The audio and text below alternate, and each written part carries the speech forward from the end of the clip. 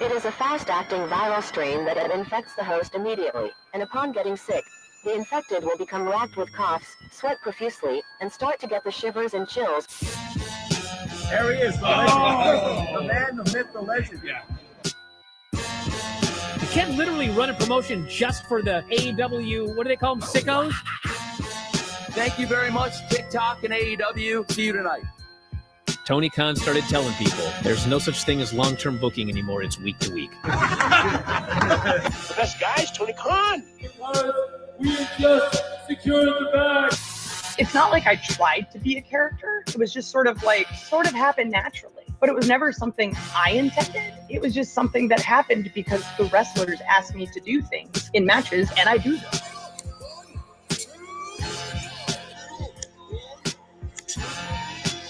If you run a promotion just for the sickos, you're going to do 400,000 viewers eventually. Effing Meltzer. You know that SmackDown actually went over and everything? Yeah. You know, What's the point? the point of SmackDown. What are you getting at here? That the DVRs didn't pick it up. Did they not pick it up? You know, mine didn't. Let's get into everybody's favorite moment, and it is called Dave Meltzer's Dumb Moment of the Week. What would you like to listen to in your ears? I'd like to hear the flute. Well, if you'd like to flaunt your flute, then we can find you a flautist. We just secured the bag. It doesn't help me. Okay, so complain, but I will complain. Let me have my misery. And when I heard that, I was like, what? Thank you, fuck you, bye. Boom.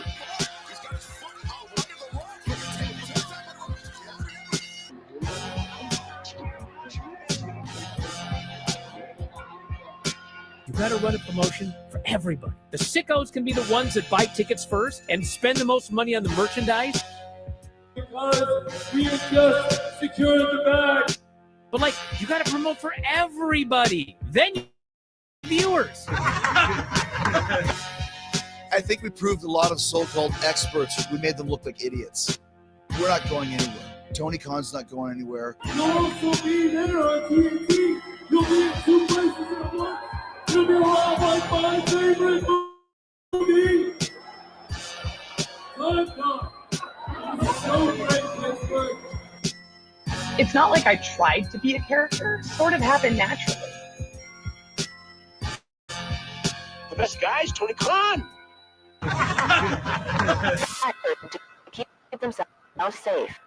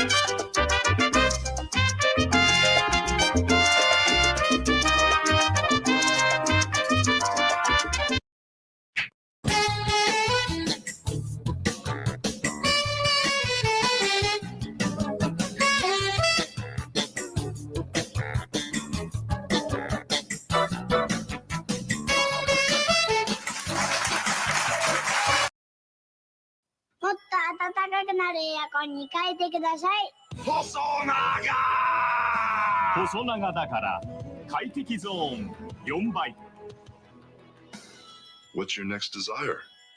背が高くなるエアコンがいい。細長だからパチン速弾静かでパワフル日立の Big Flow 暮らし刺激人 We don't want to make false accusations here on the program, Brian. We do not want to accuse people of behavior, either unsavory behavior, possibly criminal behavior, certainly behavior that shouldn't be imitated. We don't want to do that if they're not guilty of it. If you want outlaw but shows, you know just where to go. Tony Khan. And a Game 6 is far more likely than a Game 7. And actually, there was only a 28.1% Well, chance. it's kind of shot out, got diarrhea of the mouth. Tony Khan. So, but as the series was going on, 28.1% chance. So about He just lies and he cries, might be high on cocaine. Dear Jim, since football field fuckery sent you over the edge and you swore off watching AEW, we've quit watching too. It's just no fun anymore if we can't hear you articulate what we all feel after.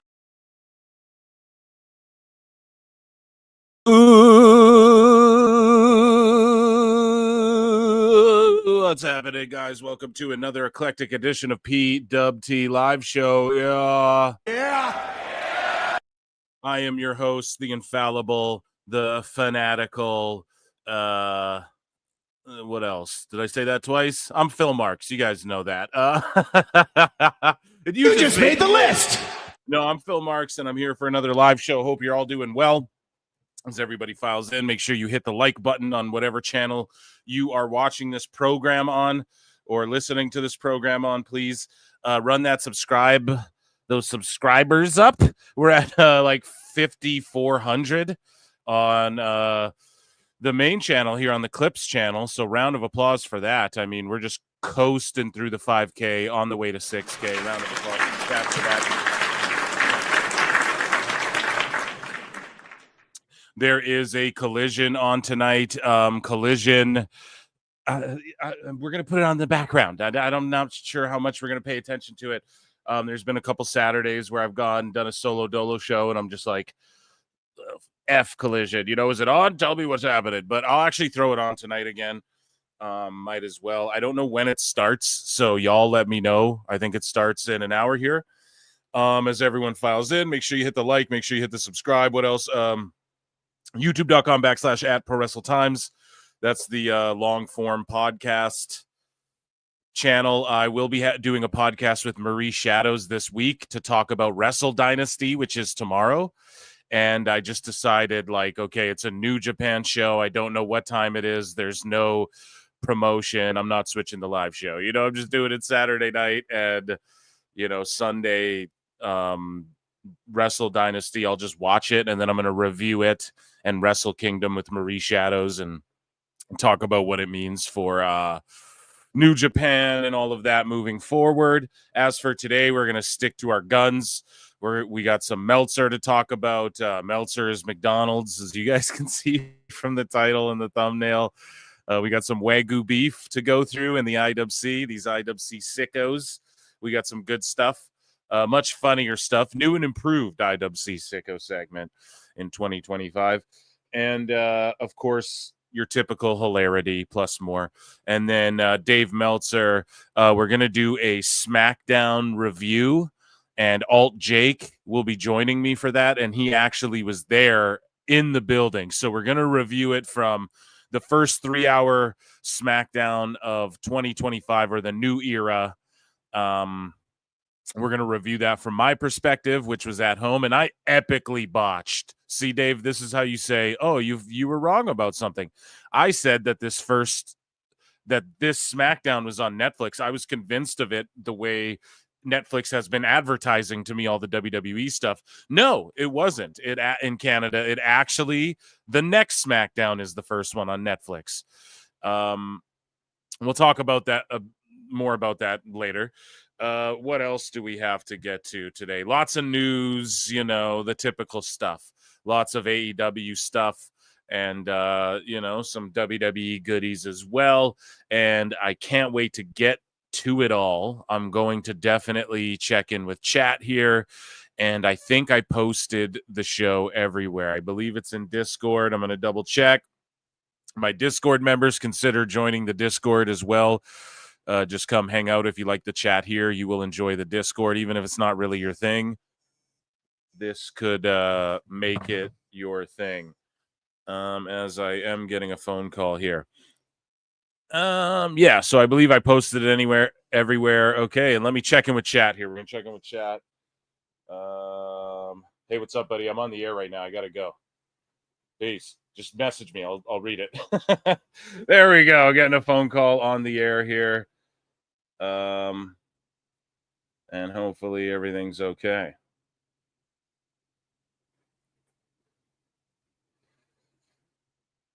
Yeah, just making sure everything's okay. Sorry, guys. Compelling radio. I know. I just started this and shit's crazy. So let me check in with chat here.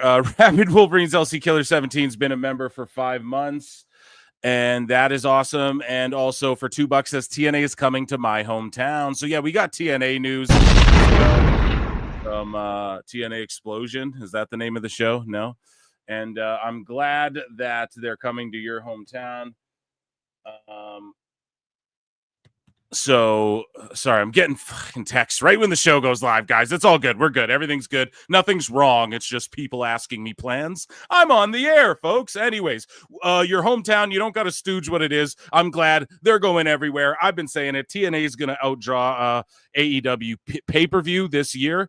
And we will see that as the night progresses. You guys will see I bookmark myself, I believe. Thank you for being a member. Thank you for the super chat. Denisha Lane has been a member for 7 months. Thank you. And I just appreciate all the members. Consider becoming a member, 99 cents. Okay, let's jump into the show. We got Phil the Man Marks. Woo woo. What's up? Everybody's great. Okay, moving along here. So we see the Collision card. I'm not going to go over all of this in depth, but Jeff Jarrett's in action. Who knows who?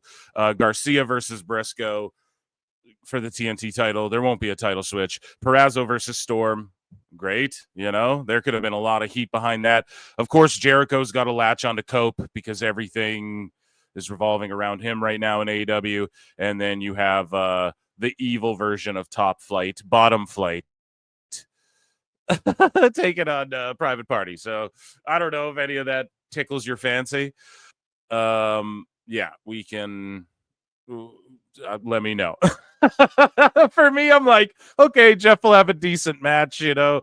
Cope is cool. Here's the thing with the Cope thing. I asked in the chat if you guys see how on polls on both channels, right?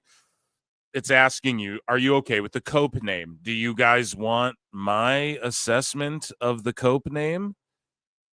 We'll save it for the AEW news. Canceled flight? Yeah. Okay. So let's dive into Phil Marks' bookmarks. And we might have other people pop in. You know, it might just be me solo. You guys know how it is.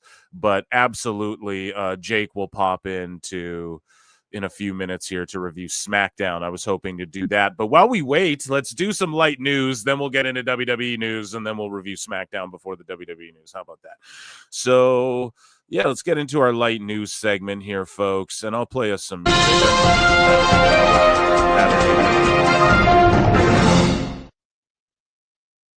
So in our meme section, I haven't been adding too much because I've been ripping them quickly, like just into a folder, you know?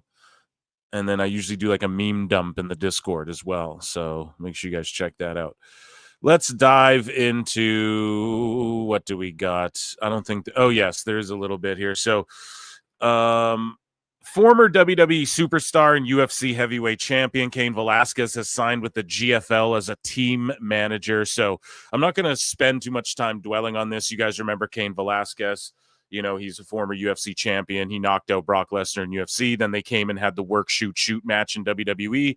But really, he was like a Mexican luchador guy.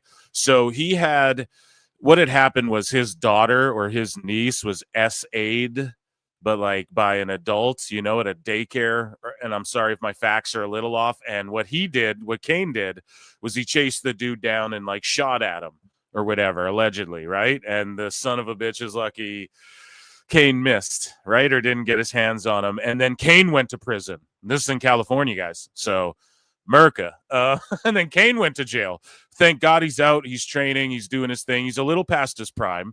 So I don't think he's ever going to fight again. Who knows if he's going to wrestle again. But the GFL is like this new global fight league where they're trying to do like a team approach, which some people suggest AEW should try to do. If they're going to do Japan style, they should just do these big like factions like they do in Japan. So it's sort of like that for MMA, and just shout him out. It's good to see he's on his feet. And yeah, go and check out his story. It's insane. And WWE fucking fumbled Cain Velasquez 100%. Vince had him right there. They fumbled the shit out of him. And I think it's because they didn't want him going to AEW and doing his flips and shit. Because although he was the heavyweight champion, he could do like flips and Hurricane Ranas and shit. And yeah, I don't know. Shout him out. Glad he's doing well and has a job there. And the GFL is sort of like the AEW of MMA here, folks. They're just like, we're hiring up all the old guys and we're hiring up all the names and, you know, we're just hiring everybody, you know, and we're going to split them into teams and see if we can change MMA, I guess. I don't know. So moving along here. Let's go to, what do we want next? We'll go miscellaneous. We got quite a few. So let's take a look here. I want to take you guys over to YouTube, right? And over on YouTube, I want to watch this video with you guys called The World's Cheapest Wrestler. Okay? And it's on the Extreme Cheapskates show. So this is TLC. I'm sure they're going to try and strike this shit. Maybe I should do this. Guys, this is a plug for Patreon, actually. Okay, we're going to do this on Patreon just because it's TLC. I didn't realize. Yeah, so epic botch on Phil's end. But yeah, go to patreon.com/prowrestletimes. Hours and hours of videos of things that you won't see on this channel or that might get me struck. Sorry, guys. Epic botch. I gotta fucking prices wrong myself for that one. Here we go.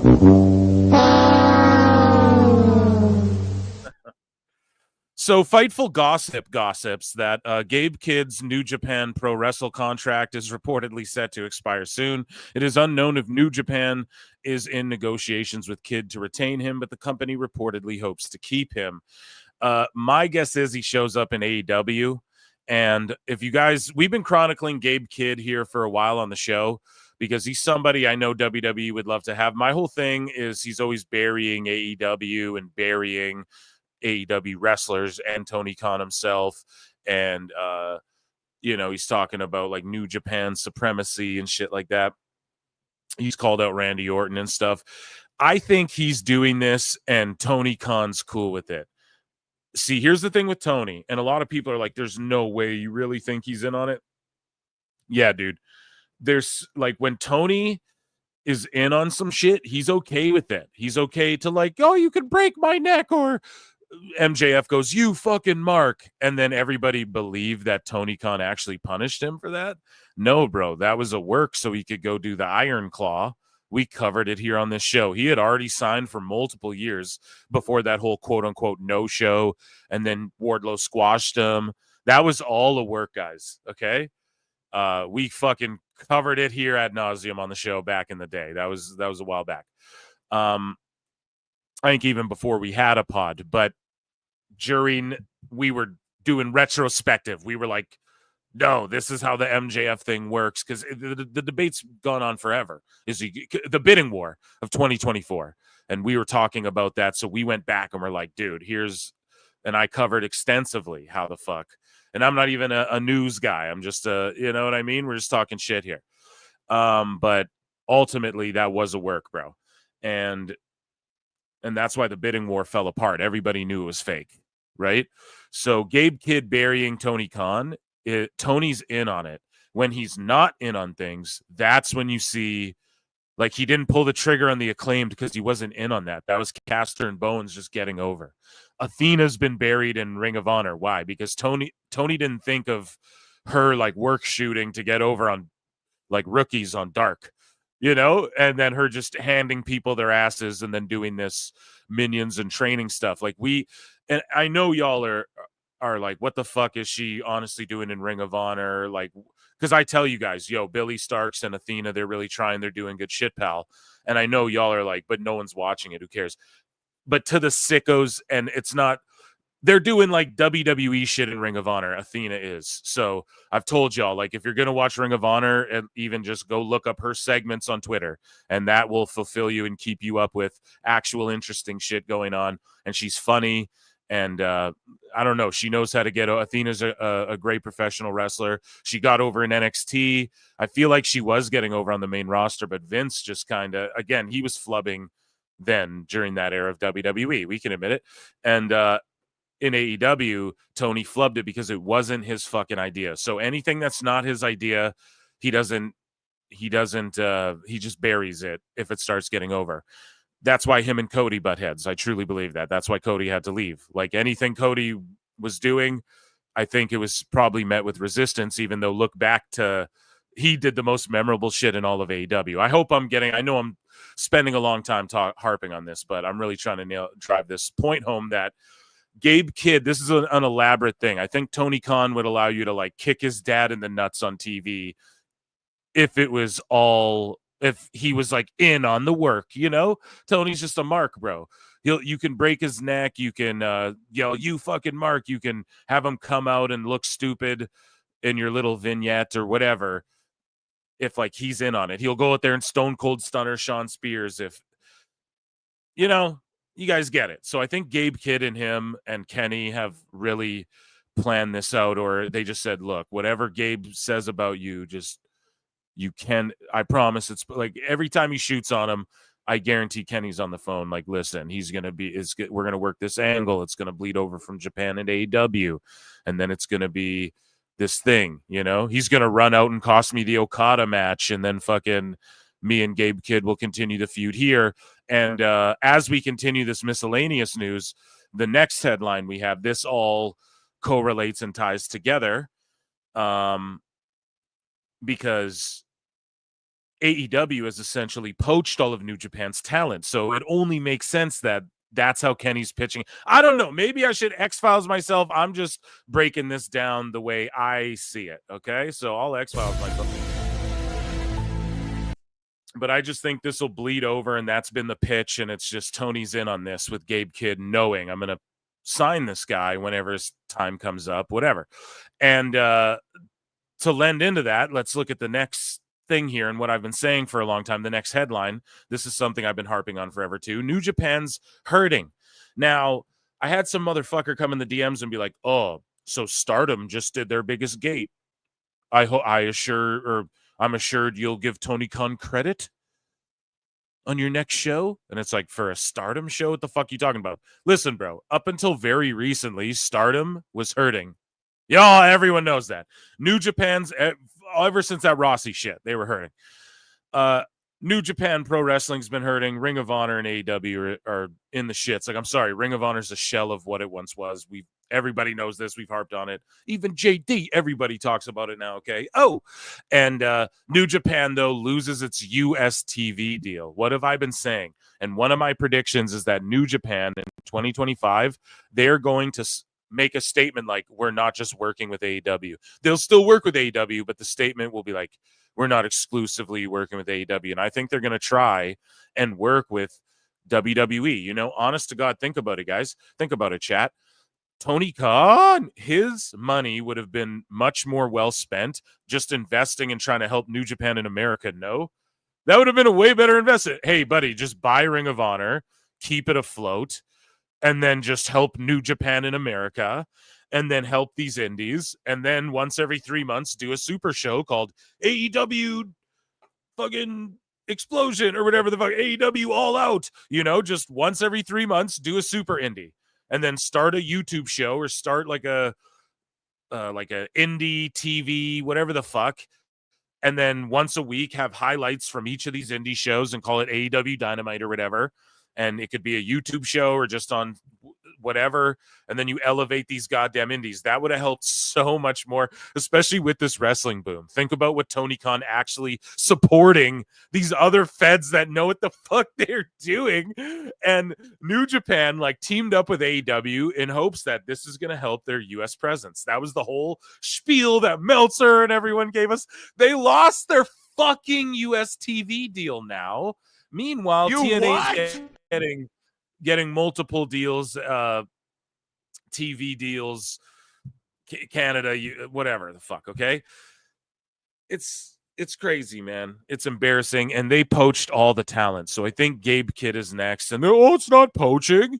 They're just getting paid to like be shells of themselves, and the guys there in New Japan are trying their fucking asses off, and yeah, I'm going to talk more about this with Marie Shadows, but I don't know, dude. This is such an L, and it is reflective of the business they've done with Tony Khan. Now, if New Japan does a bad house or Stardom does a bad house, is that on Tony Khan? No.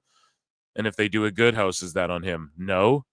But these are the things here that I'm critical of, because the whole thing...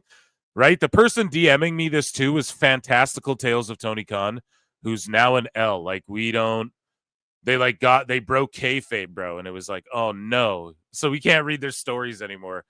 Right? And dude was like trying to expose the mole and shit. Made a whole account, AEW Mole Exposer, then exposed themselves. And this motherfucker was DMing me like, so Tony should get credit for the Stardom success. No, it's like, no, idiot. He doesn't book that shit. We're talking about fucking these sorts of things, bro. New Japan lost their TV deal. The perception of Stardom it's starting to come back now. It really is. You know, the perception and appeal of Stardom has sort of come around. They haven't had controversy sort of since the Rossi stuff. And, you know, I can admit that. But is it because of Tony? No, maybe like Mina, maybe some of the talent he sends over there. Yeah, helps them. But no, he's not booking them. You know, that comes down to booking. But when it's like, when the whole spiel was, AEW is going to help their U.S. presence, right? And Dave was flexing. They already sold more tickets than their last time and whatever. And then they started selling their lease tickets since the last however many times. And then he just doesn't want to talk about that. So, yeah. And then he talks about CMLL like, they're doing amazing business. And like, that's reflective of Tony Khan. We covered it on the last show. Alvarez is trying to talk about like wrestling ending on cable or whatever on Monday nights. He's like, this is a big deal, man. Like, the only reason we have this show is because Monday Night Wrestling. And then Dave's like, what about Mexico? CMLL's big week. Tony Khan. And because he thinks that's somehow reflective of like, well, look, I mean, they're partnered with AEW. I'm telling you guys right now, I'm 10 steps ahead of this fool. But anyways, I'm really harping on the New Japan stuff because it's important. It's important, man. The state of it. Speaking of Japan, fuck. I swear to God, I did not plan this way. I swear to God. Oh, God. Oh, man. Okay. Well, here's Corny.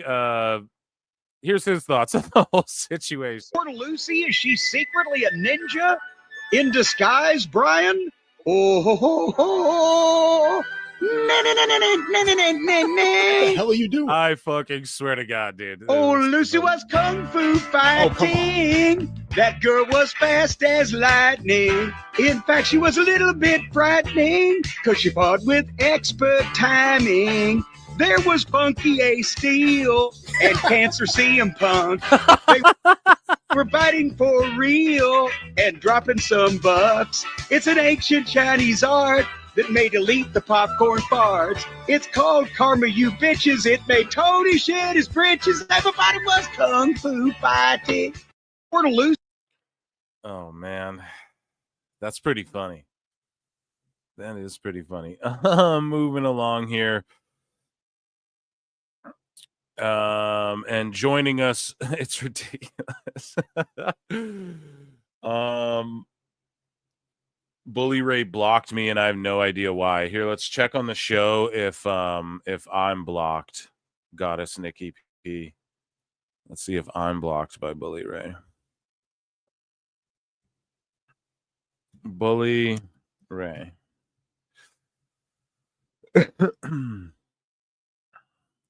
No, I am not blocked by Uncle Bully. So yeah, you don't even say. I guarantee you don't be saying shit as crazy as me. So you must have personally offended him there. For $2, Devo says AEW is cancer to the business. The best guys. Real serious. They're cancer. The best guys, Tony. Tony Khan. I love it, man. Thanks for being here, Devo. And thank you for the super chat. George Capture for $5 says, I'll say it again. AEW has turned everything that they hated about WWE, NTNA, NWCW, NDCW. Absolutely. George Capture for the $5. And joining us now on the show is the one and only all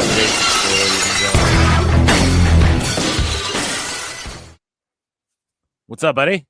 Not much. How you doing, sir? I don't think I can follow Cornette, though. That was pretty good. I forgot about that, that one. Dude. Oh, man, we're just reacting to some shit, and then we're going to talk about SmackDown. Nice. How you feeling, man? Did you have a late night or what? Not too late, because I'm out here in Phoenix, so it started at like 6 and ended probably like 9:30, and then took me like half an hour to get home from the late. Yeah, it was perfect. No, it's great. Yeah. The show was awesome. That was fantastic. Okay. Yeah, we'll get into that in a bit, guys. We had boots on the ground and Alt Jake reports, but Dr. Chris Featherstone, PhD, Chris Prolific, he's getting a lot of hate since he dropped that Ray Phoenix shit, man. Like a lot of these sickos are going after him and just hating on everything, and he's like defending himself. Bro, ignore these sickos. You're dropping headlines and shit. You know, fuck them. They're just coming after you because you're on the right side of shit when it comes to this Ray Phoenix stuff. You know what I mean? So just stay doing you. But here's Ric Flair. All the dirt sheets again. They took this guy's headline here. They ran with it. It wasn't even his headline. They just took a quote from his show. And all the dirt sheets that was their whole news the other day. It was Ric Flair could have one more match. Ric Flair says he'll come out of retirement. So Chris Prolific's like, here's the actual quote. Like, he said it jovially. He said it in jest. He said it. Now it's Ric Flair. You know he'd do it if you put him up to it. I saw a fucking video today. He's, doing push-ups and cardio and shit. He's still going at it harder than most of us.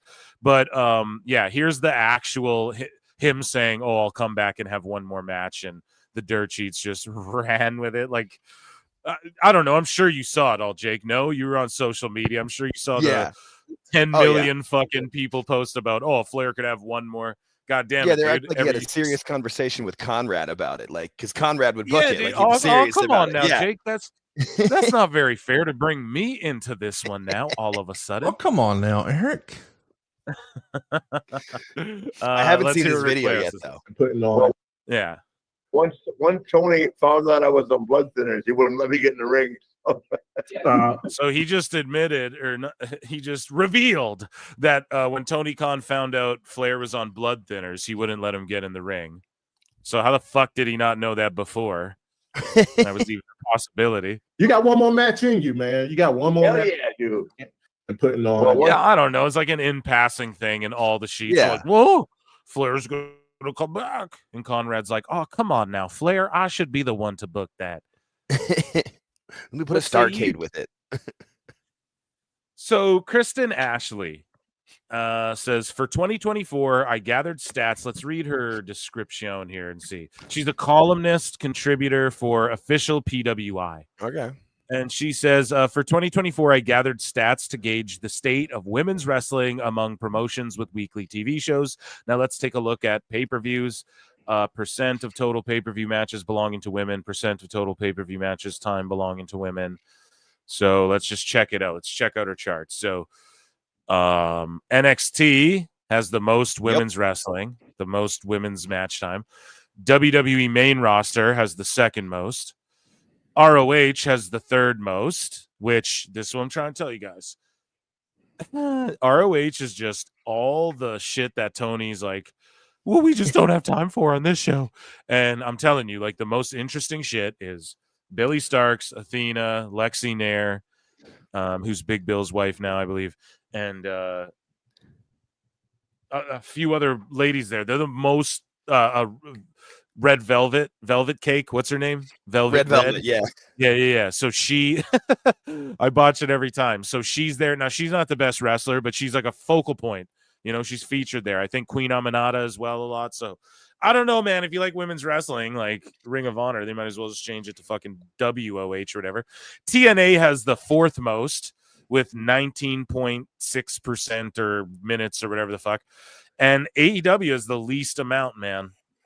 Shocking. So, yeah, and it's just sort of an indictment again on what the sickos preach and what Tony and them preach themselves at the start of this whole thing, and then what they're offering, and then you see the trajectory of things. I'm not saying women's wrestling is the best thing ever or anything like that, but I've been a proponent of like, dude, women's show or something, dude. They draw like men. There are women now who are equally at the level of dudes as far as like, or greater than name value wise and whatnot. So I think it's time that we don't just need an all women's WWE show. I wouldn't be opposed to it, but I get when also people push back on me and go, no, we don't need that. I understand. But all I'm saying is that look at what like NXT and WWE are doing and the business they're doing. And then you look at AEW and how frequently they're featuring women. And I'm not saying shove Monet down our throats more, but like when you have a Camille and then you botch a Camille, right? It's, I don't know, this, and then you see numbers even wrestle. Sorry, and then you see numbers like this. It's like, what the fuck? And then what were you saying though? They signed someone that wasn't there a girl off the Indies that they signed and then she never even wrestled for them? I think Megan Bain. Was the rumor. Yeah, that's it. Yeah, it's just like it's ridiculous. And I think Joey Janela, he's piped up on behalf of her and been like, no, fuck this rumor or whatever. But he never has piped up and said, no, she wasn't signed to AEW. So who knows, man? I would love to. Okay. I would love to know. Who knows if that's real or not? But TNA as well. Here's the thing with them featuring less, and this isn't like an excuse or anything, but let's think about this too. They have women like beating the shit out of dudes sometimes and stuff. So I think even that is this just like women matches that feature at least one woman. Okay. So the thing with TNA is a couple percentiles in there might be like women fighting dudes as well. So this is for pay-per-view matches. The chart's the same. You know, AEW is a little boosted, but everybody is, and then Impact still beats them. And yeah, I don't know. Just a little food for thought, I guess, guys. And thank you, Kristen Ashley. I think I gave her a follow for this chart here. Yes, good. Contributes to PWI, even though fucking Mike Johnson doesn't like me. And that was miscellaneous news. We were talking about TNA. Let's get into some TNA stuff. This happened on the last Impact. I'm going to play this for you guys. Hopefully we don't get fucking clipped by Access or Sportsnet or whatever. But we've been chronicling Tessa's return as, we have a big super chat here. Plinian Pixel Art for $20 says, whenever Phil says joining us on the show, I get terrified. Bro, you never know who it's going to be. Run those likes up though, folks, because somebody could be joining. He's always ready. Yeah, you know, I think we're at 50 on the one channel. We have well over 200 people watching across both channels. So run those likes up. Let's see if we can't get to 100 on the clips and close to 100 on the other one tonight. Otherwise, yeah, our friends might have to creep in. One of our friends named Chris. You know what I mean? Plinian, how you doing though, bruv? Hope you had a happy New Year, good holidays, and all that. Thank you for the $20, everyone. Round of applause for Plinian. Okay, round of applause for the support. Amazing. Okay. So, what were we talking about? So Tessa Blanchard, right? She returns. We've been chronicling it. She shows up in a mask. She beats the shit out of Jordan Grace after Jordan drops the title to Masha. And then they continue this along, and Tessa like jumps Jordan after this 6-woman tag or 8-woman tag or whatever on Impact, beats her ass, and then she like beats her ass and drags her out of the building and chucks her out like trash. I thought this was too much, right?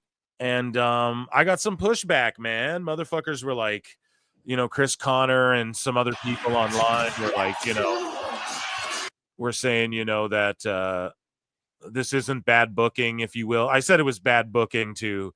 Maybe that's not the right terminology. Maybe it's not bad, but Tessa's like a former world champion among men here. To me, I'm like, Jordan's given y'all so much. It's not like she's taking more money to go to the direct competition. You and WWE are like helping each other out. We know Tessa's going to win the match at the pay-per-view. So to have her just beat the fuck out of Jordan like so much, and then we know she's going to beat her at the match too. It's like, imagine if Hulk Hogan and the NWO like exploded The Rock in the ambulance with the semi, and then Hogan won the match too. At Mania, it'd be like, bro, you're just pissing in his mouth. Like, what did Rock ever do? So that's how I feel with Jordan. It's like, bro, it's not like she's going to AEW. Like she's going to your fucking competition, she's just going to WWE. I don't know. We already know that Tessa's Tessa. And like people were trying to compare it to Trinity. And I'm like, no, because Jordan and Trinity, their whole thing was like respectful. I'm not saying Tessa can't beat the shit out of Jordan, but goddamn, son, to do this as well, like she just grabs her by the neck and drags her out like trash. Just watch this clip. Hopefully we don't get Don Stevens. Yeah, just let's watch it. I'm going to leave it small. Hopefully it's not too. It's kind of choppy for me. But look, she just wraps around her neck, drags her ass out. Jesus. It's just a vicious beatdown. Like, at another level here. Again, too, like throws her out like trash. Now I'm taking my locker room back.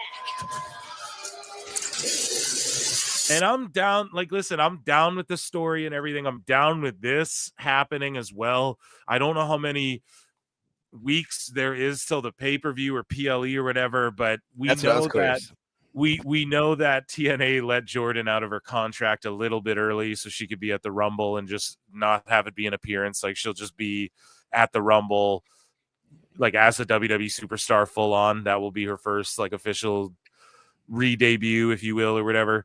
And so I think the 18th or something is her last day. So to me, unless Jordan like gets her back on the go home show and then she just loses the match, it's still already been much, considering how, this is all I'm saying, Jordan's washed through everyone.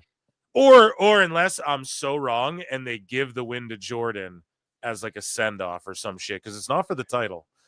But then what does that do for Tessa, who just came back in your company? I just feel like this is kind of like, whoa, you're going save this one for right before the pay-per-view, or this should have been the first one or whatever. I don't know, but this is like the second or third time she's nabbed her and beat her down, and this one she just threw her out like trash. Like, God damn, man. So I don't know. Maybe I'm wrong about that. Chat can let me know. Speaking of chat, Rabid Wolverines LC Killer 17 says the best guys, Tony Khan. The best guys, Tony Khan. Now, the best guys, Khan. One of those Khans. I forget his first name. Get Tony Khan in here. Sir, Tony Khan works for the other. You mean Nick Khan. What?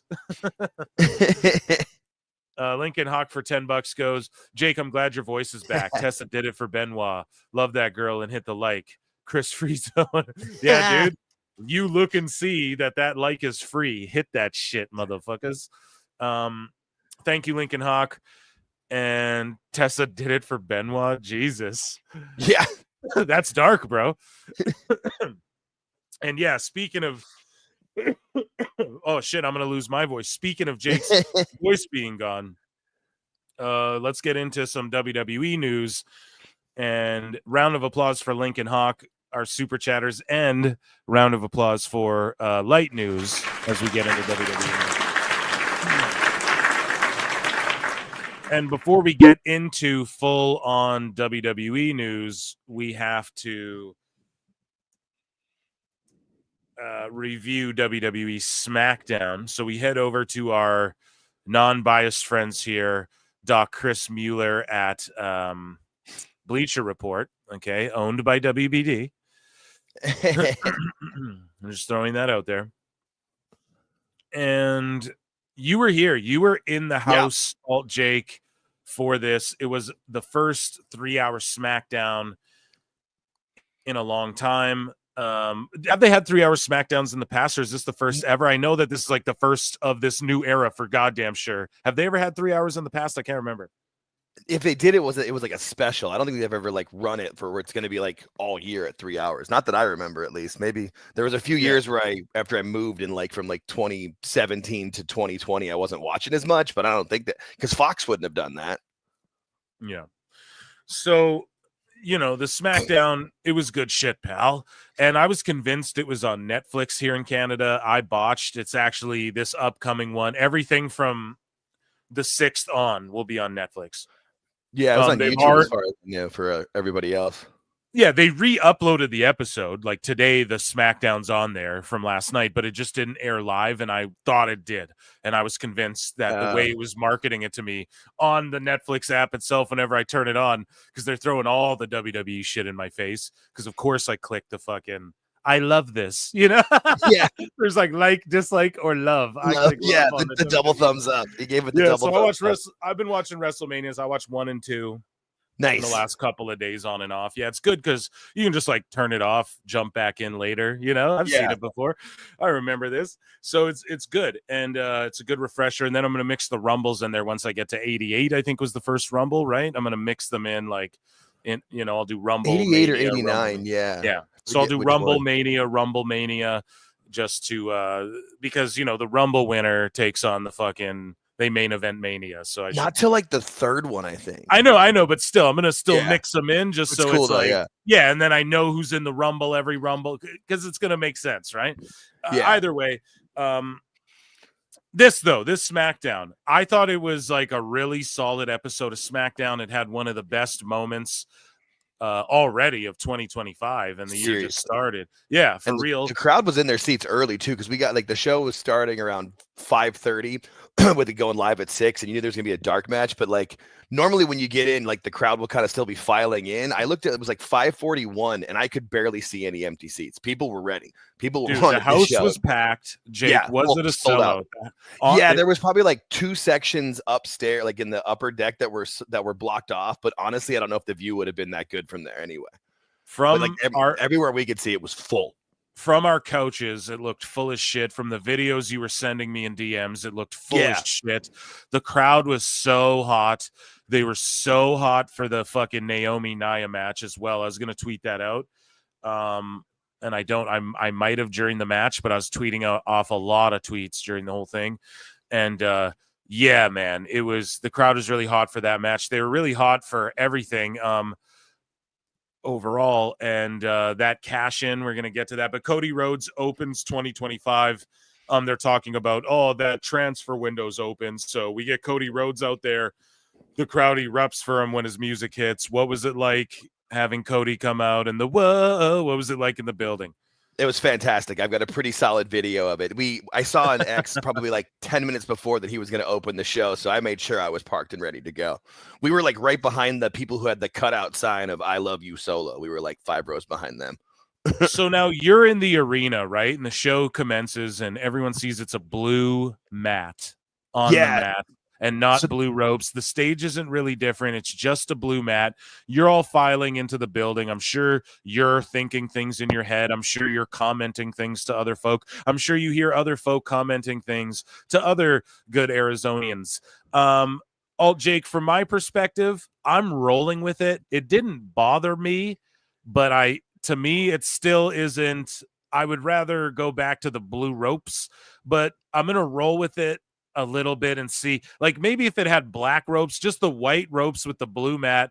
I don't know, bruv. It didn't really sit with me too well. And then I'm thinking to myself, like a Mark, I'm like, dude, what happens when someone bleeds on this thing? What does it look like? Just blotches of black, like purpley brown blotches. Like, what is that going to look like? Have we really thought this through fully? And I don't know if they're going to stick with this. We have an update too as we get into WWE news. We know what the Raw mat's going to fucking look like.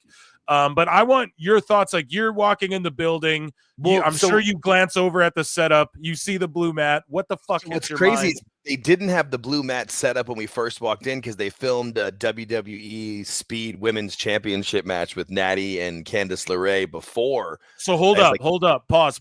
Sorry. So the fucking normal mats there for the speed match. Dark matches. Wow. I wonder what the marketing idea is behind that. In that few minutes in between, which wasn't that long, but they got it switched off. And even then, though, I thought it was just going to be the blue mat for Cody like it was last week for the Chelsea Green special. Me too, bro. Yeah, you know what and that's what everybody. And then when the match comes out afterwards, like, wait, are they not changing this thing? Like, so it was. Everybody in the crowd was confused, at least around us. So it was confusion a little bit, and they did it in a way where the arena's not talking to each other. Oh, they got blue mats now. Yeah. You guys are looking at it like, oh shit, is someone going to change that thing? And that's what I thought too. And it reminded me of, like, you know, when they do a Piper's Pit or they do Miz TV and they roll out like a different colored carpet, the Geritron 2000 or whatever 100%. The fuck. Bro, it just reminded me of that through the whole night that they were just wrestling on one of those. Now, I'm not knocking it. I'm not sitting here burying it. I like to roll with shit. You guys are going to hear my opinion on the Cope thing as well later, because you got to roll with shit. I didn't tweet out like a bunch of shit about that because I'm like, we got to roll with it. I did tweet out, though, I'm not really feeling this so far. I would prefer if just the ropes went back blue, make the mats black, and then have the ropes blue or something, or I don't fucking know. And then I saw the Raw one, which we'll get into in a bit, and I was like, it didn't sit with me. Well, here, why don't I pull it up as we're talking about it? I might as well for clippable purposes. And, the picture is from last night, like, because they must have had so it they out. rolled this out. So did you see them roll this out? No, because that crowd, there's nobody in there yet. They let us let the crowd in, like, because the show started at 5:30 and they let people shit, in. you were at this was an AEW. Oh, sorry, this is an AEW show. No, this is in Daly's place. Fucking terrible low hanging fruit. Yeah. But so here's the Raw mat. Allegedly, they're gonna go white ropes. They're gonna go black mat. Some guy already made this shit on fucking 2K. You can already download the shit. But this guy's assuming they're gonna go red ropes, which I would love. Black mat, which is okay with me, but look at, they're already pushing it. Like, they got the red American beer. Now, this looks very UFC-ish. I like when they do the little prime. It's not that distracting. They've done a couple logos where it's like, okay, let's say Saudi Arabia is doing some shit. It's in the corner, but it's just the little black logo. If this is how it looks on Raw, now I get it. There's a lot of new viewers who watch football and shit. This is like whatever. Try watching a hockey game. A game of puck there, bud. Right. It's fucking just ads, video ad. I would, if I was a player, I'd be like, fuck this. Can you guys turn these flashing video boards down to fucking Tim Hortons and shit? Have you seen the ones like of the Spanish soccer league where they have like the video board where like the guys can run through it and you can't even see it? Like, they can't see it, but you can. Shit looks weird. I guess it is what it is. Yeah, man. So this to me, I'm like, oh shit. And I quote tweeted this and I went, this is what I mean. And I'm not mad at them getting their ads or anything like that. I'm not upset about this. Just this shit is going to be distracting. And if they don't do the red ropes, now if the shit looks exactly like this guy who's a 2K modder made it look, okay, this is kind of fire with the black apron and the white Raw logo, red trim instead of red being the main. But what I'm fearful of is it's going to be white ropes with this shit. And that is, oh man, that is so ugly. I'm so sorry. Over here, we take a look at the blue mat. It's not terrible. It's not awful, honestly. People are saying sort of NWA-ish, but goddamn, just make the ropes blue too, or make them black, please, over here on the SmackDown side, and then make the ropes fucking red like this guy has it here. They're just trying to do the SmackDown logo because that it was all over the place last night, and it's definitely white and blue are the two colors of SmackDown. So I think that's probably so you think white and red then will be for the new Raw? Because this is I don't know. I don't know if that one is, because I really do think they might try to be different, but I could see it being the same. I don't know. It doesn't distract me that much. Like, I can get over it quickly. I'm pretty good at compartmentalizing, but I totally get. Me too. I'm not hung up on this, but I'm just looking at it as like, God damn it, it's a big change all at once. If it was like little subtle ones here, this is going from just the little prime logo to 10 fucking full colorful logos. It's like, whoa, You should have eased it a little bit, like just stuck with the black and then gave us like one colored Snickers one. And then we're like, okay, oh no, that's all right. And then you give us I don't know. Hey, ease it in. That's all I'm saying. Anyways, let's review this show. I'm not hating yet. And actually, when I looked back at that video there, as I scrolled down and I saw Tama there, the blue and the white, that's okay with not all the ads all over it. That was all right, that one there. But also there's going to be a difference between Netflix because there is going to be ads, but it's going to be like WWE focused ads. And on SmackDown, they're still selling that ad TV time. Like they're still selling like commercial ads. Whereas on Netflix, they have all these brands on there because it's like there's going to be less of that. It'll be, you get a Cricket Wireless ad, it'll be like WWE people in the ad and stuff like that. It'll be all brand integrated stuff and them just promoting their own shit. So anyways, though, Cody spits fire. He's not cleared to wrestle yet. He cuts a good promo. Drew McIntyre comes out of nowhere. The whole building, as soon as they see Drew coming out, the whole building's like, oh, like you can just hear the slow, like, oh, there is shit. one thing about that. They did sneak that, like they must have made a mistake, and for about half of a second, McIntyre's name popped up on the big screen, probably about 10 seconds before the show started, and not everybody caught it, but a bunch of us did. Oh man, so but that was still a great segment. Well, what did you make of that? What did you make of that segment? Sorry, I mean, the segment was cool to see. Cool because I mean, Cody and Drew were tag champs together, like what, 10, 12 years ago. So that was kind of cool to see them back in, and the hug threw everybody off. That was pretty. Sorry, that's what we got to talk about. So, it was funny because Husey DM'd me. He's like, "Bro, what did I tell you?" He's like, "It's coming together." So basically, what he said is there's going to be like this big heel faction or alignment of guys like Drew, Seth, KO, whatever, right? I can see it. And you can see it because they're all sort of like Drew hugged Cody. They're all sort of tempting him. They're like, you don't even like Roman. Like you're not even this guy that you're fucking acting like right now. None of it makes sense. Roman fucked with everybody and you're the real asshole. We're not the bad guys here. It's such a great story. It's classic like comic book storytelling, and I fucking love this.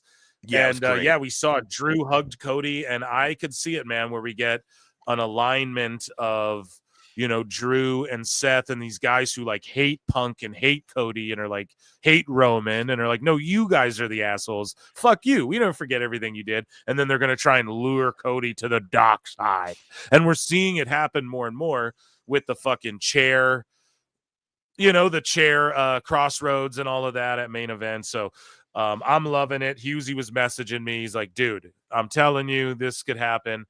And I was popping for that. And then in the building, though, man, the reaction to the hug was like, oh, tell us about it.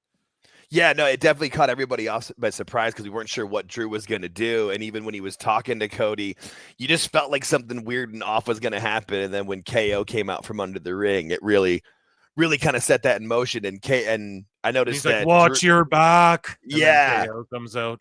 And then KO said that later to Jay as well, and Jay and Drew were wrestling on Monday. Like, it's so many little seeds that were great. It was just fun. Yeah, it was a really cool opening segment. But when it went to commercial, that was where we all thought, okay, they're going to change it back to the regular canvas, and they didn't. And we were like, wait, what? And then the next match starts. So during the first match, were you all just like a little confused, like, oh, maybe they just forgot. A bit. And then by match 2, you're like, I guess this is just the new norm now. And honestly, even like about 5 to 10 minutes into the Shinsuke and Andrade match, people started getting up for it. I think it was a little weird at the beginning and people were kind of quiet, but then that match really got over live. Like they really started doing some cool stuff and good selling, and it was a good paced match. And I didn't expect it to be as good as it was, but it was a great match. I see someone singing in chat as well. Fucking Wheatley, so good, I drink it deeply. Dude, those commercials pop me every time. You just sing along with it. Yeah. Amazing stuff. So then we got Andrade versus Shinsuke. Bro, Shinsuke's new look, his whole entrance, the whole vibe is just amazing. One of my fucking all-timers. Andrade, he's just him as well. The presentation's sweet. He's doing great shit, pal. And I am curious, like, this is a matchup for the U.S. title. I'm like, all right. Nakamura knocks off Andrade, pardon me. And then we have we had like a bunch of people run out, did we not? Yeah, LA Knight appears. LA Knight comes out, yeah. Yeah, and then dude. When he came out, the place just erupted. Seriously. Bro. And then people just, yeah, every punch he throws in a brawl, everyone's going, yeah. Like, he cannot get not over. He's right. so fucking over, dude. It's ridiculous. And like how he was punching Shinsuke like around in a circle, that was new. I hadn't seen that before. That was fun. Instead of just like punching him in one spot, they were spinning around. That was great. Yeah, dude. Crowd erupted. Cuts a fire promo. Dude. Like, yeah, no, the We crowd love was our boy definitely. here. I want to see LA Knight get a fucking world championship. I think he can get one of those, a world, not a WWE. And I think come the Netflix, I predicted it as one of my predictions at the end of the year.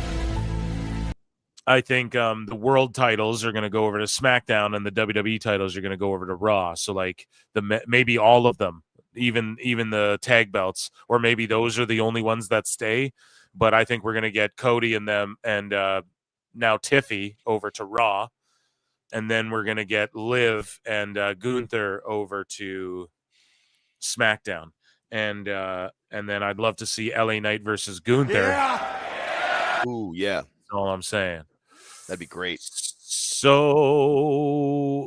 yeah, dude. Also, Nakamura, as we covered it, he wrestled a former UFC fighter, Usaki or whatever, in Noah. He beat that guy, defended the U.S. title, and so he's back from Japan, and he gets this big win over Andrade, getting a huge push. And this is better. I think this is better with Nakamura with this U.S. title doing what he's doing than LA Knight just doesn't need a belt.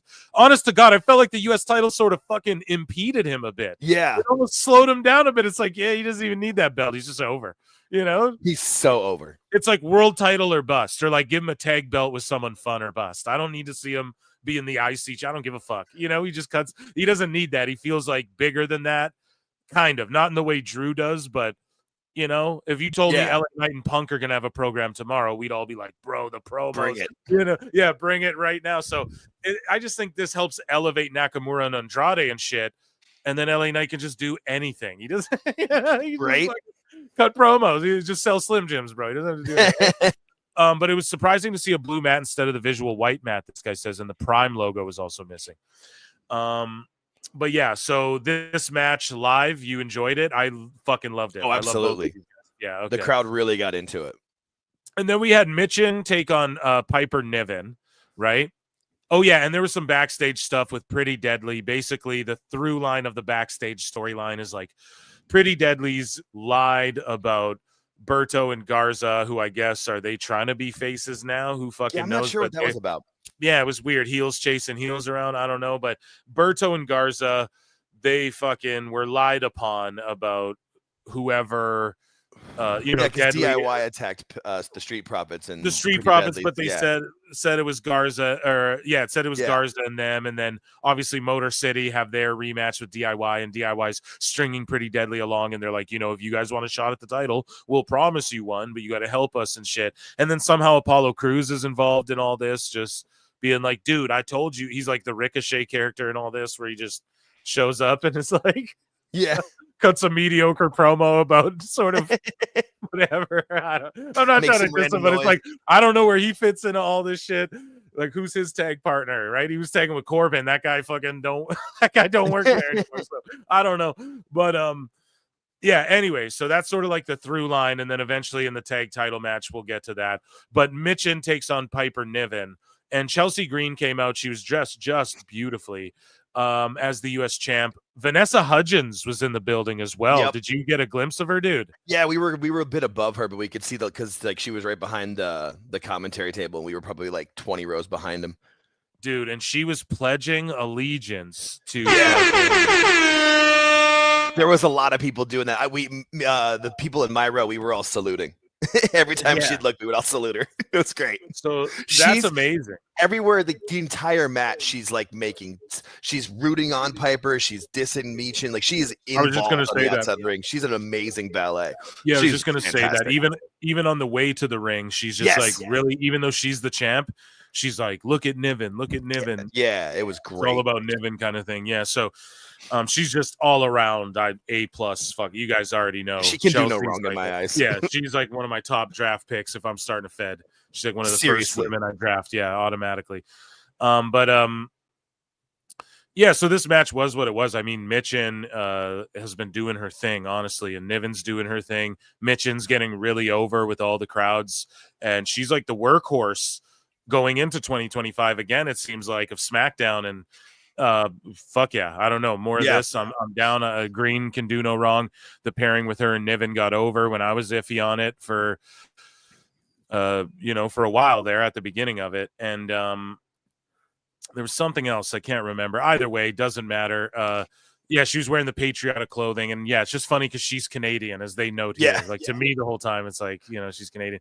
But then we get into DIY versus Motor City Machine Guns, dude. This match, fucking shake and bake, dude. This shit live, was it lit? Because I was gonna say Oh my on God. TV, on TV, bro. great. And I'm not like a big DIY fan. I don't know. They're just bland to me. But this is what we knew was gonna happen. DIY and MCMGs were just going to go back and forth, have crazy matches, reminiscent of like NXT Black and Gold days. And this match was fucking awesome. And it took a bit. Do you know what got me really? Like, it took a minute to get me into it, but you want to know what really got me into this match? Was fucking Alex Shelley selling. Alex Shelley, more like Alex Shelley and his ass off, dude. Alex Shelley, bro, sells his ass off, bro, like $1 million. Now, yes, does he like tweak his knee and then he's selling like $1 million and then he'll start doing like a kick combo with Chris Sabin? Yes, but that's modern wrestling, folks. There's some of the things where it's like, bro, everyone does that. Seth, I know, I wish not everyone did it, but everyone does that shit these days. Where all of a sudden you fire up and your knee's okay or whatever after. So yes, he does. He did a bit of that, but goddamn, it's like him just selling everything. Even Sabin as well. They're just such veterans. They came into WWE, just adapted and blended in like they've been there the whole time. They're just like, oh, fucking Machine Guns. They just instantly feel like they're part of it. And damn, I was on the edge of my seat. I legit thought MCMGs were getting the belts back. Because you knew there had to be some sort of big moment on this 3-hour SmackDown. I thought MCMGs were going to get their belts back there. And fuck, man, the finish, too, it came out of nowhere because they, like, Garza and them chased Pretty Deadlies. So basically, the match is going on. There's some false finishes. It's not overdone. Well, and even the way they did that, which wasn't really shown on TV, but like, I always forget which one their names are, but the the dark-haired one of Pretty Deadly gets away, but the blonde one didn't, and that's why he had to come back for him. Oh, it was great. It was really fun to see that. And that happened right in front of us. Yeah, they conveyed it on TV as well. That happened right in front of you? Yeah, well, not like, I mean, we were probably like 20 rows up, but that was right in front of our section where they went running. You saw the guy run, and then he had to turn back around. It was great. Yeah, so they conveyed that well on television too, but it made sense, like how they're all scrambling around, but you didn't expect it because they made it like, well, they're all tied up on the outside doing whatever. You don't expect them to come back, but yeah, they set it up well. The camera angle is great. Garza and all them, like Kit Wilson or whichever one, they all just collide, and then it's like a no contest, right? I don't think they called it a DQ because they crashed into everybody. Yeah, there wasn't like a targeted attack. But yeah, man, the crowd was so into it. I thought this shit was awesome. And the DIY, I tweeted out, I'm like, I hope whatever Pretty Deadly does, it costs DIY these fucking tag belts, and then it didn't. So I was pissed. But I wonder if that's going to set up a 4-way. It is. That's what's going down, Rumble, bro. and that will cost them. That's when Pretty Deadly can mess them up or something. I want the Deadlies, man, to get the tag belts so badly. I want to see them having good matches with MCMGs and shit. But yeah, let DIY have their little heel run. This worked for me. This worked, and I'm not a big DIY guy, but Machine Guns are so good. Anyways, and fucking AEW, like Tony Khan's punching air when he sees the Machine Guns having these matches because they're doing it WWE style. They're saving the the shit for like the spot where it matters, like near the end. They get the crowd, then they go to the finish. Right? Yeah. They don't just do the crazy shit the whole time with it built that match built, and and you could feel it in the crowd, and the crowd got into it. Another thing I'll tell you that I noticed too is that it felt like there was more pyro at this show than previous SmackDown. Like, and I thought it was initially just for Cody, but then you noticed it, especially with MCMG, like they definitely pumped it up. They had more pyro like throughout the entire stage setup. It's hard to explain. I put up a couple pictures online, especially in the next segment during Solo's entrance. Like that fire goes all the way up to the roof almost. It was pretty cool. Damn. Yeah, it feels like USA. I felt like this show was USA being like, hey, it's awesome you guys are going to Netflix. That's fantastic. But don't forget about us. And that's why this show was friggin' fire. It kept moving. It was fun. Hell yeah. So then the next thing, like before commercial, Heyman comes out. Like you see Heyman walking out, because that's what happened next was Heyman.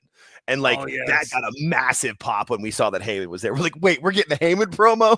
Everybody who was like in the aisles to go to the bathroom turned back around and went back to their seats. They were like, no. Yeah, well, speaking of which, Heyman comes out at some point in the show, right? Probably up next. You were there. It was after that match and before the women's title match. Heyman came out and had a segment. It was in the review, but he barely put it in there. Yeah, so I didn't see it. Whatever. But Heyman comes out, cuts just my eyes were glued to the screen. Promo, dude. He just starts off slow, and like the crowd's almost like a little bit against him because he's like reminding them of what happened and how they trained Solo up, and he just recaps and tells the story the only way Heyman can, and he just recaps, and he's got the whole arena on fucking bated breath on the edge of their seats, just listening to every word, and me too at home. And he's just talking about how they prepped Solo, but that wasn't the time. And Solo seized that opportunity. He stole the Ulafala from the bag. And then, I don't know, he just cuts a fantastic promo, gets everyone back behind the OG Bloodline and Roman. And then basically Solo comes out and interrupts him. You know, Solo does his whole wannabe knockoff tribal chief thing, and then basically he sets out the stipulation. He's like, if Roman beats me, which he won't, but if he does, you'll take the Ulafala and put it over his neck, and you can stay with him, and I will acknowledge him as my tribal chief. He's like, but if I win, then Heyman, because our family trusts you, I'm going to allow you to be the one who gives the Ulafala to the winner. And if I win, you're giving it to me, and I own you. And fucking Roman will acknowledge me, and I own you, and you will be my wise man. And that's sort of the stipulation that's set in place. I don't know why. It's not like Paul really agreed to it. But either way, it just adds a compelling layer. And it makes sense, though, with him being the only, because I'm sure Roman will say, like, no, he's the only one trusted with the Ulafala. Like, it makes sense because it does. He's the only one who you can truly, he would never disrespect it, regardless of who's the victor, regardless of whatever. And that's the story they've told for many years. So that's a great little adage there. And also, I love that Heyman put in there, like, dude, Tonga and Tongaloa, they weren't welcome in the U.S. That's why they were in New Japan forever, because they were such wild animals, you know? He's like, and Jacob Fatu's not even welcome outside of the U.S. prison system. Such a in the promo. Bro, oh, my it God. Bars, man. And you were in the arena. What was the Heyman fucking promo like in the arena? I mean, it was just amazing because we saw him come out, like you saw the video, like the same thing where he doesn't go through the metal detector. And then it was after the machine guns match, you know, they got the lights dimmed, but you saw him come out and and people started cheering. People stood up. Everybody was ready. Like, Paul Heyman's going to come out and cut a promo in front of you. You were excited. Like, I swear I watched people getting out of their seats to go to the bathroom, turn back around and go sit down when they saw it was going to be Heyman. And we weren't disappointed at all. So we get this brilliant package from Naomi, or like about Naomi, and it's awesome stuff. It felt more like sports based, like kind of you'd see some like that for like a quick NFL highlight, Absolutely. but also a little more Hollywood than an NFL one. You know what I mean? Yeah. So it makes sports and entertainment, folks. And it was great. Just really got her over. And then she comes in and has a brilliant fucking match with Nia Jax. The crowd was so into it.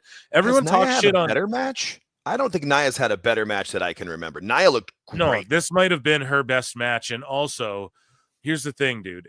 Well, no, fuck, man, she's had a brilliant year. Oh, she has. No, she she's looked had good shitty in the matches War this Games. year. I put her over. Everybody's shitting on her because the War Games thing, and everybody shit on her from her previous runs. But in my opinion, dude, she's been rock solid. Yes, the War Games chair shots were bad, and she even tweeted out, she's like, bro, everyone says I'm unsafe, so I was trying to be extra safe. Right. Now they're saying I'm being too fucking safe. And yes, Nia, that's on you to find that perfect medium. That's your craft. Hone that skill for sure. That's on you. But these dickheads are jumping all over like she's the worst wrestler ever. Like, go fuck yourself. There's a million. Let's get Abaddon in there. See if she has, not to shit on anyone, but you know what I mean? Let's get Red Velvet in there. See if she has a match seriously like that. For real, bro. You know, so it's fuck that. And then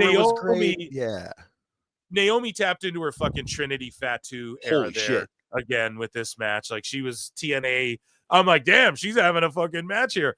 And this match was awesome. Hooked me into it. Was one that I fucking had zero expectations for. It was amazing.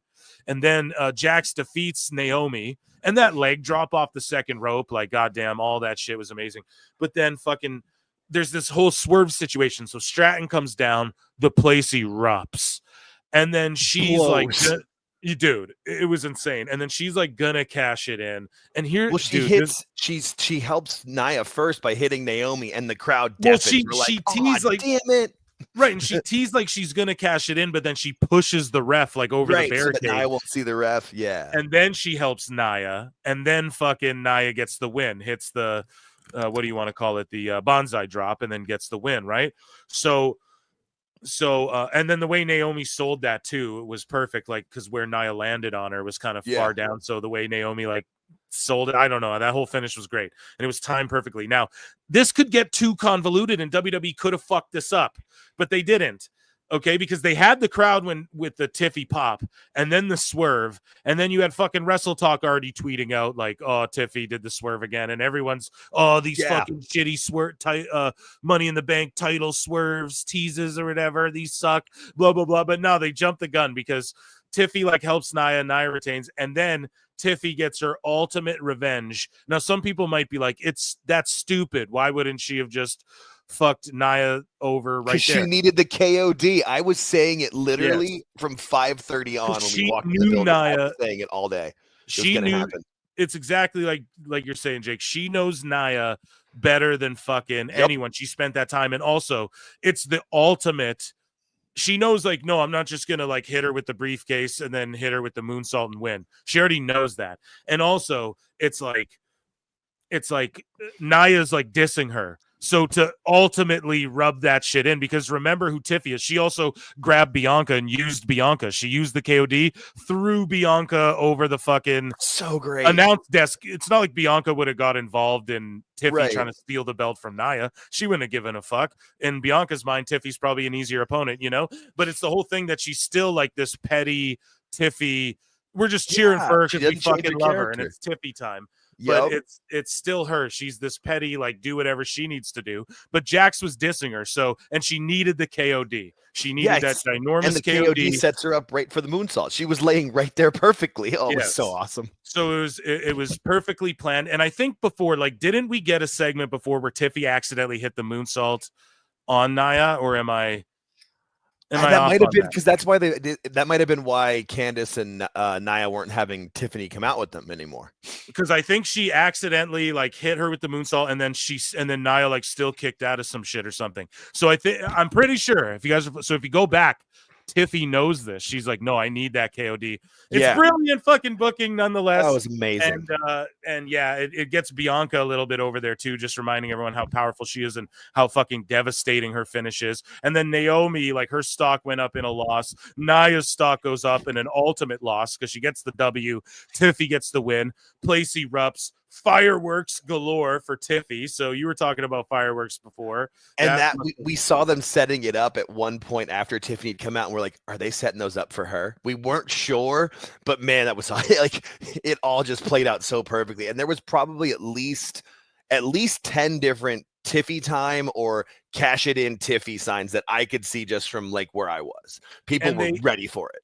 And they could have fucked up the double swerve. Like, they could have fucked it up bad, but no, the crowd was still behind it. Like, the crowd could have boo-booed on it and been like, fuck this. But no, it worked. It worked on TV. Shit was amazing. I've been to no less than 20 WWE shows in that specific arena, including SummerSlam 2003. I think it was Cyber Sunday 2008. I was at the 2013 Royal Rumble, the 2015 Money in the Bank. I've never heard that building louder. Never.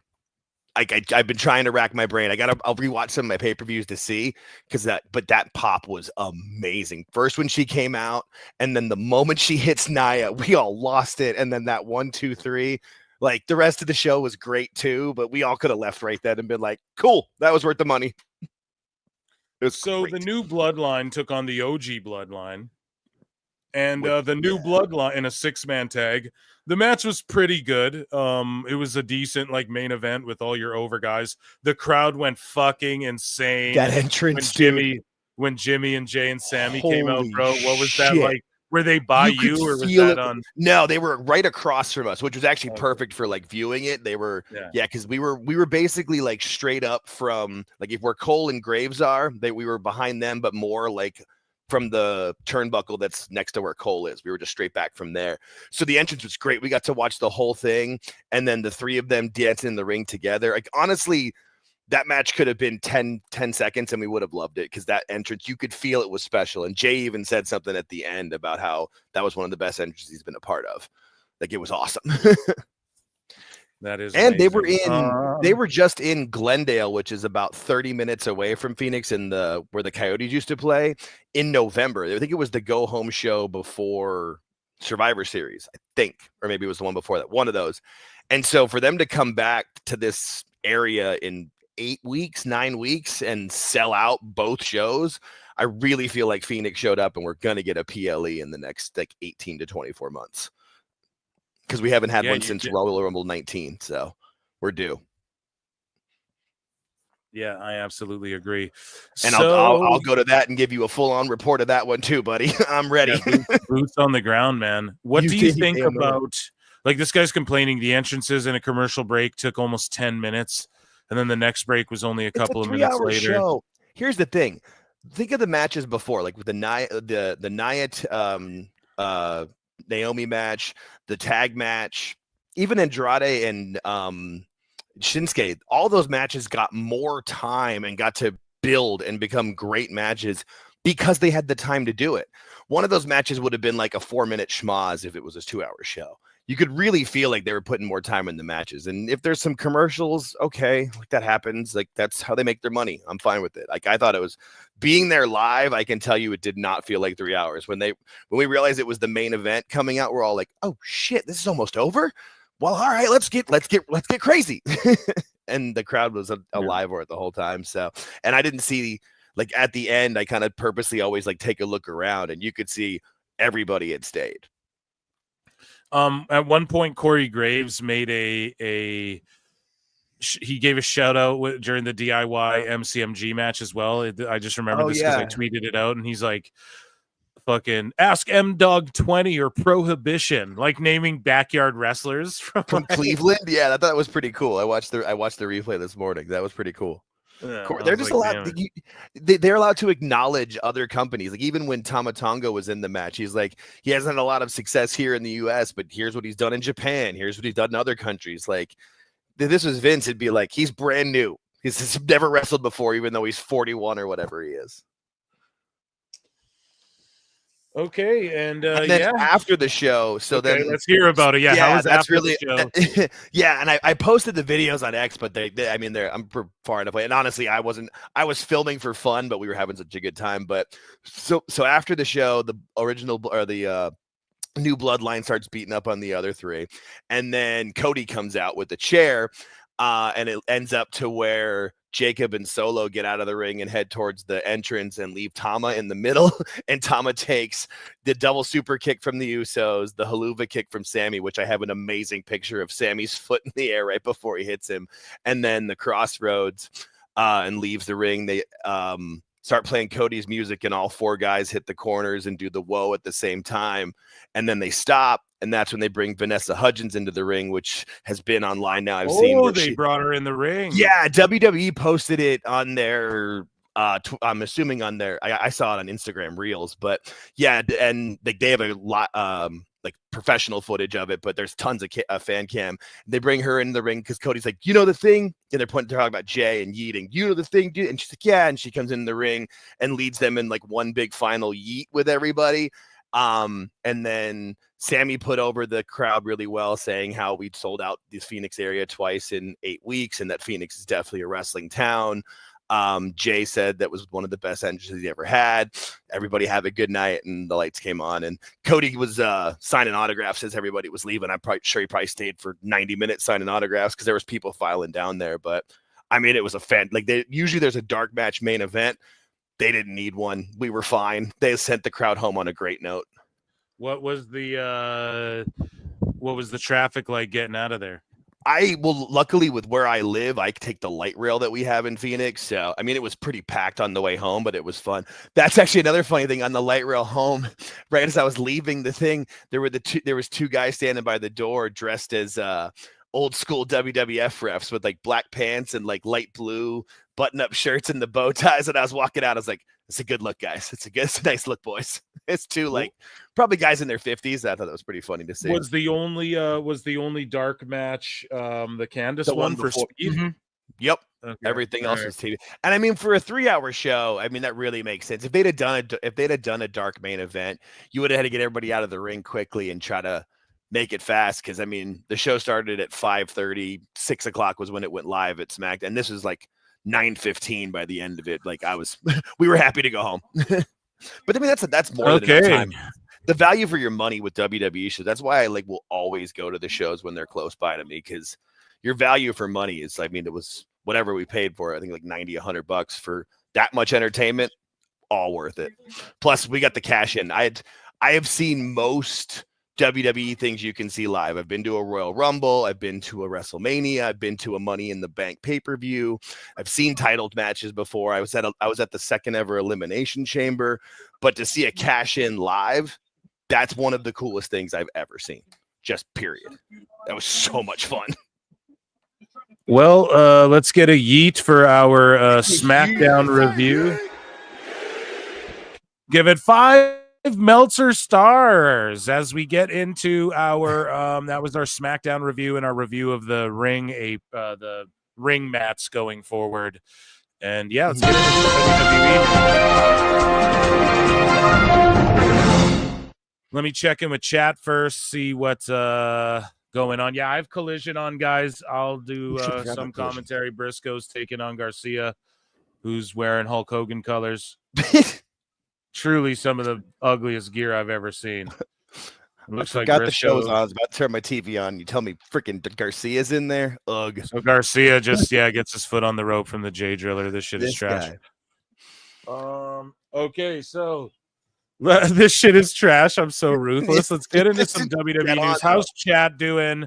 Guys, make sure you hit the like. Make sure you hit the subscribe. I want to see us at 100 likes, or else my friend named Chris is going to join us on the show. We're at 85 on the one channel, so I know we can get to 100 there. And make sure you're hitting subscribe. Patreon.com/ProWrestleTimes, hours of bonus content. And consider becoming a member for 99 cents or sending in a super chat or something like that to support the channel. I appreciate you so much. And there's my shameless plugs as we get into WWE news, as Daniel Garcia gets his foot on the rope from a J Driller, then rolls up fucking Briscoe to get a goddamn win. Terrible, guys. Why did I do this to myself? Just why? Why did I do this to myself? I don't know. So anyways, let's play here. We'll play another breaking news. Sorry, guys.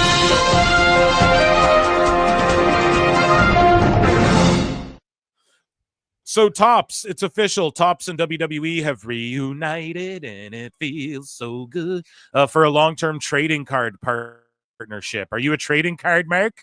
I'm not. One of my good friends is, though. When actually the guy I went to the show with last night said, hey, if nothing else, Topps is mainstream. I mean, if that's not mainstream, I don't know what is. But people try to say that WWE's not going mainstream. Okay. So here are the Lucha Brothers, and I think this is recently, dude. And they're meeting Stone Cold. Maybe this was a long time ago. Someone correct me, but yeah, here's Penta and Ray meeting Stone Cold. What? This is you remember your podcast? I heard your podcast. Yeah. And he has a hit. God. That's awesome. It's for you, sir. Thank you, man. I appreciate that. Thank you. I couldn't believe he said that. That's one of my favorite gimmicks going right now. Damn, they're popping Austin. They're gonna fit right into WWE, bro. Dude, really? I wasn't there. Yeah. Oh man, thank you very much. God dang, I appreciate it. Thank you. Thank you, sir. I appreciate Tim, I wish I had something. Great shit, pal. Yeah, there's no way to date that. I mean, Stone Cold's looked the same for the last 15 years, and they're both wearing masks. There's no way to. Yeah, dude. Oh God, and now Moxie's talking. I'm not looking at the TV. WWE Shinsuke Nakamura successfully defeated Ulka Sasaki. Oh, I got his name so wrong. What did I say before? Usaki, I think. At today's Noah, it's Ulka Sasaki at today's Noah, the New Year 2025 event. This is a former UFC fighter here, pro wrestler now. Let's take a look. Hopefully Noah don't Don Steven us. Getting paid now. Oh, he can't see where he is. Kinshasa! 1, 2. Oh, he's got he missed him. Missed it him, yeah, for the U.S. title. Yeah. As well, I believe. So he's carrying the U.S. title around in Noah. That shit's gangster, man. And that entrance is fire live. Like the blood moon that they have coming up for him and the way he walks out, like it's really cool. It's a really and he's like, instead of the American holding the U.S. belt as well, it's like, nah, I'm the Japanese dude repping the U.S. country, coming to fucking Noah and whooping ass. I love it. That stuff's amazing. So let's see here. Moving along. We talked about that earlier. Alicia Taylor will be shifting to announcing on Raw, and as such, Lillian Garcia will be shifting to SmackDown. How was Lillian? Yes, so this is correct by PWI. Yep. How was she live? Were you disappointed? Did you want to hear Alicia Taylor, or do you give a fuck? To me, I'm a Lillian Mark just from growing up. So that's what it was. Honestly, yeah. I didn't know that was for sure. My buddy who I went with yesterday, Brian, he told me that. I was like, fuck yeah. Like, that's great. Cause yeah, like Lillian's my youth, you know, I mean, I grew up I started watching wrestling really like hardcore in like 95, 96. And so, yeah, Lillian's like my youth. That was great. Yeah. She was awesome. Yeah, that's good. Janelle Grant's attorney indicated in a new court filings that Grant plans, I'm dyslexic as fuck. Grant plans to modify her lawsuit against WWE, Vince McMahon, and John Laurinaitis. So now she's modifying the lawsuit. Some people are speculating WWE will just be dropped from this entirely. Some people are speculating that. Now, this is not my words. No one say that this is what Phil Marks thinks. This is what people are saying, okay? That there's no real evidence other than what she said also about Brock, and that she named Brock because he's the highest paid. Like if you Google who's the highest paid WWE guy at the time, is Brock Lesnar, and so probably the most they think name at that time because he was they think she right, and they think she named like just the highest paid dude, Vince, and WWE. Or whatever the fuck. I don't know how this works. If Dose was here, he'd be like telling me everything I'm saying is wrong, or whatever. He'd be correcting how I should be. He'd be using the proper legalese that we don't know. Exactly. So I'm completely incompetent. So what I'm saying, but that's what other people are sort of saying. Like, well, no, she named Brock because he was the highest paid. Like this was her. Whatever. So I'm not saying Vince didn't do anything. I'm just that's sort of the rhetoric out there, and people are saying WWE is going to be dropped entirely from this, and it'll be more on Vince and John. Who knows? It's all hearsay. But the amended complaint is expected to be filed on Jan 15, 2025, a year after the initial lawsuit was filed on Jan 2025. Jan 25, 2024. That's a lot of 20s, pal. God damn it. And yeah, so I don't know. This thing is just being dragged on like we knew it would. And however she modifies it, it doesn't like vindicate anyone or anything, or it doesn't mean she's like, doing something incredulous or something, right? Just throwing that out there. But however, it'll get modified, and eventually this thing will just be like settled like it sort of just should have been, seemingly is all she wanted at the beginning of all of this. Just paid her from the beginning. I don't know why. That's what I mean. And we're not saying anything that he did or didn't do was fucking good or whatever. I'm not talking about that. Just seemingly her approach at the beginning too was, hey, I want this money he didn't fucking give me that he said he was going to give me or whatever. So that we signed an NDA to make sure you would give me and you didn't give me. Exactly. So if that's what it's about, then hey, she'll modify it. She'll flip it until she just gets what the fuck, she signed a contract. So, I mean, come on, Vince, you have like billions, right? Jesus Christ. So Noah GHC's Naomichi Marufuji says he has received a message from WWE Shawn Michaels talking about Noah, which he's happy about.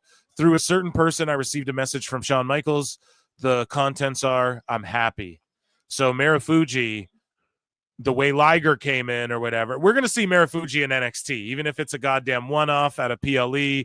He puts Trick over, he wrestles Paige, or the way Liger came in and wrestled like Tyler Breeze. We're going to see a Marufuji come in from Noah, I'm sure, if that's what they're all alluding to and everything. And who knows? I don't think Marufuji's a big enough name to like show up in the Rumble, but if he did, it's not like people would be mad at it either. If there's like a slot open and it's like, have Marufuji come in, and I don't know. Do you think main roster's too much, or could you see a crossover with NXT there? I mean, I would think it would start with NXT, and if it gets over, you can maybe do main roster, but also too, like, who wouldn't want to work with Shawn? Yeah, because I think Marufuji's got some Marufuji wrestler age. Oh shit, I think Dose is in the chat.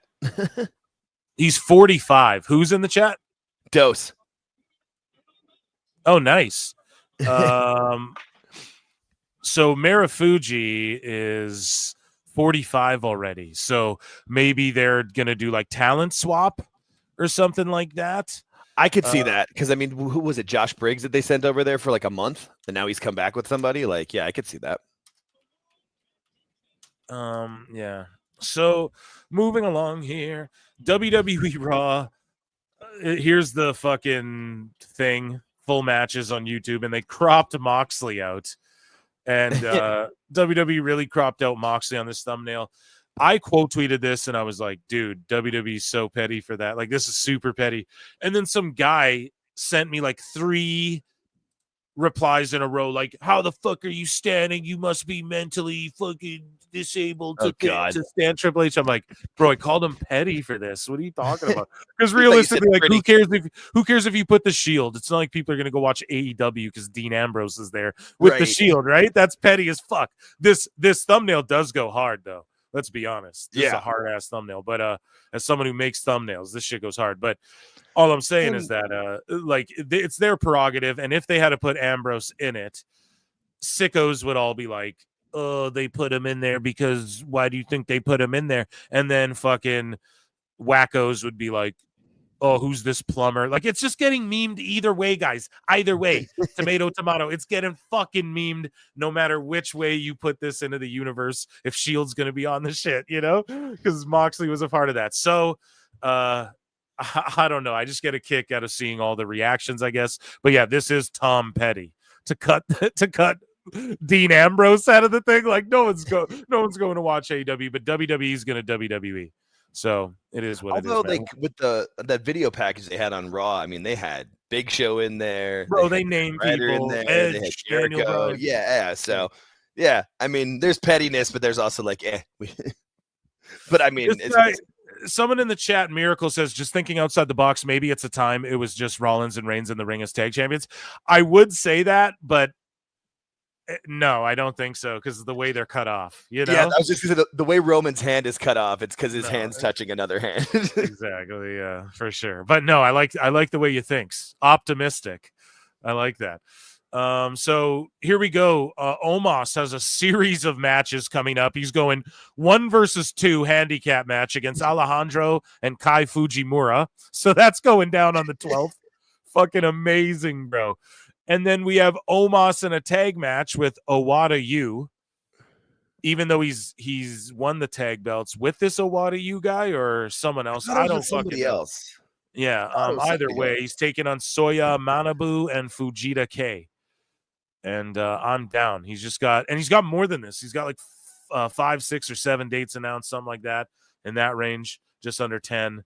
And dude, Omos is gonna come back, like dude, mixing it up with Cable and shit. He'll be chain wrestling and shit, doing heel hooks and going Omos strong style.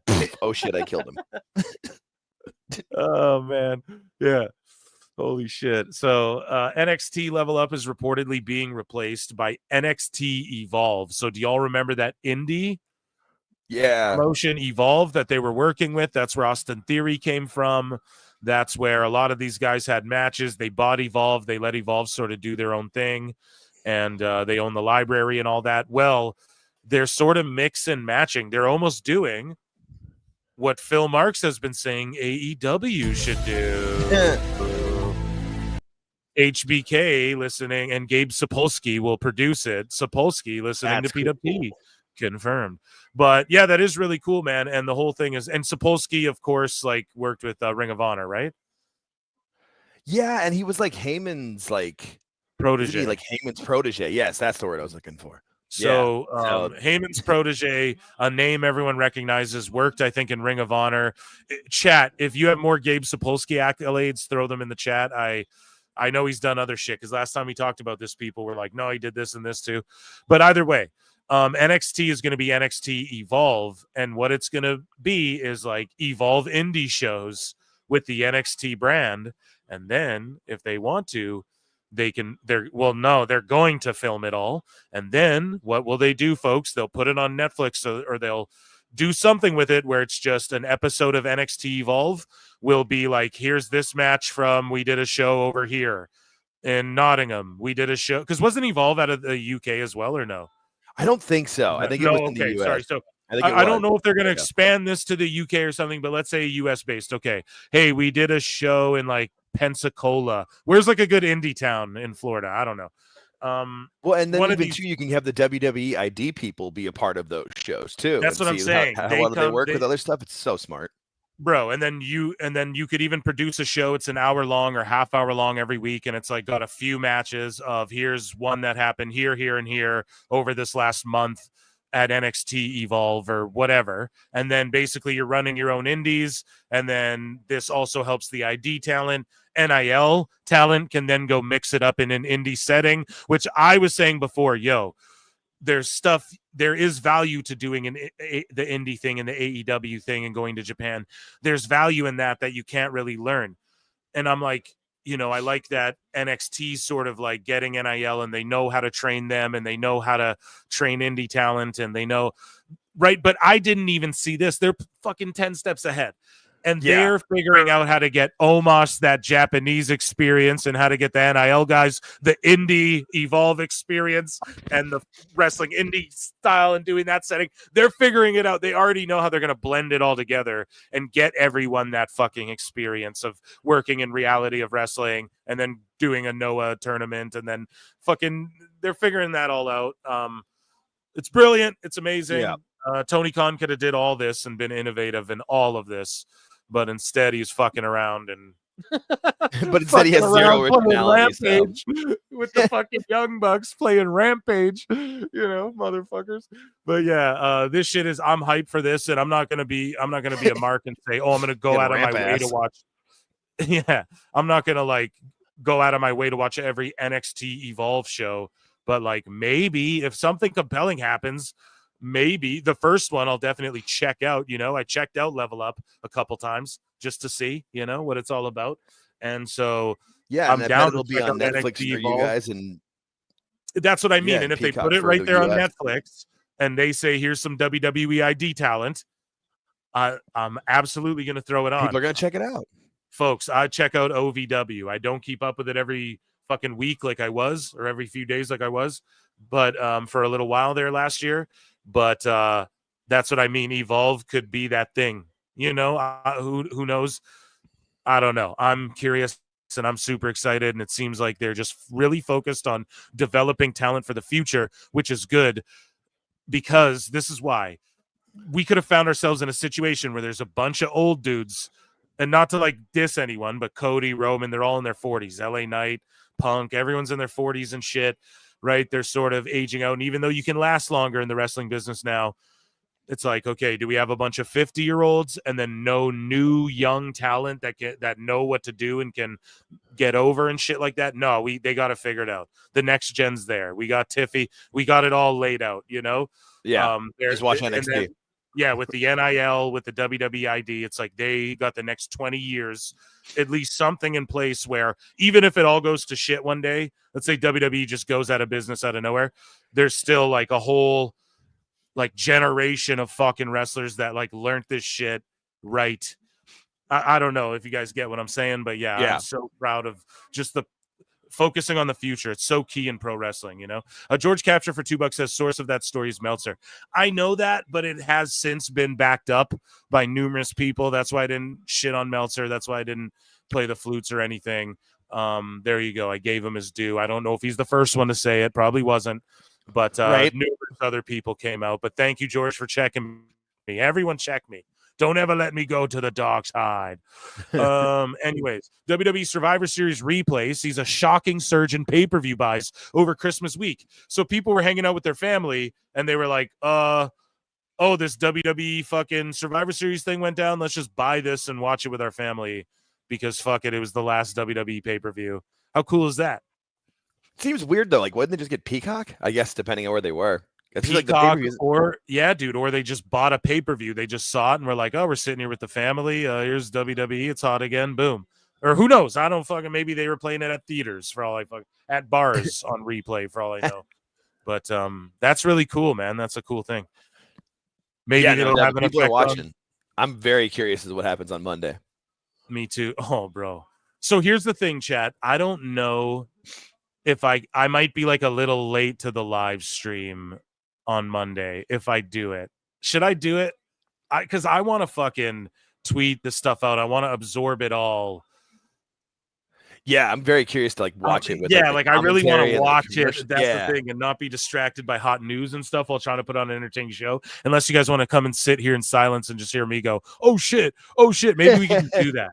But like I might be like 10 minutes late because I'm actually getting home like right as it's beginning type thing. So that might be easier to do it on Spaces or something too, because then you can have like other people. Oh yeah. Maybe I'll just jump on a Spaces or something. Everyone's like, I'm with you. Like, I want to hear me eat watch. and go, oh shit. Yeah, let's fucking do it then. Like, I don't know. Oh shit, that's awesome. Yeah, people popping for it. That'd be fun. Be crazy, and I think we hear glass shatter.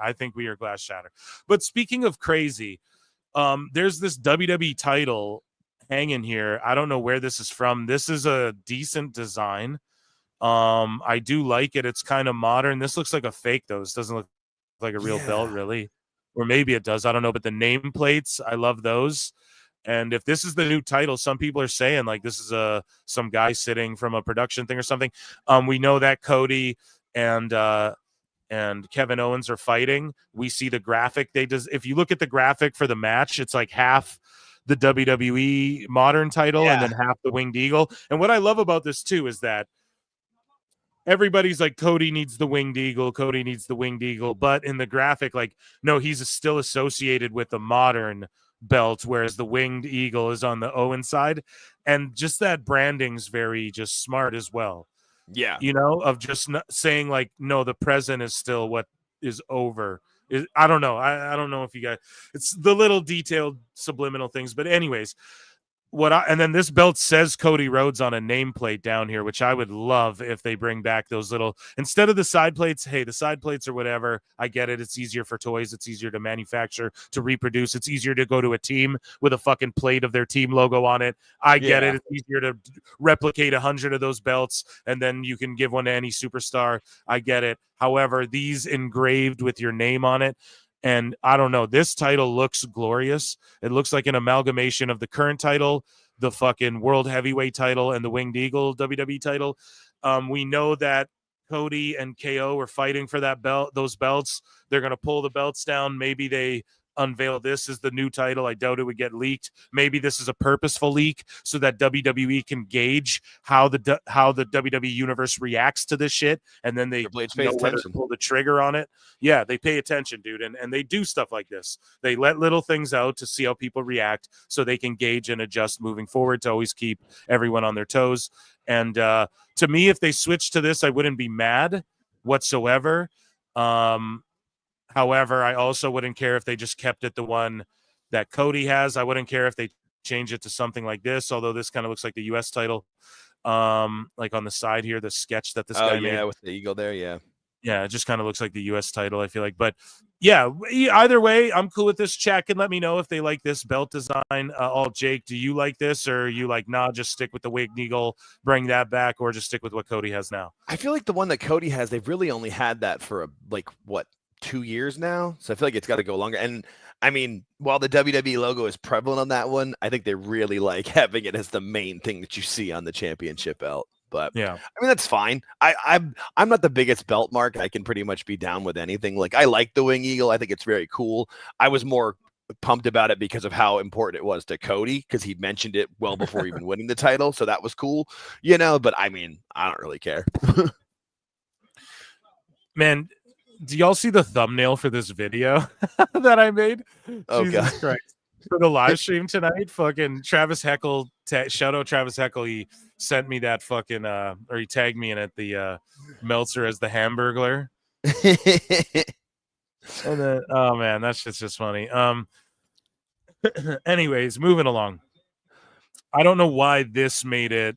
Yeah, so I botched and put this in WWE news, but either way, AEW Dynamite, it's on January 1st, the debut on Max, did 588,000.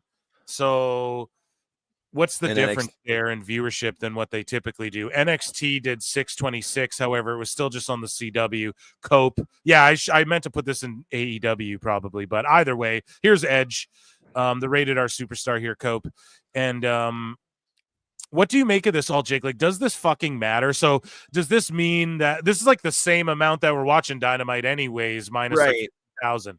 So let's say fucking, do you think that 50,000, or let's even be generous, say 100,000 people went and watched it on Max? Like, no, I think more people watched college football because it was January 1st. I mean, you can ask that honestly, because that's a big college football day here. And so NXT sort of like, I don't want to say it's a dip, 626. That's around their usual, or do they do more like 7? I think they do 7 on like the bigger shows, but that was a taped show. And it was New Year's Eve. Taped and college football, so it's like, okay. And we're not making excuses. 626 is like, okay, NXT, that's about their normal shit. New Year's Eve. Dynamite was on New Year's Day. Yeah, and which is a really big college football day. And it was the mother of all simulcasts, they called it. And so 588. And like, what do you think? I see people saying, 65K watched on Max, but there's no proof. I haven't seen anything solid about that proves that. That I saw that seemed real was there was the top 10 list from Max's, like what Max top 10 for the week, and AEW was not on it, and they released that today. So I don't think that many people yeah. So God damn it. Yeah, I think because this seems like 588's like, oh, college football's on and AEW did 588. That's about right. Yeah. So I don't know though, but I just don't. Now it's like whatever, shit's on streaming. You guys want to make up shit? We have some sickos who just making up shit, making up ratings and having fun with it. Hey, I say have that. Yeah, if it drives some wackos nuts or whatever, I'll fucking lol at that too, LOL at that shit too. But yeah, I don't know. NXT wins again if you want to do because Meltzer's still trying to talk about how they're not in competition, but they are competition. He compares them, but they're not competition. So my girl is always like, yo, Vanessa Hudgens dating this like goofy baseball player. He's kind of goofy looking, right? And then and she didn't get it, right? Like she's seen pictures of him, but then I told her, I was like, oh, look at them stand next to each other. It's because he's like, I was like, the motherfucker's like 6'4", or however tall the guy.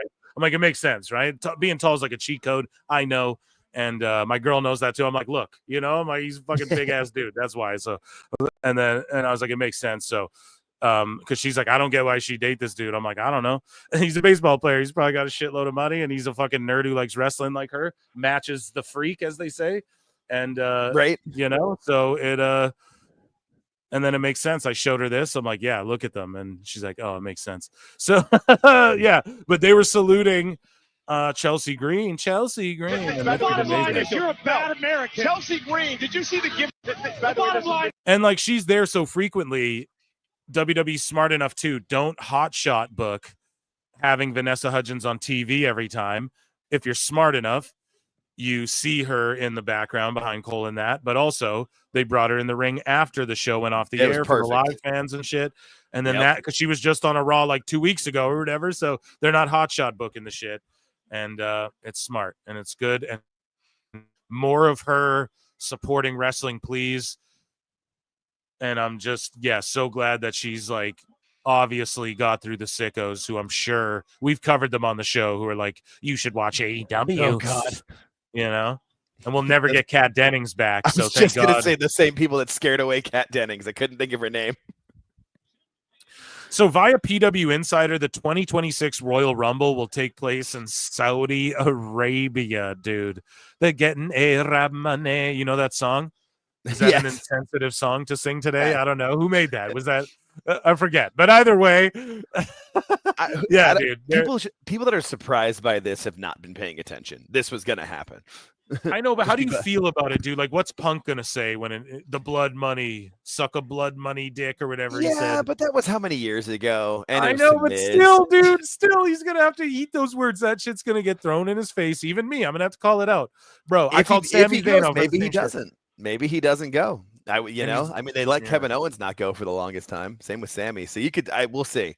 I also feel like they've made so much ground over there that they have made a lot of progress. You guys got to understand. They're like letting Westerners drink there and shit as long as they're super responsible in designated areas, and they're not like, women can like influencers go out there for the fucking whatever fights are out there, these big fights, and they're allowed to like wear skirts and shit and be normal in the designated area though. Like you can't. Yeah, but the people who live there, well, I don't know. It's all hearsay. I've never been there, but apparently like the people who live there and work in these places like fucking hate outsiders because like they can't do any of this shit still. Like when they leave to their normal life or when they're on the job, they can't do any of this shit. So who knows? I don't know. That's a whole, I'm not sure if that's political or what that would fall under, but that's a whole other fucking socio-economical podcast that isn't PWT. But all I'm saying is that they have made progress there. Hopefully we see more because of this. But yeah, dude, it's fucking pretty crazy that the Royal Rumble. But again, like CM Punk's worked for UFC and alongside UFC, and they've worked like he's worked for CFFC doing commentary that's owned by the UFC, and that's an MMA organization that funnels in, prospects and stuff. And I mean, they do business with fucking Saudis and stuff. So I don't know why, like if maybe Punk's stance has changed, who knows? But is this a bad thing for the Rumble being 2 nights and being in Saudi Arabia and people shit on the Saudi crowds? And I don't know if it'll be 2 nights yet. That part hasn't been announced as far as I know, but I know, but they're saying that these events as early as 2026 could start being 2 nights as far as Rumble, Money in the Bank, etc. So why wouldn't they have a 2-night Royal Rumble in Saudi Arabia, right? Like in 2026. I could see it. I just feel like, I don't know, that one might be pushing it, but for the money, and they'll be able to do it. And people shit on the fans out there. Like they're not as lit as American or like European fans, but that's why you do more wrestling shows out there. And then they learn to get that way or whatever. And I think they're lit enough. I was gonna say the last couple, I feel like the first few people are still kind of harping on back. I know, like they were greatest Royal Rumble and stuff. And it's like, yeah, those were terrible. Yeah, those were like glorified. Those were like glorified shitty house shows or like stuff or like was it like on TV when they used to do like Rebellion in the UK specific pay-per-views. I feel like that's what that was. But the last few have had like real storylines. Like John Cena went there and lost to Solo. You don't think he's going to try and get that lick back? Right. So, and then I don't know, man. They had the Queen and King of the Ring where stuff mattered with like Orton and Gunther and then Nia. So, I mean, I feel like they've done a lot better. And will only get better too, especially with it going to Netflix and everybody being able to watch consistently now. I think it'll be a lot better. And do you think this means we get a WrestleMania in Saudi Arabia within the next 5 years? How long is the initial? Because they're still on that deal with them. I mean, if they renew that deal when it's up, then it's going to happen. I don't think it happens before the end of that deal, but I don't know how long. Because there was like a 10-year deal that they signed in like 17, 18, something like that. I feel like that's what the Vince's deal that he signed with them, that they make like $50 million a show or whatever it is. But I think if they renew that deal, then it will probably happen. Especially if they get people more used to watching wrestling at different times with like, when Raw's in Scotland and it airs at 7 a.m. here in the US or whatever, people kind of get used to it. Well, that's the thing. Are we going to get a Mania at 1 p.m. or someone says, Dashing Purple says, yeah, but let's be happy the Saudis didn't buy WWE. True that. Good call. But here's the thing though, man. Do we get like the Rumble at 1 p.m.? Do we get fucking Mania at 1 p.m. and shit? I don't want that. That's going to suck. Yeah. But also, is it a big deal? I don't know, man. I get up early on Mania days. I'm fucking pumped up. Who knows? Either way, we'll see. Maybe it doesn't even happen in 2026. Liv Morgan has a WWE-sized ring to stay on top of her game. Oh, I saw this. This was on Entertainment Tonight. She had like a 7-minute segment that came on my feed today, and I watched it. At her she also place in Florida. She also has 7 acres of property in Florida that she hasn't even fully explored. She doesn't even know all of her property yet. It's like, whoa. But here's the thing. If you're hitting the ropes on the left and right side of this ring and you're like a dude, you're going to bang into those walls, no? Like you can only go north-south on this motherfucker. I like if she's got the money in the bank hanging above it. Yeah, no, I said that. Those walls are pretty close. Yeah, man. So sketchy. But either way, man, that's why she's the fucking champ. Spending her money wisely, dude. And the money in the bank hanging above, that's cute. But yeah, that's good shit. That's a nice touch. You like to see it. So here is Sami Zayn and Tama Tonga. Oh, we're gonna get pulled for playing this shit, but they're like legit throwing hands here. Let's see if we can do this. Like, did you see this live? Did you think some real shit was breaking out? Or let's watch it.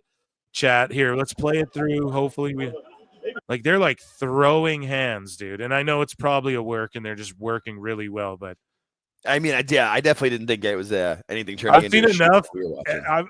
You didn't think it was a shoot? No, I mean, but not live, but it's going so fast. You don't see replays. You don't see the close angles. So I could see it definitely being it, but didn't feel like it almost seems like fucking Uso's over here. Like, what's going on? The look on his face is almost like, what's happening?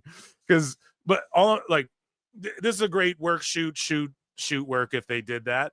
I love this. And I've seen enough MMA fights where a dude's in full mount and a guy's like legitimately just barely slipping the punches, to where this is as real as you're going to get in pro wrestling for that shit. Like, it legit looked like Sammy's like barely slipping these punches and throwing live rounds back. I loved it. Let's just see it in its full, no sound. But even Graves was like, my God, like they're fucking he's like, holy shit. They're like, these are also 2 old workers too. So I mean, if anybody's gonna pull it off, it's these guys. Just 2 OGs, man. Just 2 OGs. Yeah. Like Moxley fucking who? This is what I'm telling you. Like, Kingston thinks this is what he's doing, bro. It's he's not doing this. When he's doing his chops in the corner, that's what he thinks he looks like. I watched this like 1,000 times yesterday. I was like, bro, this is the closest you get to 2 like dudes who just know how to take like, not just fuck each other up like that. It's crazy. Anyways, round of applause for Tama Tonga and Sami Zayn. Where's my applause here? They added more clicks on StreamYard. It fucking adapted it.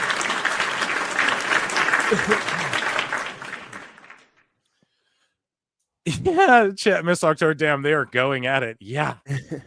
They're fucking throwing down. But yeah, just so the arena, the crowd didn't get a sense of like, oh shit, they're... No, not that I felt at least. Okay. So ahead of SmackDown, there was a black ring mat. So this is ahead of the show, and they had Fortnite. Well, you can see it all. We already covered that. It's ugly, but we'll give it a chance. The Rock now owns 289,673 shares, worth an estimated $41.25 million in total of TKO shares. And what brilliant news.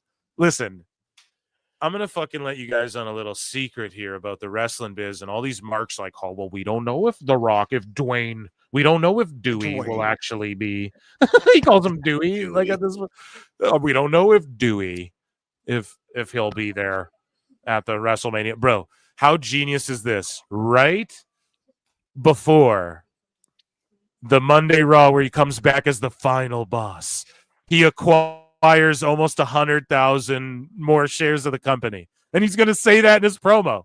Yeah. I fucking bought 100,000. You know what I'm saying, dude? I fucking own more of this company day by day. The bigger it gets, the more my stranglehold on. Well, I'm not going to do his promo, but I'm sure he'll have something in there about that. And this is intentional. He purposefully acquired this much new stocks right now. Yep. Before this fucking Monday. And so that he's in the headlines, so that all of us marks are going, man, I swear he's going to be booking this shit in no time. Because there's these marks out there who still want to believe like The Rock's actually going to take over. And that's a good thing. We need people to be worked. Right. And yeah, dude, I love it. This Raw on Netflix is just going to be so good. Just massive. Vince Baro claims he'd reject $1 million. Bro, when I tell you, bro, first off, Vince McMahon didn't value me, bro, and time with my children, bro, and Christ is king, bro. Vince Russo claims he'd reject a multi-million-dollar per year NXT role, bro. Me and Elbow agree, bro. This show is trash. Yeah, dude, no, Vince, you would bow down and suck toes for $1 million NXT role, or you wouldn't be bitching about your fantasy mark booking on the internet and talking about Tiffany Stratton every fucking 2 minutes. How does anybody still listen to that guy? I have no idea. Yeah, your and that made my head hurt, and like you just can't imagine listening to him for more than 2 minutes. That, ladies and gentlemen, round of applause for WWE News. So let's get into AEW hot news. First, I want to check in with chat. I also want to check in on likes, though. Okay, we got to check in on the likes, on the likability of everything, right? Oh, we're at exactly 100. Joining us on the show to celebrate 100 likes, lead singer of Fozzy, Chris Jericho. I look and see it's not just me. So many others have stood where I stand. We are the young, so raise your hand. They call us problem child. We spent our lives on trial. We walk an endless mile. We are the youth gone wild. We stand and we won't fall. We're one and one for all. The writing's on the wall. We are the youth gone wild. Let me get wild! Yay!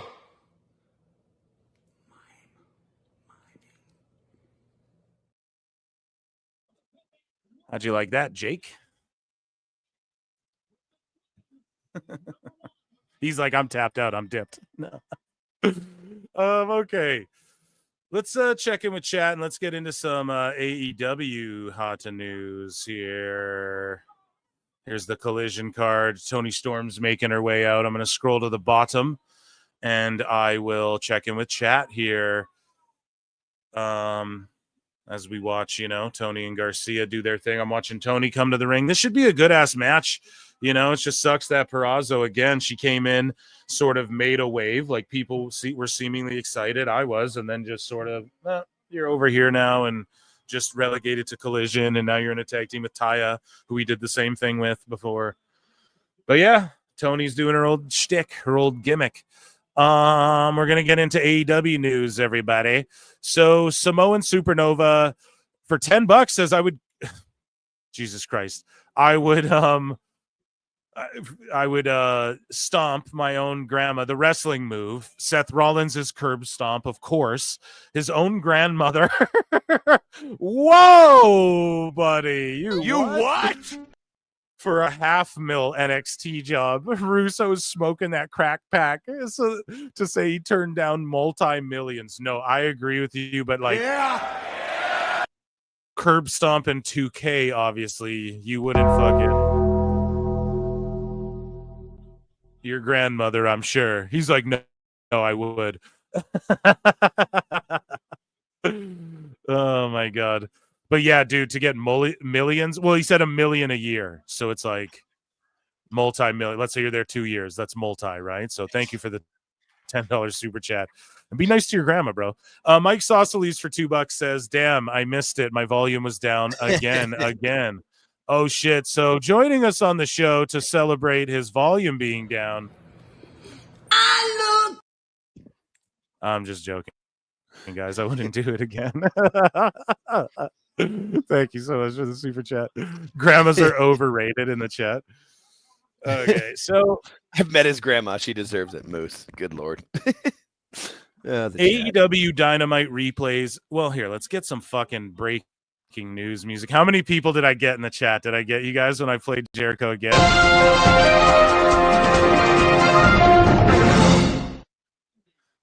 Okay, Simone Supernova for $10 goes, no, Mr. Marks. She had a good run. She's like fucking Flair, dude. Just wrap things up, hey? Is that what you're saying? My goodness, that is pure savagery. 10 bell salute for his grandmother. Yeah, dude, you're definitely a sicko, my friend. No, but for real, yeah, Christmas season just passed, or else she could have got ran over by a sleigh or whatever. You missed your opportunity, brother. A reindeer, pardon me. Yes. So, how many people did I get with the Jericho thing? That was pretty funny. I saw a few. Oh, for fuck's sake. Okay, well, let's get an You AEW just made the news. list. And AEW Dynamite replays to air on True TV. Update on archived Max content. So before I said, I wouldn't be shocked if AEW ended up on True TV, or if they put Rampage or Collision on there and kept Dynamite on TBS, or maybe put Collision on TBS and whatever the fuck, right? We had talked about that a long time ago. Yeah. So although the channel is not just airing, like it's not like it's the True TV title, but this sort of came true, bro. Like it's on True TV. So that's sort of a W for your boy Phil here, but it's on True TV. I mean, shit, I predicted that too a little bit, not in this form, but I said, hey, it wouldn't shock me. There you go. It happened. I'm not surprised, even though it's just somewhere. Got to start somewhere, man. Samantha Irvin and Beth Phoenix were both backstage at AEW Dynamite last night, according to PW Insider. Shocking. Now I know that they live in the area. I know that Beth is fucking Adam Copeland's wife, but Jake is 100% right about it's got to be Beth. It's going to be Beth Copeland, or what do you think they call her? If he's called Cope now, yeah, I'll give you my thoughts on that. Beth Cope, or do they just call her Phoenix? Because can you trademark the name Phoenix? I don't know if you can. Yeah, I'm not sure. Yeah, so like Phoenix, maybe she could just be Beth and Cope. Sounds like a terrible sitcom with fucking Kevin James and that chick from 22 Jump Street or whatever. Fucking terrible. Canceled after 6 episodes. Anyways, I know that that's his wife or whatever, but I think you're right. Who can stop Marina Shafir the way they've been trying to present her? Exactly. It's got to be Big Beth Phoenix. Yeah, it's got to be Big Beth Phoenix, the Glamazon. So makes a lot of sense. And what do they call her? The Rated R Diva? What do you think they call her? For real? If he's still going to be the Rated R Superstar, is she the Rated R Diva or something? Well, I'm wondering if maybe because he was allowed to have the Rated R Superstar, maybe she can have Glamazon. Maybe she can have that one. I don't know. Someone said Beth Edge. Call her Beth Edge, bruv. Moose Knuckle. Just call her B. Bedge. We call her Bedge. Fucking terrible. So I guess we're talking about it. Do I have it in the news? I think maybe I do. Edge. Right. So Edge shortened his name to just Cope. Okay. Now, we had joked about this a long time ago. I'd said on the show, I wish I had the clip. I need someone whose job is to just go back and find clips of shit I said before. But I said it a long time ago where I was like, because he trademarked it a long time ago. I remember when he trademarked it. Yeah, Cope. And I talked about it on the show, and I hit an X-Files, and my joke was like, bro, if he calls himself Cope, then anyone who's like, oh, these AEW people are coping and shit. Oh, it's just Cope. It'll be like a psyop to cover up the AEW Cope. Ha ha ha ha. Like we're having a laugh about it. Now he's really Cope. Okay, now he's Adam done it.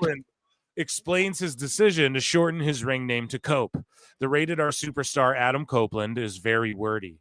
Now, like, I don't disagree entirely with that. He could have just called himself Copeland. People are saying he could have just called himself Rated R. He could have just called himself the Rated R superstar. He could have just called himself a lot of things. Somebody brought up an interesting point and said, yo, if his name was Cope his whole career and then he switched it to Edge, we'd all be like, that's fucking stupid. You know what I mean? We'd all be like, that's dumb. You know, why the fuck did he switch it to Edge? What a dumb name. What does that mean? Oh, he's edgy? Oh, it's stupid. Cope is his nickname. Like, that's what people call him. IRL and shit. So he also trademarked some other shit that I'm pretty sure I got bookmarked. We'll get into in a second. But here's my thoughts on the whole Cope thing, chat. And I'm going to be honest. I'm not mad at it at all. I actually think it's kind of smart because, well, here's where it's dumb. Because he started calling himself Adam Copeland in his acting projects, right? So you kind of want to align that if you're going to leave like pro wrestling and do acting. And he didn't leave pro wrestling, but if he's going to take time to act, you know, you want your wrestling name and your fucking... I mean, The Rock did it too. The whole Dwayne The Rock Johnson shit. Rappers do it. They want their real name sort of associated with the acting. So then you come back, and after you've already sort of branded yourself as Adam Copeland in this company, now you're going to go to Cope. I think that's the misstep. Yeah, I don't think, exactly. I don't think it's like a matter of his name being Cope. I think really just a wrestler called Cope. If there was any other wrestler called Cope, we wouldn't fucking be. We'd be like, that's a cool name. Or like a guy named like Corey Cope or some shit like that. We'd be like, damn, that's actually a pretty cold name. I honestly think that. I rolled with it for a minute. Like I'm doing with the Blue Mats. I'm like, yeah, the Rated R superstar Cope. I think that it just, for him, he was Edge, Cope. I get it, you know, and people actually call him that. So I'm actually okay with the fucking name. I don't mind it that much. I think him being called the Rated R superstar, though, and doing that thing, I know that's his shtick, and I'm glad he can do his gimmick, but goddamn, his last WWE run, he sort of got away from like I'm the badass, cool Rated R guy. He was kind of just, he was doing the Judgment Day thing, and he was doing sort of like callbacks to the Brood and all that.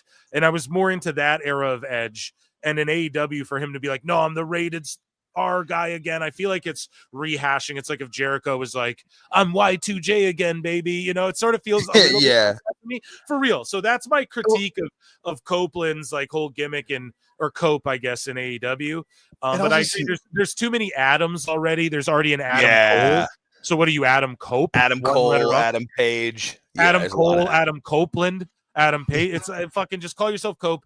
I'm cool with it. Rated R superstar, that's his gimmick. The Rated R superstar Edge. The Rated R superstar Cope. I just feel like the Rated R superstar is weird when he has two girls who are like under 12. That's what I'm saying, bro. I think that's a gimmick like you leave dead and gone. Like that's his younger guy gimmick. Yeah, like, so if he was HBK Cope, is still the Heartbreak Kid, but he's not the stripper gimmick anymore. He let that go at one point. You got to move on.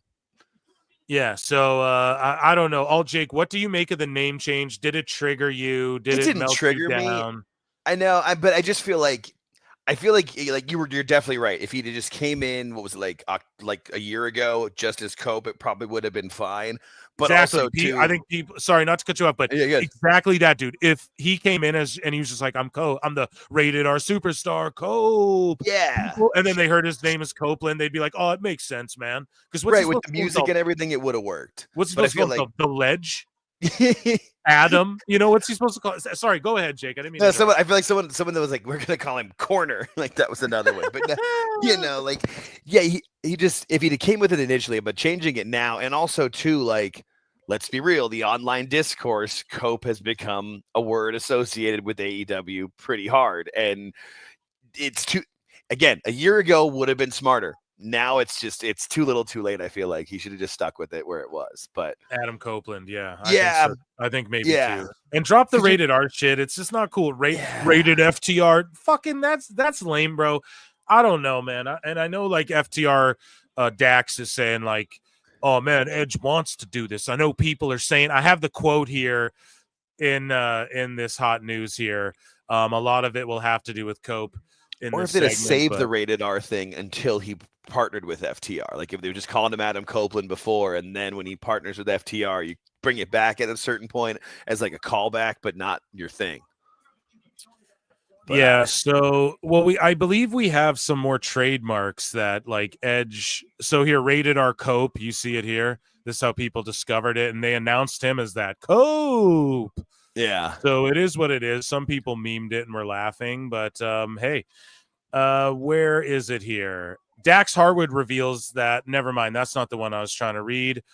Where is the one I'm trying to get to? So Edge trademarked a bunch of shit. I might not have bookmarked it, but here, Adam Copeland has disclosed that John Cena has not spoken with him since he's joined AEW. Oh, because he's busy? Yeah. Because like, he's fucking, because they were talking all the time before? Yeah. He's in the DCU now. You know what I mean? Yeah. So what else? James Gunn. Adam Copeland, though, he trademarked. Here it is.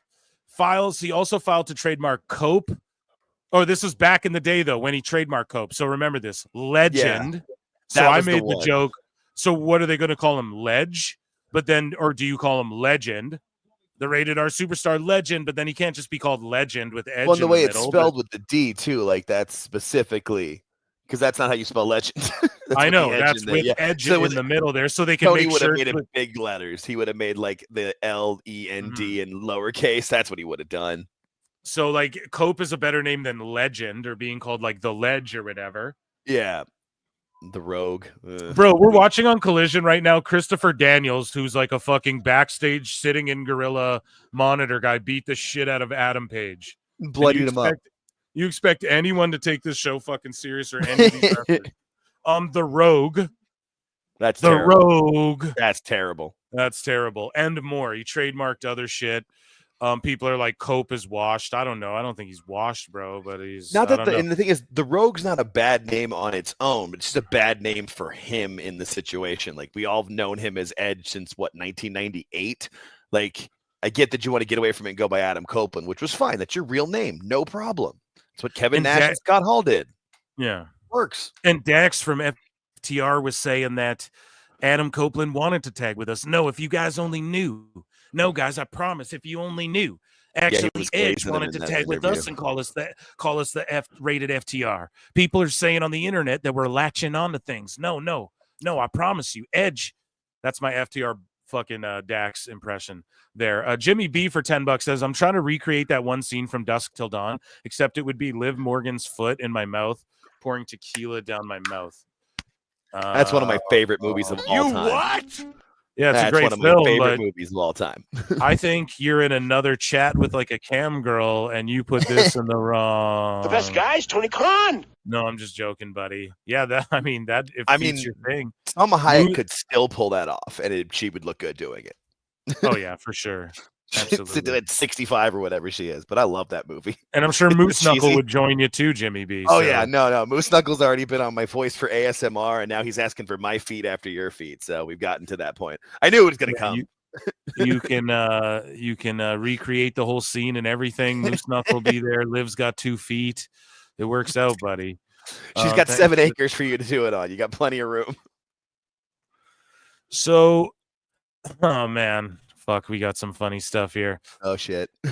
Mercedes Monet says that she thinks she found another wrestling soulmate in Chris Statlander. Oh god. So in the Monet mag, which is spelled, she spells it like that. Right, That's she still wrong, spells it wrong. Fuck. So she trademarked the wrong accent.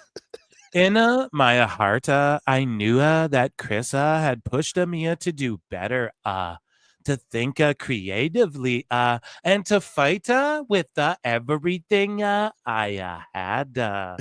She's not just a formidable opponent, but I think I found another wrestling soulmate who challenges me to elevate my game. So there you go. I'm sure Meltzer doled out a lot of stars for those. Samantha Irvin's WWE no compete clause prevents AEW appearance despite backstage visit, and we all kind of knew that, dummies. But yeah, I mean, she's obviously going to show up in AEW, right? The 90 days can't have too much longer. Yeah, and it might not happen right away, but. Yeah, and it won't be and the biggest thing about that is what we're calling is her not being a ring announcer. That's the whole point. She's going to come do other shit, which hopefully she's good at, but we'll see. So Disco Inferno says Hulu is showing the Avengers instead of AEW Dynamite. So there you go. Hulu, do they typically show Dynamite? Why is this a thing that he tweeted about? Probably just being a dick. We will see. We will see. Or maybe Hulu's got one, because I know certain streamers, depending on where you are, will have access if you have the right connections or pay the right amounts, or you can have certain live channels through them. So maybe they have TBS and we're airing the Avengers instead of when Dynamite should have been on, but I don't know. So comicbook.com and WWNpopculture.com. They post this out here that all Elite Wrestling fans are not happy with the ads on Dynamite Max's debut. So what do you think about that? Were there tons of Mui ads? No, or what? what I saw, and actually one of them was Brian Last, because he was watching the and when they said it was going to picture in picture with the ads on Max, it was just straight ads, is what I saw from him and a couple other people that posted about it too. But Brian Last was the one that brought it to my attention. Well, that's fucked. Yeah, right. Especially because they promoted it as picture in picture, and then you're like, cool. What the fuck is this? So Ric Flair, was reportedly originally scheduled to return to AEW for a cameo on Saturday's Collision in Charlotte, but is now no longer expected to appear at the show. Typo by WrestleTalk. And yeah, he revealed that earlier. We saw it, like when Tony Khan found out he was on blood thinners or whatever, he didn't want him in the ring at all. So there you go. Shout out Ric Flair. EVP Nicholas Jackson has revealed that Tony Khan initially wasn't very high on Orange Cassidy early on in AEW's existence, with the Young Bucks having to sell Cassidy to Khan before he eventually came around to the former international champion. And when I read this, I was like, "You what? Who the fuck would cop to this, bro?" Seriously, that's the worst thing right now. That's and the Bucks are like, man, we purposefully made AEW bad, and we purposefully were wrestling boring. And now they're saying we had to convince him to bring fucking Cassidy in. Why would they cop to all this? And I swear, I bet they think this is like their gimmick. So that motherfuckers like me are like outraged over it and all of that. No, this is par for the course, bro. Don't worry. I figured you were this dumb, okay? This isn't anything new. But here's the thing. I didn't fucking think you were dumb enough to cop to this. The best guy is Tony Khan. That's crazy to me. So, God damn it. You got to blame the Bucks for everything. Maybe they just take the blame for everything and disappear to fucking New Japan, and Tony pays them $1 billion, and that's the new deal that they've worked out. Maybe that's the new deal they worked out. Like, hey, we'll just take the blame for everything. We'll fuck off, pay us a shitload, and then we can say it's a great reset for Tony Khan. And then it'll still be shitty, though. But, yeah, man, they had to sell him on Cassidy. They said they've been phoning it in. They've been trying to make AEW boring. What the fuck's the point of having them? Oh, they're making $3 million a week. Okay, the Bucks are both on NBA-level deals. So is that 6 or 7 figures? Who knows, but good luck paying everyone in the company, okay? It drives me nuts. It's ridiculous. I still like the comment, I didn't do a tumble out of the ring for 8 months. You used the word tumble. Just stop. I swear, he thinks he's working people. Yeah. by This saying is how you that. get heat now. No, it's how you get go away heat. Nobody misses you heat. So here's like advertisements for Netflix. That's not what I'm focusing on, but this is, I think, what you were talking about. I don't know. Just out with the old, in with the new. Stream these titles and more this month on Max. This is And their like, advert. No, I saw a thing that was like the list of the top 10 most popular shows on Max this past weekend. Well, obviously AEW wasn't going to be on that, but all I'm saying is this, dude. Look at this ad for fucking WWE and Netflix. Like, they've been rolling out the Even red my carpet. wife's noticed. They've been fucking making WWE such a great presence on their platform and their advertising. This is what Max did on the same day. Stream these titles and more this month on Max, this January on Max. You know, I don't see AEW anywhere. Sorry, we got The Curious Case of Natalia Grace, Creature Commandos. I got to watch that. Fast Friends, The Pit, Harley Quinn, CB Strike, The Ink, Blockheart, The Sex Lives of College Girls, Bookie, Hard Knocks in season with the AFC North, and then new movies: Blue Velvet, Cable Guy, Call Me By, whatever. A bunch of movies, no AEW, not even like a mention of like, check out this. Like, here's not even like a post just for AEW.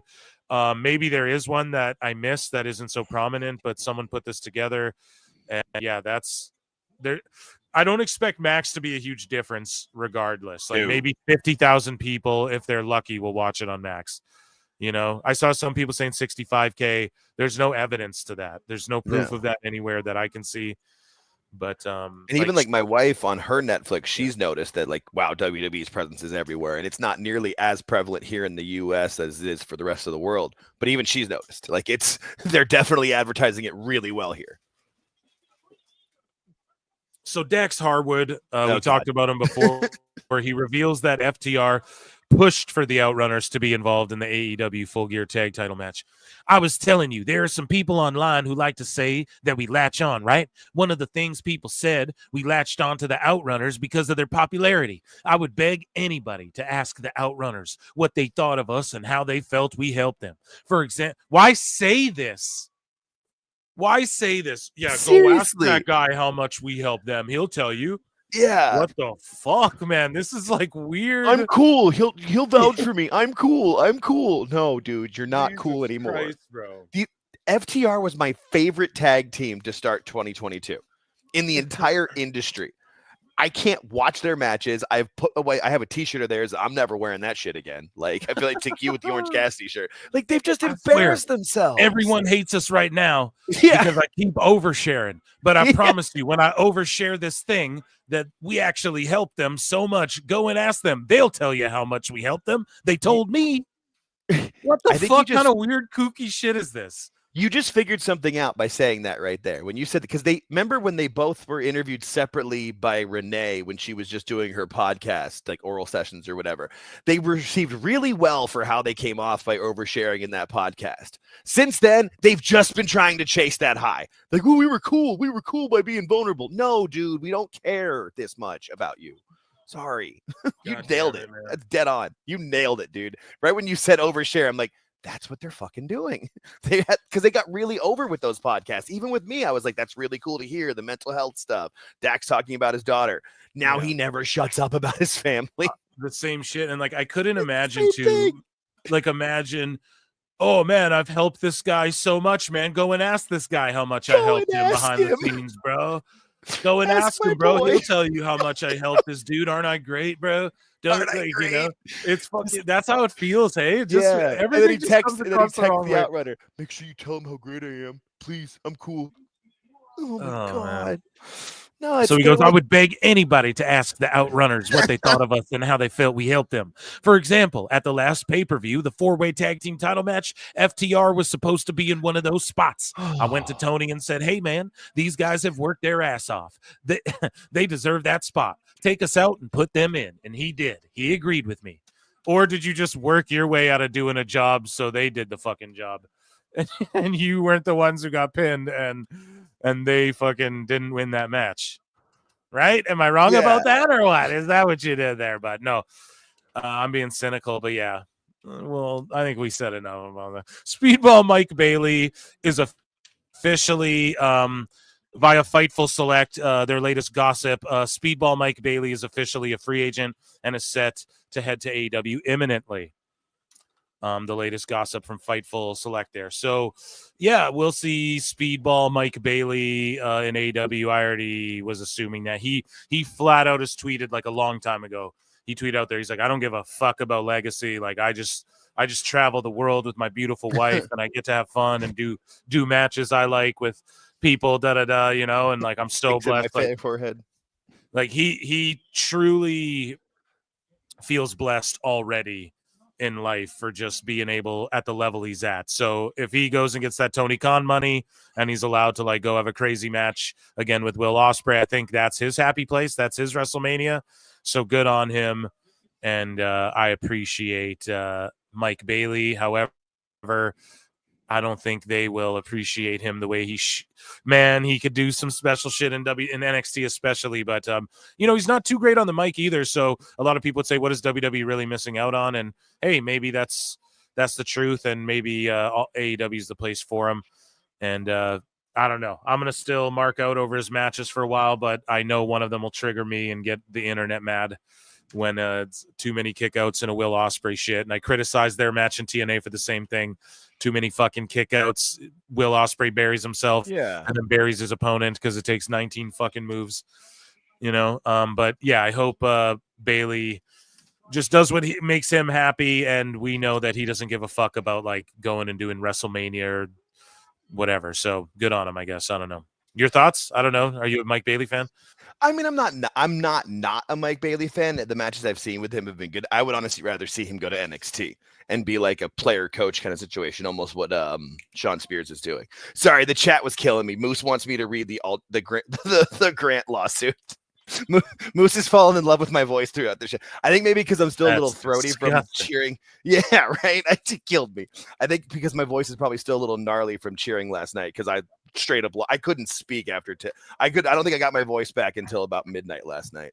I was pumped. So, you can hear it in the video I recorded. I'm just screaming, fuck yeah, fuck yeah.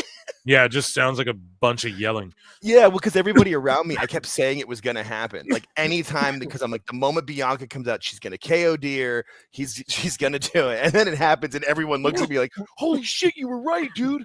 Like, I've been going to shows for 25 years. What do you want from me? I could sometimes figure it out. Yeah, no doubt. Especially when you cue the X-Files, bro. It always works like a charm. Never fails. So Moxley reminds Copeland of legends like Terry Funk and Roddy Piper. Don't give him ideas. Edge says, I think this will be uglier in all the ways that I love. Moxley reminds me a little bit of Terry Funk. He's got a little Roddy Piper to him. He's got that throwback feel, but with a modern take. That to me is really exciting. I'd love to just get in there and just have it be a gnarly fight. A hard-hitting heavyweight match between two dudes who are over 230 pounds and are just going to take each other's heads off. That sounds like a good night. So there you go, man. In front of 1,200 people. Yeah. I don't know. Roddy Piper, he is not good, sir. Maybe a fucking Funk, though. Like, I know Funk is goated, but, bro, he did sloppy, dumb, goofy shit. A bunch of it. Especially in he landed on the table. It doesn't break. He was also in his 50s. Sets it up, jumps through it. But that's not also fucking pushing. excuse. Edge is in his 50. Edge is 50. But Moxley's not. Oh, sorry. He's the one being compared to Terry Funk. How old's right? He's comparing it. Okay, how old's Moxley? That's my. Moxley, age 39. Okay, he's got some time, I guess. All right. I was hoping he was going to be older than me. Fuck. God damn it. That hurts. Yeah, I don't know, dude. It got silly with Funk for a bit. So maybe that's a better comparison. Oh, it definitely did. No, than Roddy. Terry should have retired at that retirement that they did on Beyond the Mat. Like that was his third or fourth retirement. That one should have been it, and he did like 17 more. Damn, they really have Commander fucking taking Cage to the limit, huh? It's pretty wild. So oh, look, Awful Wrestling appeared with Wade Keller here. No, I'm just joking. So, wait. If you know Awful, it looks just like him. Wait. For a second, I had to look closer. I had to get closer to my screen. You son of a bitch. So wait. Tony Khan dropped the whole Elite Takeover storyline because he didn't want even a fake storyline for fans to think anybody but him was booking matches in AEW. So Wade Keller's like talking about this. We covered this on this show a long ass fucking time ago. I talked about this. The best guy's Tony Khan. And we rose to this because it was hearsay. And it says PWT, shout out PWT. Yeah, no, but there I think what's Wade Keller? He's the Pro Wrestle Torch, right? Torch. Pro Wrestling Torch. We're Yeah. Pro Wrestle Times, okay? They're Pro Wrestle Torch, of course. Shout out Pro Wrestling Tees as well. Okay, there's lots of the PWTs out there, but we're the superior one. Okay? Absolutely. So, anyways, though, we talked about this a long fucking time ago on this show. We'll hear what they have to say here, and it was just hearsay then, so I don't know if Wade confirms it or what, but yeah, Meltzer said what is like laughing. He's like, Tony dropped the whole Elite Takeover because he didn't want even a fake storyline for fans to think anybody but him was booking matches in AEW. And when we talked about this on the show, it was about someone becoming like a general manager or whatever, and people getting the perception. He didn't want the perception that Jeff Jarrett was Daniels could be a booker. Yeah, it was like Daniels and Jeff Jarrett. Like the conversation was about them possibly booking or whatever, or being creative. And Tony talked about how he would never put Jeff Jarrett in a role like that. That's why he's just a wrestler, because he doesn't want the perception that like going back to old thing, or like Jarrett could book better. That's admitting that Jarrett's like a better booker and he booked TNA, and look at TNA and look at AEW. That's what Meltzer was saying. And then with the Danielson thing too, it was like he didn't want the perception that Danielson was like booking shit. Like he still wanted credit for it. Tony wants the credit for everything. That's why he's got 9 titles to all jobs, even in the NFL. Anyways, though, I've babbled enough. Let's see. This pertains to the Bucks. So this is just further evidence of what we talked about so long ago on the show. But here we go. Chris, you talked about it earlier, but talk about where the Moxley character is in that whole act. We have, FTR and Copeland. Now Copeland showing up to defend AEW. Cope, buddy, get the name right. Get the name right. Are they, we had the whole thing with Tony Khan and the NFL draft and the neck brace and the Bucks thing just fucking getting dropped. Cope now, dude. Okay. Stupid idiot. And multiple sources told me Tony didn't want even a storyline that suggested anyone was booking the show but him, which is just yikes. And a whole major storyline was dropped because he didn't want people thinking, even in storyline, other people were booking matches.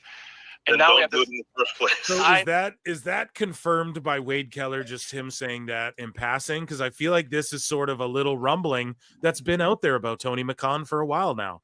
And he's just sort of bringing it up, just sort of in passing.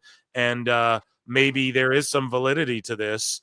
Wade Keller isn't a complete and utter stooge, is he not? I don't know. Is he, Jake? He's not one of my fools. He must be doing something right. I was gonna say, I feel like he's more correct than he's not, but every now and then you see his name associated with the BS. But I do think he tries to steer away from that, as far as I understand. I don't know who this Chris Maitland is. I don't know who that is. Who Awful is, or the chat just keeps going nuts on who they're saying. I think it's Bobby Lashley's older cousin, Robbie Lashley, is who I think.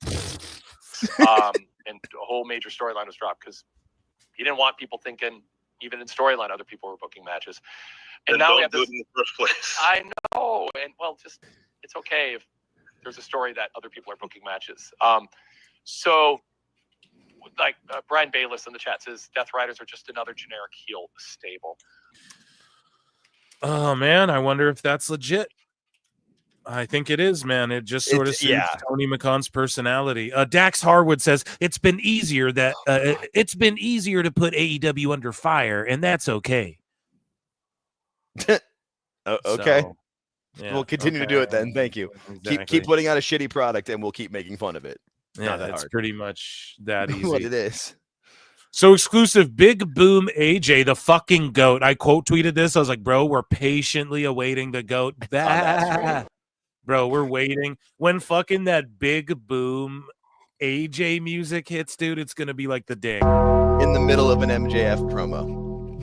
That's what I want. Big Boom versus MJF. Give me all of that. Scully Vibes for $2 says awful and Mike Epps did the fusion dance. The best guys, Tony Khan. I was gonna say fucking Mahershala Ali by the time that fucking Blade movie comes out. He's gonna be older than Wesley Snipes by the time he comes out with that. Yeah, exactly. He's gonna be older than Wesley Snipes is now by the time Yeah. that shit comes out. So yeah, that's. I was at fucking least gonna go with hilarious. Blade Trinity, but yeah, no, that's Yeah. even better. He needs to be Wesley Snipes and freaking Deadpool and Wolverine. So here's the GOAT, fucking Big Boom AJ, looking just jacked, looking like one of the biggest dudes on the roster. Put the title on him. Let's go. Best worker in the company. And let's see what he's got to say. He tells us exactly to Cultaholic, shout them out, I suppose, when he broke his fucking foot during his match. You know, I was testing the ropes, moving around a little bit, and I'm sorry if it's quiet. That's on them. I got it cranked up. I knew at some point I was going to go to the top rope that night. I was going to go to the top rope that night, and so I really wanted to kind of get a feel for it, climb the ropes, feel the ropes, see what it was like standing in the middle of the arena up in the top rope. So I felt it up there. Everything was good. Now, if I had my boots on at that moment, I had my ankle straps on at that moment. You told me that. Jesus. You told me exactly that. You said, I don't like you up there with your sneakers on. So is this like their podcast and Cultaholic watermark their shit, or what's going on here? I'm assuming Cultaholic probably interviewed them. They do, and they try to do interviews, and I think they put them on their podcast, and I think they video them for Patreon. I used to be more into Cultaholic before. I swear to God, once Tony Khan decided to put the first All In London, all of the British YouTubers were like, and just went terrible with it. Especially like What Culture and Cultaholic and all of them. I just don't watch any of them anymore. Mike Saucely says AJ's son slipped up and said they will be at Revolution on Cultaholic. So there you go. Just broke the news, and yeah, let's go.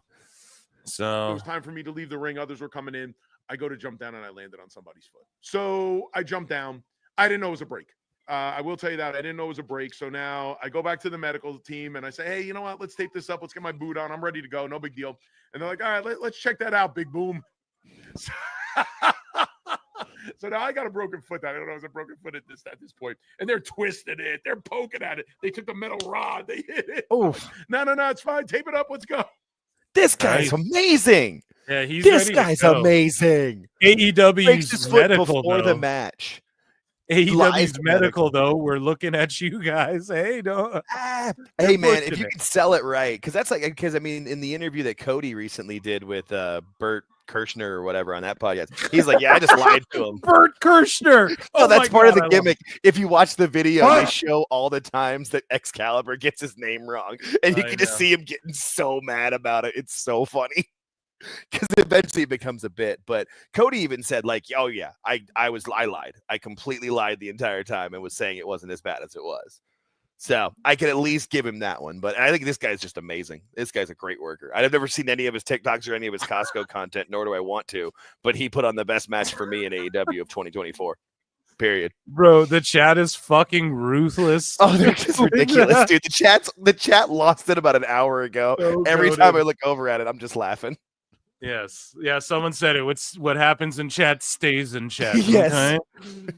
Okay. Oh goddamn! I'm laughing so hard. This is great. Oh my god! Butterbean? Fucking go to chat, dude. Oh, that's great. Okay, here we go. Okay, here's speaking of God. awful. Yeah, right. Let's right on to the next cue. Oh my god! I sent him the link for tonight too. He must be busy. I was trying to get him in here again. I'm trying to bug him as much as I can this year. But hell yeah. He makes a video here, 588K viewers, and lost again to NXT 626K. Let's watch his edit here with Mercedes Moanea. You thought 2024 was money. You thought 2024 was money, Just wait till you see what I do this year. Just remember. No. No. Fuck. Money changes. Money changes everything. CEO. Exactly. No pop.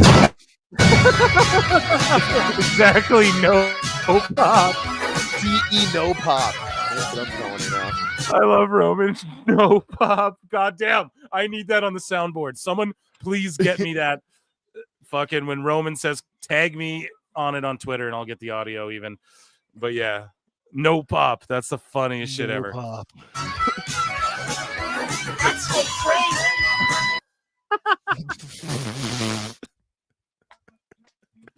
He zooms in on the super kick. What the fuck? It misses by a mile. He never hits with the orange punch or any. Does he ever hit anybody? No, he doesn't. He doesn't lay shit in, dude. And we're watching WWE highlights where they're laying it in. Jesus.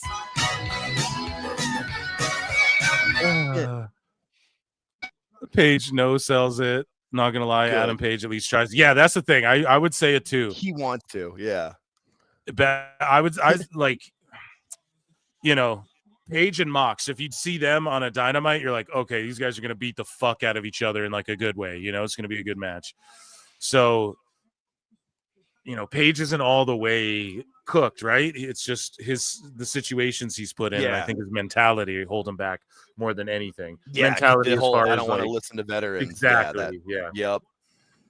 That's why I used to say I wanted him in AEW or in NXT a couple years ago. And Me then too. once he said, the moment he said, "Oh, I don't need to listen to veterans," I'm like, "Go fuck yourself. You're an idiot." Yeah. And that's what Jerry Lynn actually has to say in a little bit here. Oh, I saw that was a clip. I haven't actually seen the clip, but I saw the posting of it. Yeah. Well, let's finish this awful video here. This terrific video made by Awful Wrestling. This is Wrestling. fantastic, by the way. Watch this vicious knee. Boom. Oh my fuck. Weakest AEW Ricochet attack swerve. Yeah. We're getting Don Stevens for sure. More bloodlust for the sickos. Here, I'll try and like go. Yeah, it's all bloody too. I just don't want to show that. Brand new intro for with Shaq. Yeah, so again, we got to talk about it. The Pointer Sisters. So Jeff Jarrett comes out. We watched it live on Wednesday, right? And it's like Jeff Jarrett comes out. He's like, I want a world title shot. And then fucking Conrad Thompson tweets out, I'm here for it. And he always says this shit, here for it. That's what Kevin Smith says all the time, too. I love Kevin Smith, but it's like, you fucking boomers. That's like I'm here for it. Bro, people stopped saying that shit like 4 fucking years ago. You know what I mean? You're here for it. God damn it. We know you're here for it, Conrad. You get to talk about it on your fucking podcast with him and sell Blue Chews to everybody. Talk some hot goss. You know, we already fucking know. So what say you? Yeah, what say you? So Shaq, though, it's raining men, hallelujah, is what some people were saying the theme should actually be, but it's the Pointer Sisters singing I'm so excited. I still think now, whether the mole whether the mole is correct or not, the mole said that how they came up with this, this is all speculation, who knows if the mole's correct or not. He said that they came up with this by going like, what song gets people excited? And then someone goes, I'm so excited. And then they're like, oh, it gets stuck in your head and whatever. He's like, that's the level we're at here. Now, I don't know if that's real or not. That's the mole. Could be all speculation. I'll say this. That song and Jeff Jarrett being like, I'm going after a title shot, it just shows where the fuck they're at mentally here. Yeah. And then bringing back Elton John and GNR. God damn, Tony just wants to relive his childhood and he has the money to do it. It's like Michael Jackson. Coke. And next thing he'll be hanging out with like fucking I don't know. Who's the kid who plays Spider-Man? One of these guys. Isn't he like 40? Tom Holland? Yeah, someone. Okay, Tom Holland be having sleepovers. No. The thing is, but he'll do it with Tobey Maguire because he's still thinking of that Spider-Man. That's what's going to happen.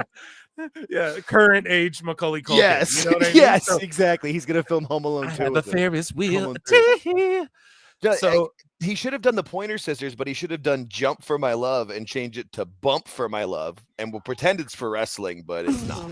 Jesus Christ. Oh, come on now. Sorry, that's my joke about the whole thing. But listen, though, in this fucking intro video. Oh, it's so bad. I'm so excited. They have Shaq, who hasn't been seen since 2021 and apparently was pissed after they did the table thing because he didn't think it was going to go down that way. That was the story that came out. And then they also have fucking Snoop Dogg in That's the the intro. worst one. Mike Tyson, who is literally yawning and hasn't been there since 2021. And then fucking Snoop, who hasn't been there since January 2021. And has been on WrestleMania since. Yes, dude. That's 5 fucking years ago. Then they play Monet, his cousin, right after. Yeah. They kind of look alike.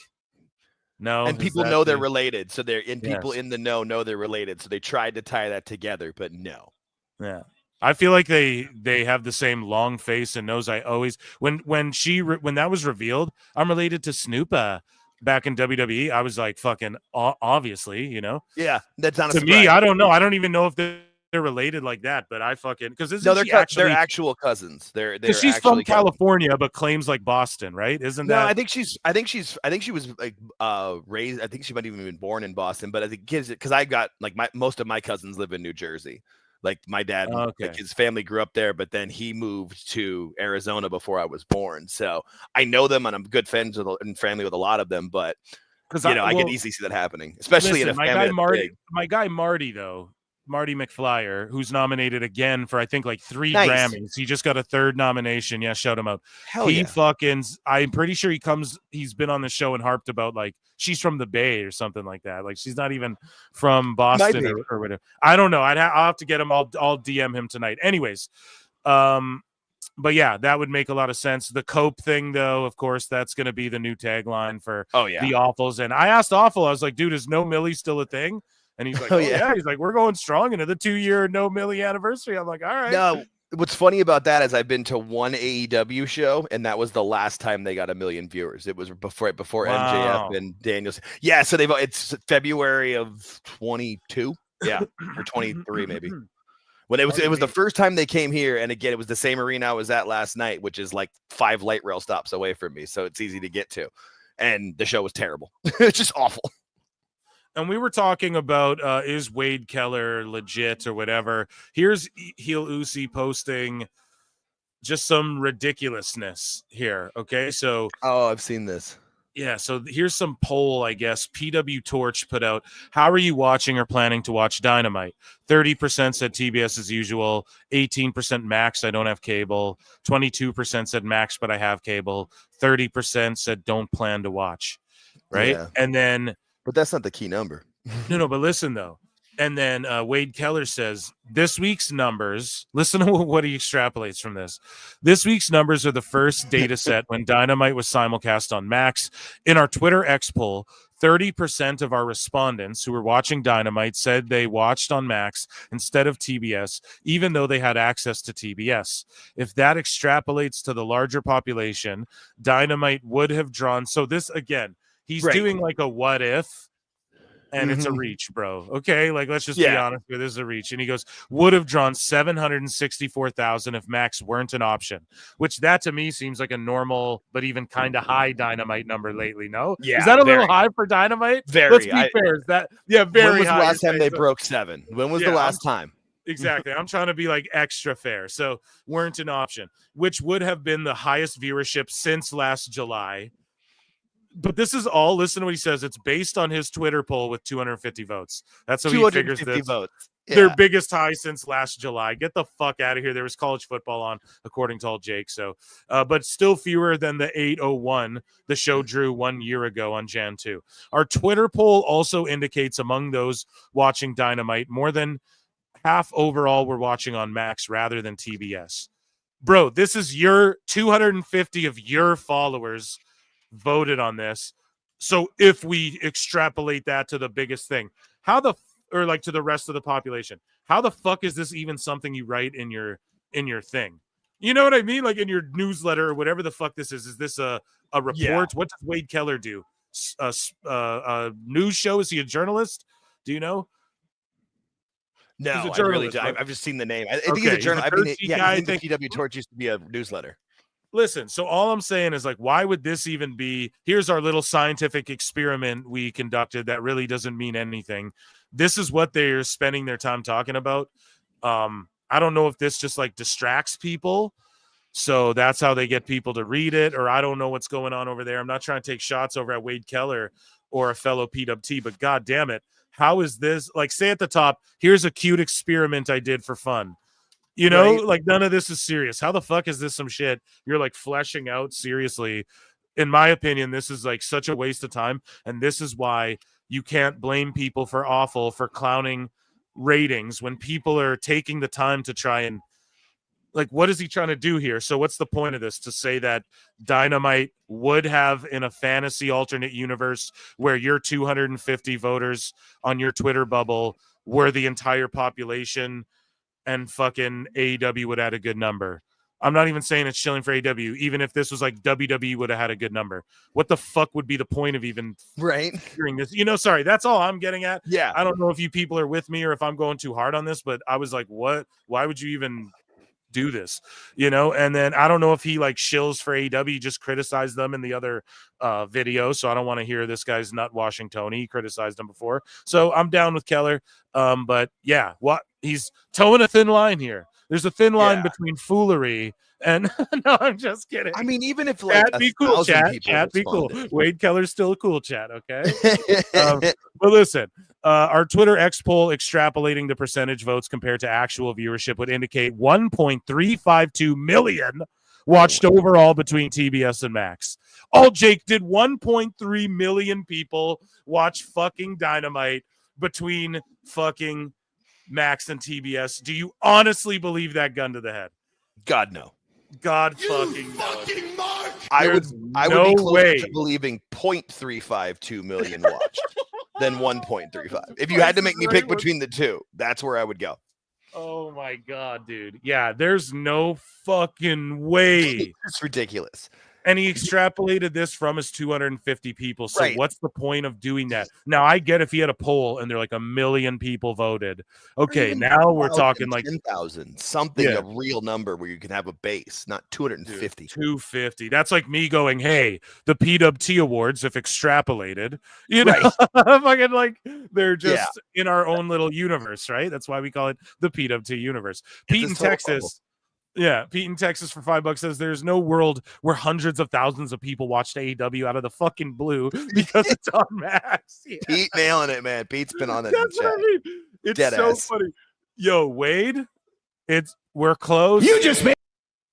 I cut him off there, Wade. It's close, buddy. You're about to. We're gonna keep an eye on Wade Keller, chat. Okay, we're gonna keep an eye on Wade. We're going to see. Yeah, some in the chat have already turned on him. I can see that. Some have, which I understand. We're gonna keep an eye on this Wade fellow, okay, till we get to know him a little better here. But Pete in Texas, yes, you're absolutely right. That's what I'm saying. And then for him to be like, if our sample size was the population, that's, what did he say, 1.325, and then to break it down to that much of a decibel number, like, bro. Stop, just stop. just there's no point in that. Is there really nothing to write about? Yeah, nothing to write about. Crazy. You're just trying to fill up pages. That's what I'm talking about. So yeah, we're gonna keep an eye on that. So charts. I tweeted this out since Junkie blocked me over CM Punk's WWE return. I've stolen his chart for my live show this evening. Shout out Junkie. I have no fucking problems with the guy at all. But streaming percent of all US TV watch time November 2024. So it's just a chart basically of YouTube is the main thing. More people use YouTube for just audio than Spotify and Apple and all that shit and iTunes or whatever combined. Just audio, let alone the visual aspect as well on YouTube. It's just the kingpin.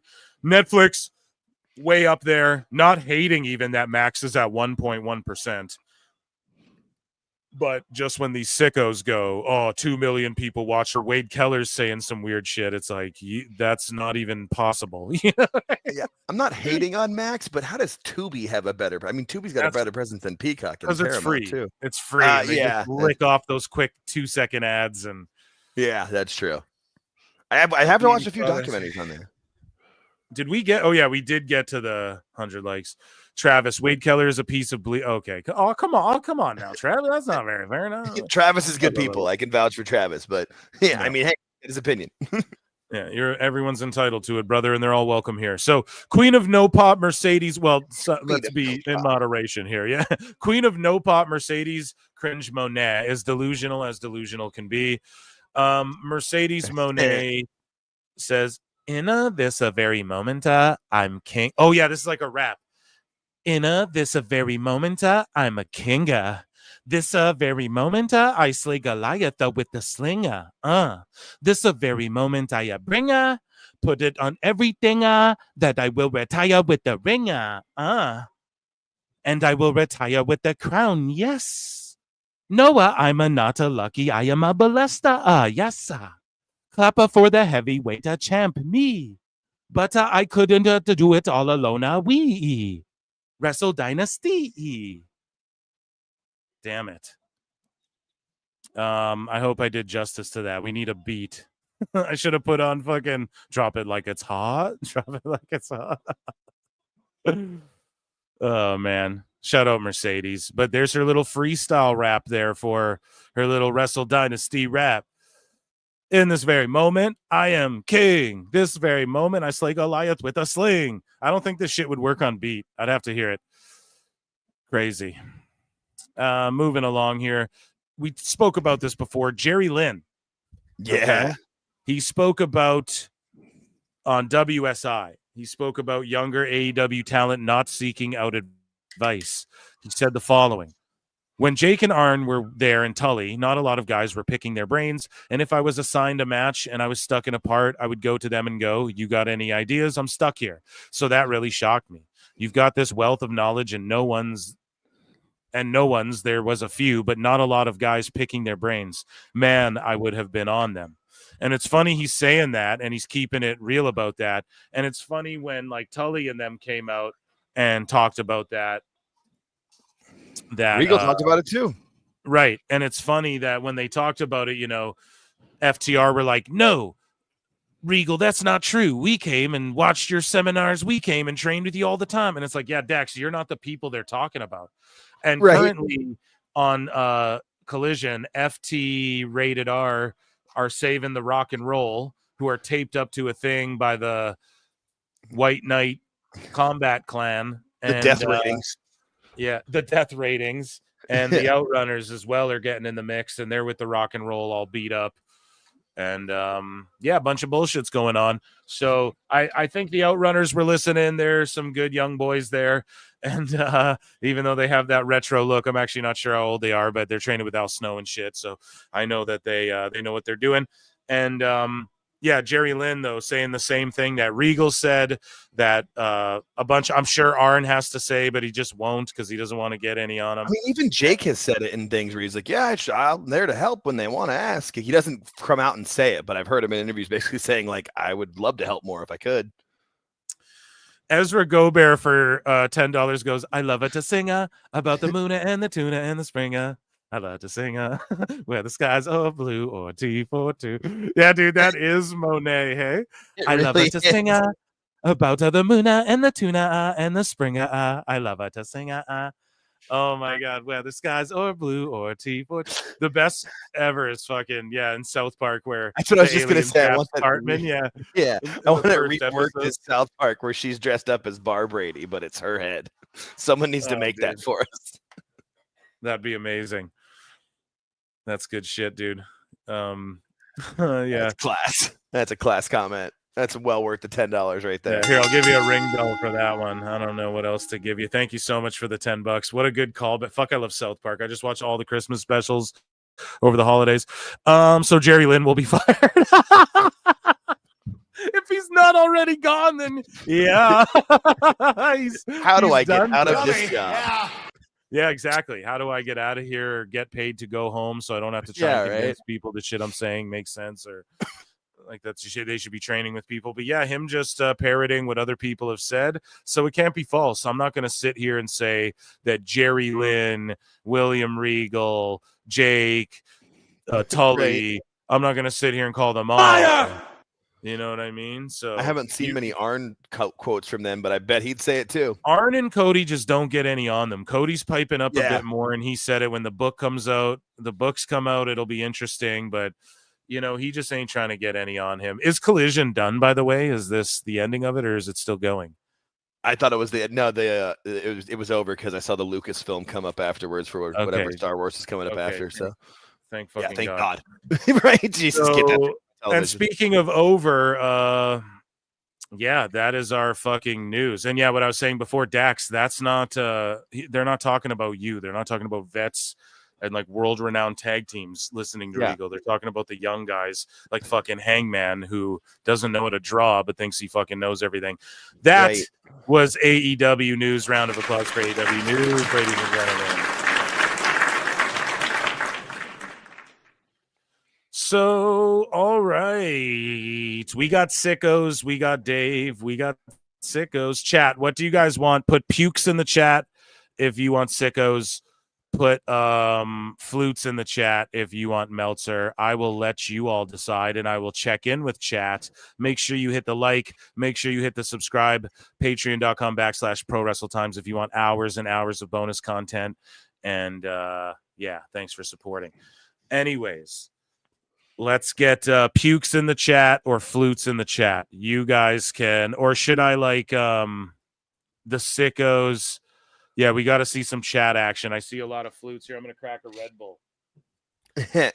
I see a lot of flutes. A lot of both, I feel like. I'm seeing a lot of flutes, dude. Yeah, I'm here for Dave. Yeah, but then people do love the sickos too. Ray J's World Flute Time. Yeah. Especially now, dude. The sickos has been revamped. It's now a fun segment again. I fucking vamped it. Well, dude, I salvaged it I was like, going into 2025, we're not getting into these obscure corner of the internet fucking Mark beefs. We're gonna like keep it fun, like when it started. Just laugh at them. Yeah. And like certain things that I find hilarious or that are relevant to like the other news or what we're talking about throughout the show. So it's been way better the last few, and it's a decent one today. I think it's pretty funny. So flutes. I see the flutes, guys. Gotta save Dave for the finale. Well, we're gonna do some flutes. Yeah, the flutes won 100%. We can get down with the sickos in a bit. See, Anthony J knows either works. They're never bad. Yeah, Anthony J's got it right. Exactly. It is time for everybody's favorite segment, the voted upon segment, the best segment, the goated segment, Mrs. Cornette's favorite segment, everyone's favorite segment around the world. And it is called Dave Meltzer's Dumb Moment of the Week.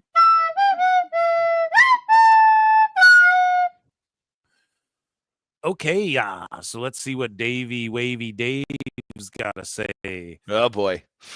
So we got Alvarez getting slapped around by your boy Phil a bit.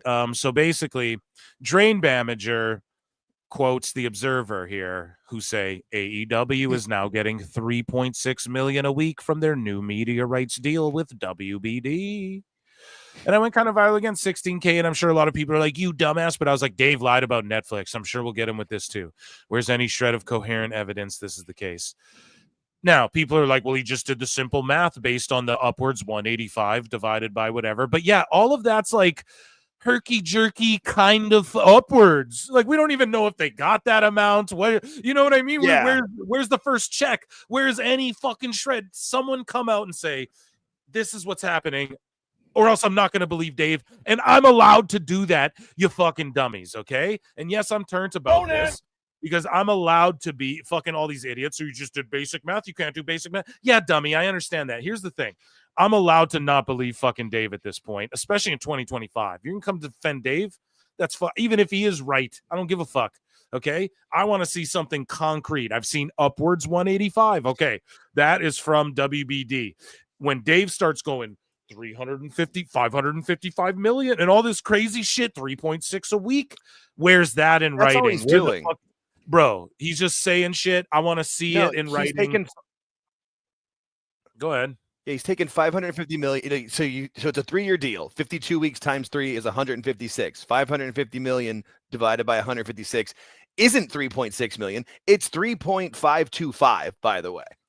Right, but he's just lying out of his ass completely. Exactly, man. The and then it's like, what number do we believe? The 1.85 upwards or the 555 million he's talking about? Oh, it's over the 3 years, but we don't know because it's upwards. It could be more, it could be less. Even this number, if AEW came out, if WBD came out, we're like, yes, here we're giving them $4 million a week. I'd fucking applaud them. I'd be like, that's incredible. Here's the thing. There's no evidence. That's why I said coherent evidence. provide it to me, I'll shut the fuck up gladly. Just Dave, I'm allowed to not believe him on this one. He's been wrong about everything, bro. So wrong. He's averaging it because isn't it like the first 2 years or less, and the third year is the most money if they for the deal, because that's how TV deals work. So it wouldn't be 3.6 million the entire time. It'd be less this year, a little more next year, and a lot more the third year. But Dave's just like, oh, it's an average 550 million. They got it all right now. That's not how it works. It's not how life works. So Raj Giri, and shout out Matt Morgan for DMing me here the other day, and I was calling him Raj Giri. He's like, bro, it's Raj, and I'm like, oh fuck, thank you. Thank you. I appreciate like, that. thank I you. always appreciate when people do that, though. And That's shout out fantastic. Matt Morgan, Gigantic Pop, and Raj, and I hope Raj's they're been on fire lately. doing well, dude. He's been on fire. He's going back and forth with Meltzer. Owning him. I love it so much. But let's go. I don't even know where to start with this because there's a bunch of them, okay, of them just going back and forth. So it's going to be the through line of this segment here, okay? It's going to be Raj Giri versus Dave Meltzer. So Raj says, let's go back to where we can. 2022 is when. So let's see. We're going to try and go to the beginning of this whole argument. Oh, God. And see, how it starts here. I know. So this BJ Bethel guy. So this is Tony Khan's friend, right? Like lifelong friend or whatever. Is that correct there, Jake? As far as I understand it, yes. That's our understanding. So he goes, that's been at the top of his YouTube for months. So as far as I'm concerned, he owns it. All of his qualifications and excuses to say two things at once. He's a liar at best and a coward. Meltzer says, well, fact, he hasn't taken it down. Shows best you can say is he was willfully misleading on getting a TV and totally wrong on the price, even though info was already out on how the talks were going. The worst you could say was clueless on both. And they're referring to an Eric Bischoff thumbnail or whatever that, by the way, I believe Ant Evans, guest on this show, he's worked in TNA, worked with UFC, works with Eric Bischoff. Ant Evans copped to that on Bischoff's show. He produces on that one, and he went on there with Bischoff, and he's like, yeah, I make the thumbnails and stuff. And Ant Evans is friends with Dave Meltzer. So I don't want to hear shit. I don't want people to come to me and be like, here's the thing you never hear me criticize the dirt sheets or anything for. Oh, they're using clickbait. Everyone does. That's the fucking game. Don't hate the player, hate the fucking game. I don't like it either, but it's just what it is. Everyone's got to play the world that we game live in to a degree, bro. Yeah, you have like the ads on the mats. It's all about the game and how you play it. It's all about controller and if you can take it. See, so that's that. It's all about the game and how you play it. Don't hate the player, hate the goddamn game. And so they're just mad about this Bischoff thumbnail that Ant Evans made, and they're like, they still haven't deleted the video. Well, why does he have to delete shit? You can't be wrong about some shit, Dave. You're wrong about shit every fucking day. We chronicle you don't delete any of it. So, like, what are you talking about, bro? It's always like holier than thou. No, he better delete this because that's no, fuck you. And so the fact he hasn't taken it down shows the best you can say. He was willfully misleading on getting a TV and totally wrong on the price. Shut the fuck up. Willfully misleading. Bischoff is talking shit, informative shit from experience on a podcast, not claiming to break news or do anything like that. And he has insight on shit because he's in the biz. He knows people. You're the news and the observer, Dave. So you're not a fucking loud to hold people to this certain standard of like saying, oh, they're misleading. No, you're fucking misleading, right? Dave does a YouTube show. You can go watch his YouTube fucking show. It's not misleading people to give his opinion. And Dave, and here's what we're going to call Brian out for in the fucking finale. Brian, and I'm going to show you guys again. Brian does not get a pass with me. No. Because Dave's opinion, and I love to say it too, well, it's just Dave's opinion, but it's not, according to Dave. Dave likes to go, it's not opinion. I'm an expert. I talk to experts. I studied. I knew. I talked to the experts, and then what I'm told, and I wouldn't say it if it was all this shit, bro. He's never wrong about all my 5 stars, or I've given matches I don't even like fucking lots of stars. Actually, it's the truth. It's not actually just my opinion. That's what he said on the air. So don't fucking tell me, and Brian's going to do that later, which you're going to cover. Oh, it's his opinion, man. No, it's not, according to him. So I'm going to roast it as though it's not his fucking opinion, because that's what he believes, right? That's what we're trying to do, is change how this motherfucker approaches the shit and functions it, or at least the way people can digest it in a different way instead of being conned out of their 14.99 or whatever. Anyways, though, that's what Meltzer says. We have to go through a whole tunnel of shit. Let's just start reading back and forth, okay? Because I don't know where to even start with this. You saw me. So much. I flipped through like 400 before I even got to that. So Meltzer says, like, I pointed to house show advances being down and how that's always the first sign. Also pointed to WWE doing stadium shows with big crowds as the turning point, all in 2022 before the decline.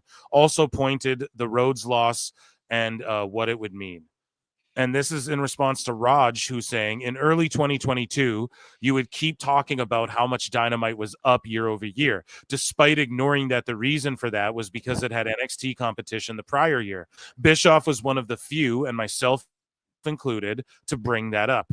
So like Meltzer is sitting here and going, I pointed to house show advances being down, and that's always the first sign. So he's trying to retroactively be like, no, I actually pointed to the the house shows were down and how that's a first sign that it's not going to be as popular and all this shit. But you're still over here groveling, Dave, about how big this rating is and why the high 0.1525 is better than a low 0.15. You're fucking doing all of this shit squirming, bro. And then you're trying to say, well, back then I talked about they were doing stadiums and these guys had low whatever the fuck as a turning point. He's just bullshitting, basically. And then Raj responds to this and goes, you laughably that year would point to Hangman being the draw on those pay-per-views as opposed to Punk. And he did that. You fuckers remember that, right? Dave was trying to say, well, Hangman was the draw. It actually wasn't Punk by the data. He literally tried to do that in 2022, right? That was all CM Punk. You would suggest that Dynamite would overtake Raw in the ratings in the demo, despite ignoring that there are ceilings, and Dynamite was clearly near it. It's not a big deal, but really hanging your hat on this AEW TV deal that everyone didn't call that exactly as a moron, but you can be incorrect on other topics is fine, is weird. And Dave wasn't even correct on the TV deal. So he's like, oh, no one else was correct but me, but he wasn't even correct on it. So it's fucking so stupid. And yeah, he was saying Hangman was the reason for those draws that same year. Okay. As we go down this tunnel of shit, because there's more of it. It's like Shawshank. So, dude, it literally. So Rod says Bischoff had been predicting the drop off in AEW popularity for years. You hadn't. I don't see him needing to mention it in every other fucking tweet like you, Dave. And then Meltzer literally goes, 2022 is when I did. And Bischoff didn't predict the upswing or initial success. Dave, what upswing or okay. Bischoff wasn't fucking talking about AEW, and he didn't predict the upswing or initial success because nobody knew. It was just a random thing. So it was a 50-50. It was either going to work or it wasn't. And what upswing is he talking about? They started as a company, were super hot, have been trending downwards since. So there wasn't an upswing. He's talking like it was WWE that got a fucking upswing or whatever. You know what I mean? Like upswing from when? When was AEW's upswing? At the very beginning? That's not an upswing. They just were a new thing. It was hot at the start. Now it's been like a ski slope going downwards. There's no upswing there, bro. I don't know what he's talking about. So all the guys who said it would fail from day one can say they were right because 2024 was down from 2023. But they were also wrong in the early years and wrong in the big picture because none of them said it was headed to many years of profitability.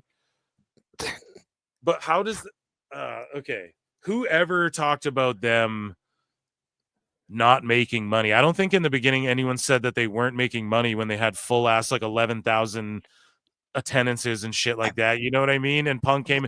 No one was like, "Oh, they're not making money." Punk's talking about, "I made you guys $1 million gate." It was like, okay, fuck, man, you got to spend money to make money. I think everybody understood that. But it's after like 3 years, I'd say everyone's like, okay, they got to be just losing money now. Look at the attendance. Yeah. Look at the houses. Look at the fucking talent they're bringing in. So I don't know what Dave's talking about, man. Maybe some trolls gotten arguments with. I don't know with Bischoff. I know with Cornette, he always comes back to, because I remember Jim said AEW will fail in 6 months if they don't change something. And a couple months later, Tony took over as booking. So they did change something, and it's been what it's been since.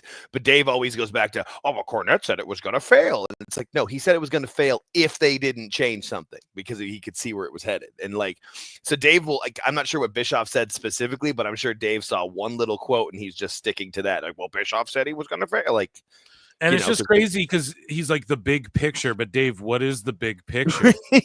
Like, that's the whole thing. We don't know what AEW's big picture is. Like, not filling buildings and like having shitty. Like, what is the big picture for them? We don't really know.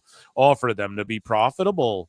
Well, then why are I thought no, we aren't supposed to care about that. Like, why is that the focus then?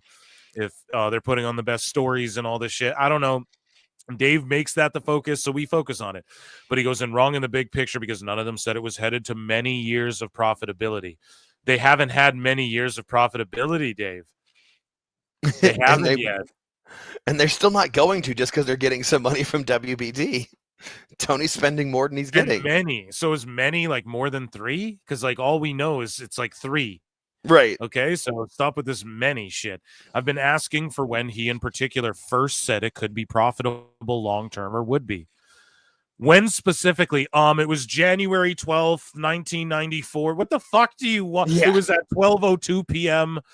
What the fuck do you want from him, Dave? Like, Dave, you fucking said people were dead last year who weren't dead. Where were you when you learned that and when you tweeted it? Dave, I want to know, bro, because you're demanding this of other people. Yeah. This is putting some unrealistic expectation on a motherfucker because you have no action. You can't be right. Like, there's no defense to what Dave's saying. He's just scrambling, literally going in his tweets. If it's prior to November 1999, then he was right early on.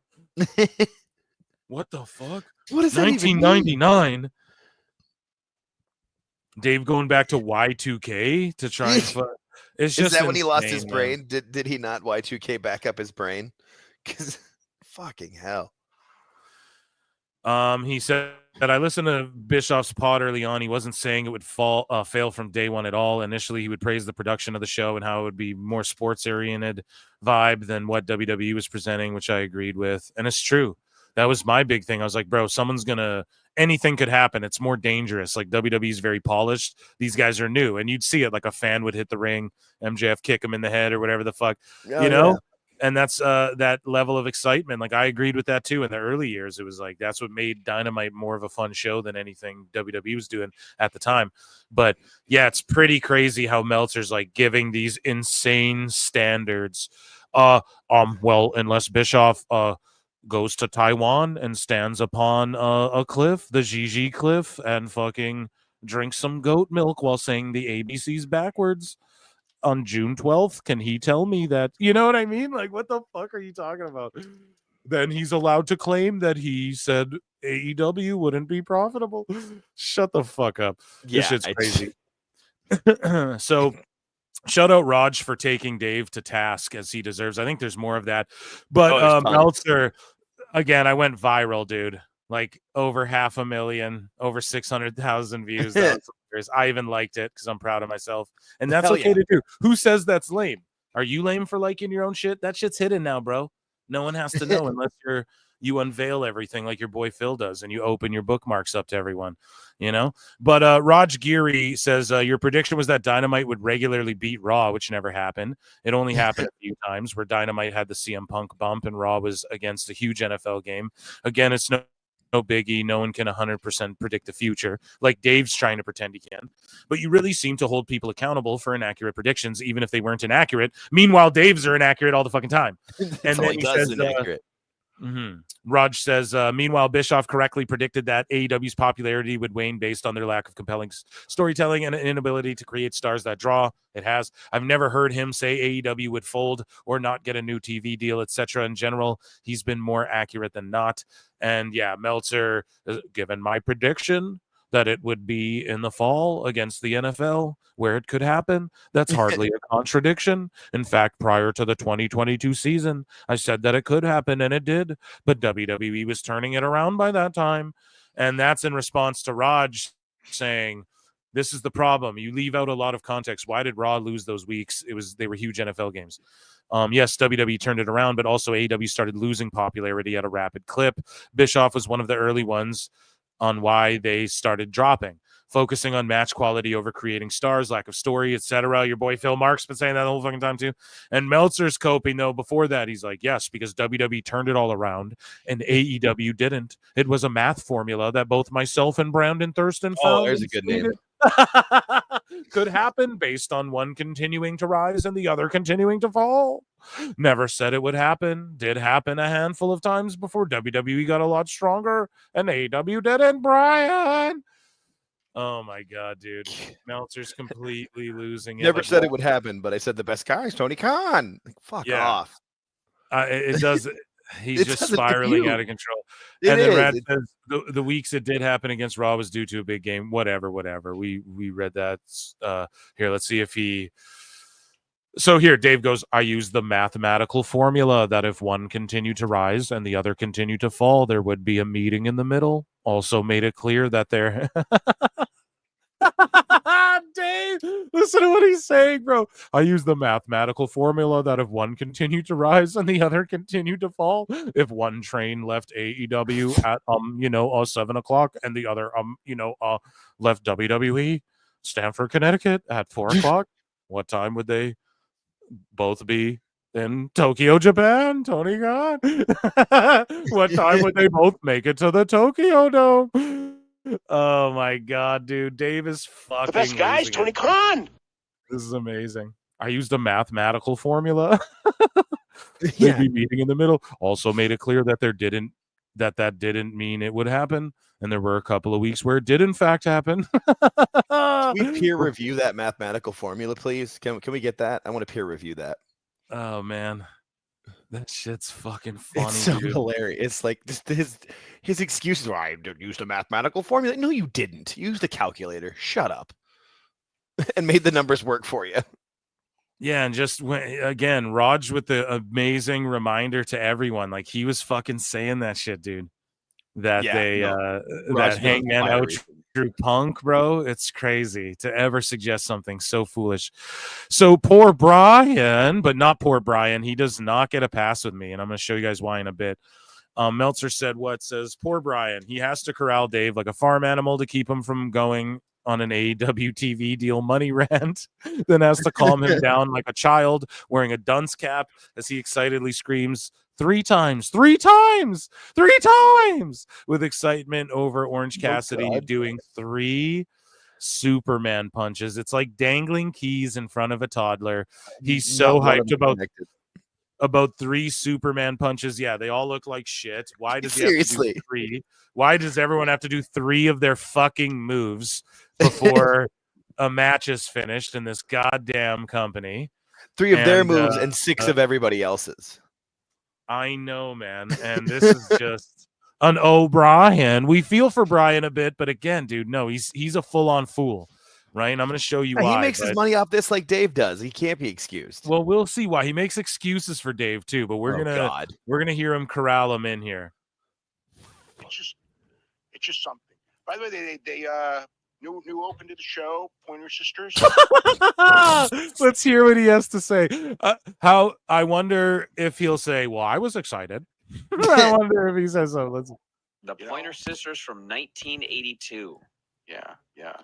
And the Elton John thing's back. And Dave's excited because he's an old, out of touch, fucking old man, dude. You know what I mean? He's watching Bob Barker and them, bro. Yeah. So he doesn't know, man. He's too old to realize the Saved by the Bell reference from that song with Jesse Spano and caffeine pills. Yeah, everyone was posting that everywhere too. Yeah, it should have been. That's the first thing I thought of. I wasn't even watching AEW yet. I was just listening to you and Awful, and you're like, they're playing. I'm so excited, and I just went, I'm so scared. Like it's just, I'm so scared. Dude, that was my favorite show. And it's embedded to anybody who grew up watching it. Like I watched every episode of that show, even the college years. I've seen it. I've seen the movie at the end. It's terrible, but I know it all. I grew up on that shit. I know. I watched all the like TV Right? movies college year where they get married Absolutely. and shit. Oh, But yeah, here we go. like, Let's listen to Dave fucking Saved by the please. fucking Dave over here. Saved by the Bell Dave. Saved by the Dave. Fucking Screech over here. Screech's old senile grandfather over here. Fucking do mathematical equations for us about how many times Orange Cassidy hit a Superman punch. I used a formula. It's just something. By the way, they new open to the show, Pointer Sisters. The Pointer Sisters from 1982. Yeah. And the Elton John thing's back. So I think we're going to be seeing. I swear, Tony Khan saw Saturday night's main event and is like, "Oh, we want nostalgia. Let's bring it back to the 80s. Do it double. We'll do it more." Fuck, so stupid. But he's not really doing that. It's just old songs. And it's like, no, that's not what we like about the nostalgia part. It's that it's once in a while we get a little bit of it and everything's like old WWE nostalgia. You don't have nostalgia yet, AEW. A lot more aspects of spending money now that these checks are starting to come in. Now that it's the first of the year. Tony Khan's always spent a shitload of money. See, this is the narrative that Meltzer's trying to push. I know I'm pausing it a bunch, but I have to break it down because it deserves it. You know, you goddamn liar! He's a fucking liar. Here's the thing, right? And I'm going to break it down. Bro, you're not about to lie to everyone all 2025 and start saying the reason Tony Khan is starting to spend money is because the checks are rolling in because it's the first of the year. So like a check is rolled in, Dave. So a check or checks or your checks are rolling in for shilling this shit for washing balls the long way. You know what I mean, dude?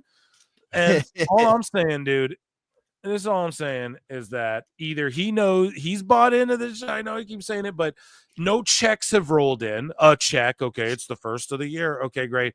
No advertisers to us, all these checks. Okay. How do you know this shit, Dave? But that aside, you're not about to try and gaslight people in 2025 and tell us Tony all of a sudden spending a lot of money now. He just brought the Hurt business in like 3 months ago, bro. Guys, Tony Khan. Okay, he just brought the fucking Hurt business in for like 10 million or whatever the rumors are, even if it's 5 million. Fucking 3 months ago. Guys, Tony Khan. So don't start telling me that he's getting checks now and Tony's now starting to spend fucking money. No, he's always spent a shitload of money. This has nothing to do with it. And if Tony and if this is a sign that, oh, well, Tony got the check, that he was paying for these songs that he couldn't, so he had to resort to other shit. Now he's going back to it. Some shit that didn't work before, now that he's got some money, then that's an L2. That just shows me terrible fucking business. Thank you, fuck you, bye, boom. I don't know what to say, Dave. Let's just go back a little bit. Starting to come in now that it's the first of the year and they're getting like you're going back to Elton John after it wasn't working or you couldn't afford it anymore. I don't get it. That's fucked. Don't go back to that then. What is it? $3.6 million a week. From 3.6, man. He's just putting out a lie narrative. Alt Jake did the quick maths. Everyone did the quick maths. And that's why I'm like, this is bullshit. Yeah, it's about 3.525, so it's upwards. So you're just assuming upwards means they're getting more. What if it means they're getting less too? You don't know. You don't know if they're like, we're gonna give you upwards this amount, but to start. Like, how do we know it's just broken down week to week 3.6? Is that the fucking truth? Show me something that says that from WBD, and then I'll shut the fuck up. I'm not mad that they're getting money. I want them to get more money. I know people are saying, oh, Fred Jones, you're just mad that they're... No, it's not that. It's that Dave's telling people lies again, and I care about fucking disproving Dave. I don't care if AEW makes money. I want them to make all the fucking monies. I want them to make all the monies, guys, okay? I want them to get so much money that Tony goes, you know what? I'll just step away, which will never happen because he already has infinite bucks. He already has the infinite money cheat code from GTA. But all I'm saying is that I don't care about that. What I'm talking about is Dave is telling fucking lies about 3.6. You're lying, dude. And you're not going to try and make believe that Tony's now going to spend money because, look, they're making all this money. That means the product's good and hot. Well, yeah, the attendance and the viewers are down, but look, 3.6 a year. The fucking really bad studio that fucked up all of DC comic books and fucked up all of the fucking DC extended universe and that, you know what I mean? And they're fucking hiding 10 billion from fucking public investors. And they're doing great. I mean, hey, they're willing to shell out the money. The people who filmed the whole Batgirl movie then shelved it. They're doing great. They filmed a whole John Cena Acme fucking Wile E. Coyote movie and shelved it because John Cena's not hot right now, and they couldn't use that movie. No one would make money using that movie other than WBD, right? No, but they shelved it. Why? Because they're fucking terrible at business, bro. And you're the only one going, all these billionaires are making hundreds of millions. Okay, what does that have to do with the product being bad, the houses being down, the show looking like shit and copying WWE in the bad ways? Fucking ex-WWE old talent, the dude overspending on shit that he doesn't need to be overspending on, bad creative. You know what I mean? Like, what does any of that have to do with any of the shit you've been peddling? Key demos that are down year over year overall ratings that you keep saying, this is what matters, and then other shit, man. Like, what does any of that have to do with anything? Them just getting richer. Okay, cool. Oh, WBD did a dumb business deal with AEW. Hey, sweet. Everyone knows that. Hey, you know that? Like, they do that all the time. Haven't you been paying attention to WBD at all, Dave? I thought you were an expert who studies this shit. How can you not just simply say what I say? Well, yeah, they do bad business. Of course they gave AEW all that money. They're peeling off the top. Unless you're invested or your checks are clearing, bro. At the start, I want to know that 3.6. What's WB taking off the top of that though? What would Meltzer Tony gets $100 a ball lick. What is it? $3.6 million a week from their media rights deal. So it's a lot of money that they have now, and they're not. No, according to you, Dave, it's $3.6 million. So the business. It's not a lot. That is hopefully takes care of one young buck this year. It won't. That's like a third of his check this year. I hate to tell people that, but they're really. So anyway, Orange. I hate to tell people that, but they're really. Alvarez is like, yeah, we know that they have a big money deal, Dave. We're trying to review this match. And they're not going out of business. I hate to tell people that, but they're really. So anyway. They're not going out of business. Yeah, Dave. No, nobody said they were. Yeah, exactly. It's like they're not. Yeah, at least I didn't. But Dave is just all these old podcasters. He's just so hung up on that. Well, if they don't go out of business, then it's all good. He doesn't care. Just it's okay. Just keep doing what you're doing, and that's not good, man. Dave doesn't really care about the wrestling business. He just cares about the perception that he's right to a bunch of demented fucking weirdos who sniff socks. Shout out Moose Knuckle. Anyway, Orange Cassidy versus Hangman Page was the opener. And it's a very good match. Fight forever chance. Both guys worked really hard. And Orange, the finish was actually kind of weird. I thought so. Orange hits the punch. One of his 3 finishes. times. I know. Let me build up to this. He hits 3 the punch, times. Can you dig it, sucker? which is one of his finishers. He hits it a second time. He hits it a third time. He goes to hit it a fourth time, and Hangman just hits a buckshot and pins him. Like, it totally kind of killed his finish. Yeah. That shit is dumb, and they do that all the time. Critique it, Dave. Say, yeah, that is dumb. They do that all the time. This could be why the attendance down. They still got 3.6 million, though. And pinned him clean in the middle of the ring. And then he goes to beat on him afterwards. And Chris Daniels comes down to make the save. Hangman decks him. And then all the security guys run down. And I don't know, man. Dave is just such a putz. He can't help himself. Oh, this big TV deal and that, which is cool. I mean, yeah, they got a good TV deal. Good for them. But I just don't know why. Okay, Dave, how's that going to help the attendance or the ratings, or how is that going to help any of the stuff that you're trying to act like is the demo god? How's they're going to beat Raw? All this shit, like, back that shit up or whatever. Like, how is it going to help New Japan not getting their US TV deal renewed when fucking AEW's mission statement with New Japan was sort of like, we're going to help, and what Dave was peddling, they're going to help explode it in America and stuff. none of that sort of happens. So you're just like happy that they keep getting a TV deal from a company that does terrible deals in all of the media. Right. Like, dude, there's like economists and fucking writers who write about the merger of like the whole WBD merger thing as like one of the most biggest travesties, like fuck up mergers ever, biggest L mergers ever in like media or whatever. So, and then Dave sits here and he doesn't talk about that aspect of it, but wants to say, oh, I study the business and I talk to TV execs. Pete in Texas for $5 says, could you imagine being around Dave so excited and not hiding it in person? Could you imagine being around Dave so excited and he just can't hide it in person? Good Lord. Yeah, dude. He'd slobber all over you. His tongue would come out. He'd be the best guy, Tony Khan. The best guy's Tony Khan. And just tell you how great Osprey is. Yeah, he'd be like, oh, well, you know, they got their TV deal. Well, Osprey. And you'd just be like, dude, what the fuck? Do I know you? Do I know you? Yeah, who brought you here? Who's man's? Vulcan 280 says making fun of 2K at this point is like making fun of a cripple or someone who's mentally disabled. Well, god damn, he clearly has social issues, and I'm honestly wondering if he has something more. No, bro, sure. I bet he's just like super ADHD.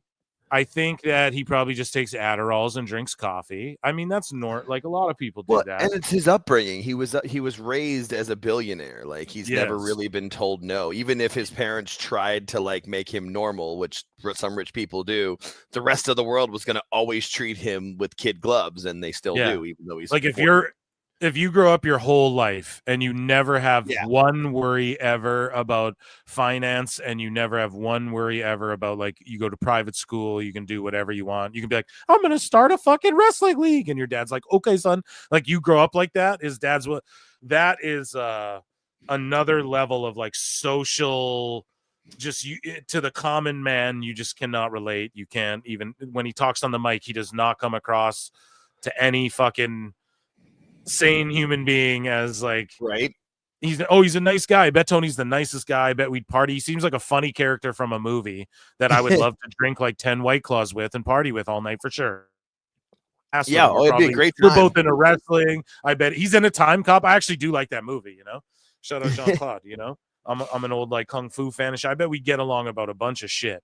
But when it comes down to target man myself. That's the first one I could think of. Yeah. I like Laser Mission with Brandon Lee. Right? Was it Sudden Death? Was that the one in the hockey stadium?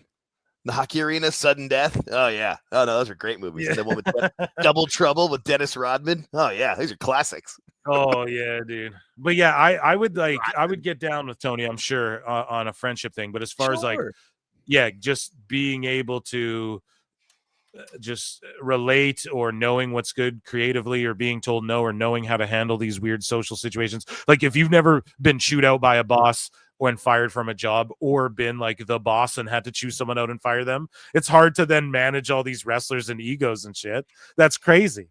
You know, to like have to wrangle all this and how are you going to chew people out and tell them when they're fucking up or whatever. And I'm glad he's pumped a bunch of money into wrestling, but we'll see the long-term effects if that's actually a good thing.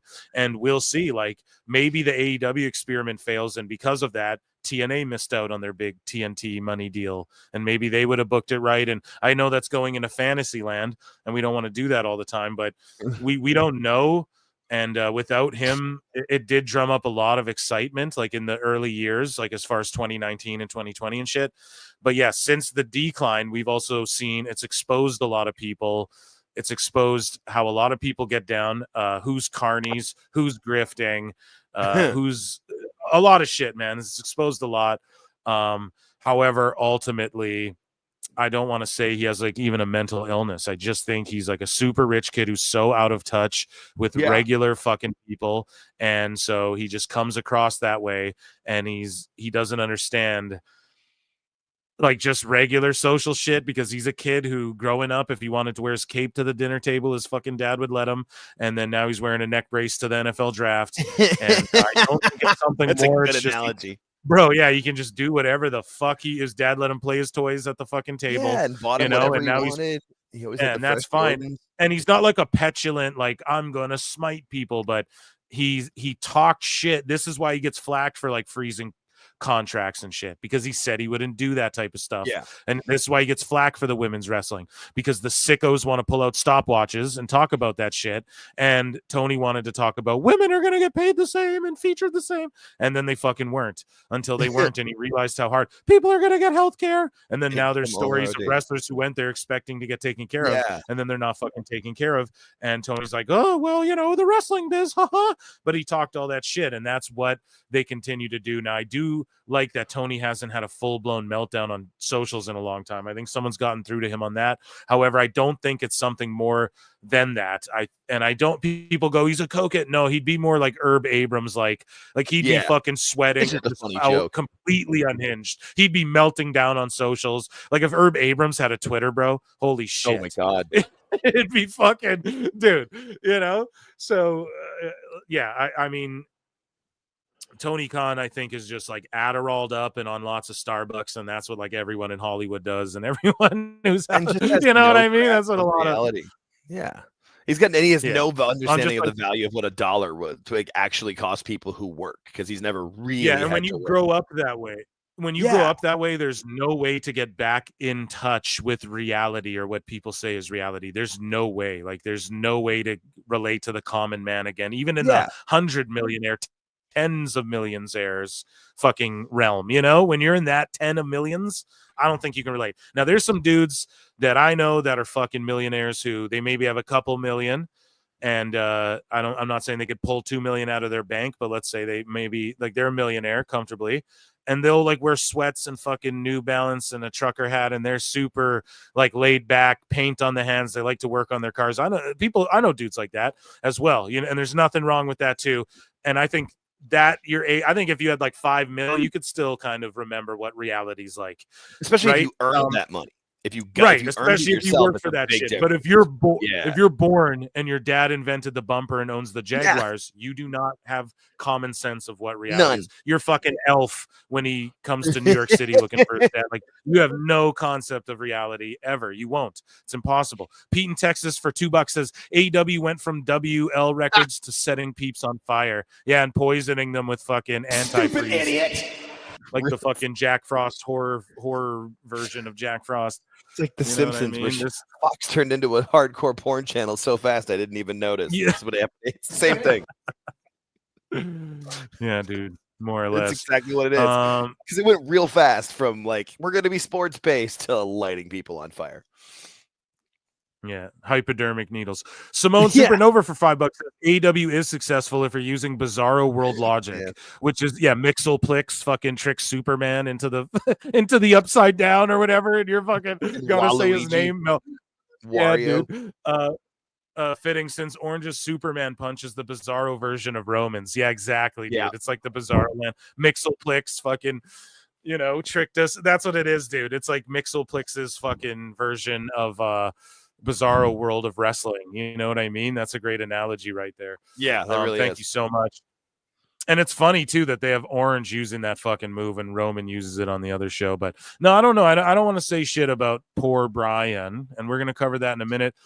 So Meltzer goes on with Raj. He goes, yes, because WWE turned it around and AEW didn't. It was a math formula that both myself and Thurston. I think we covered that one. And then I think Raj responded to him. Maybe we just didn't get his response. It was all here. I think I bookmarked like all of them. Yeah, this is the problem. You leave it out of context. Why did Raw? It was the NFL game, so we covered that. The 2022, we covered Raj saying, dude, you thought fucking Hangman outdrew Punk is what you're trying to peddle. So Raj says this week's it did happen against Raw due to a big NFL game, so they're just going back and forth about that.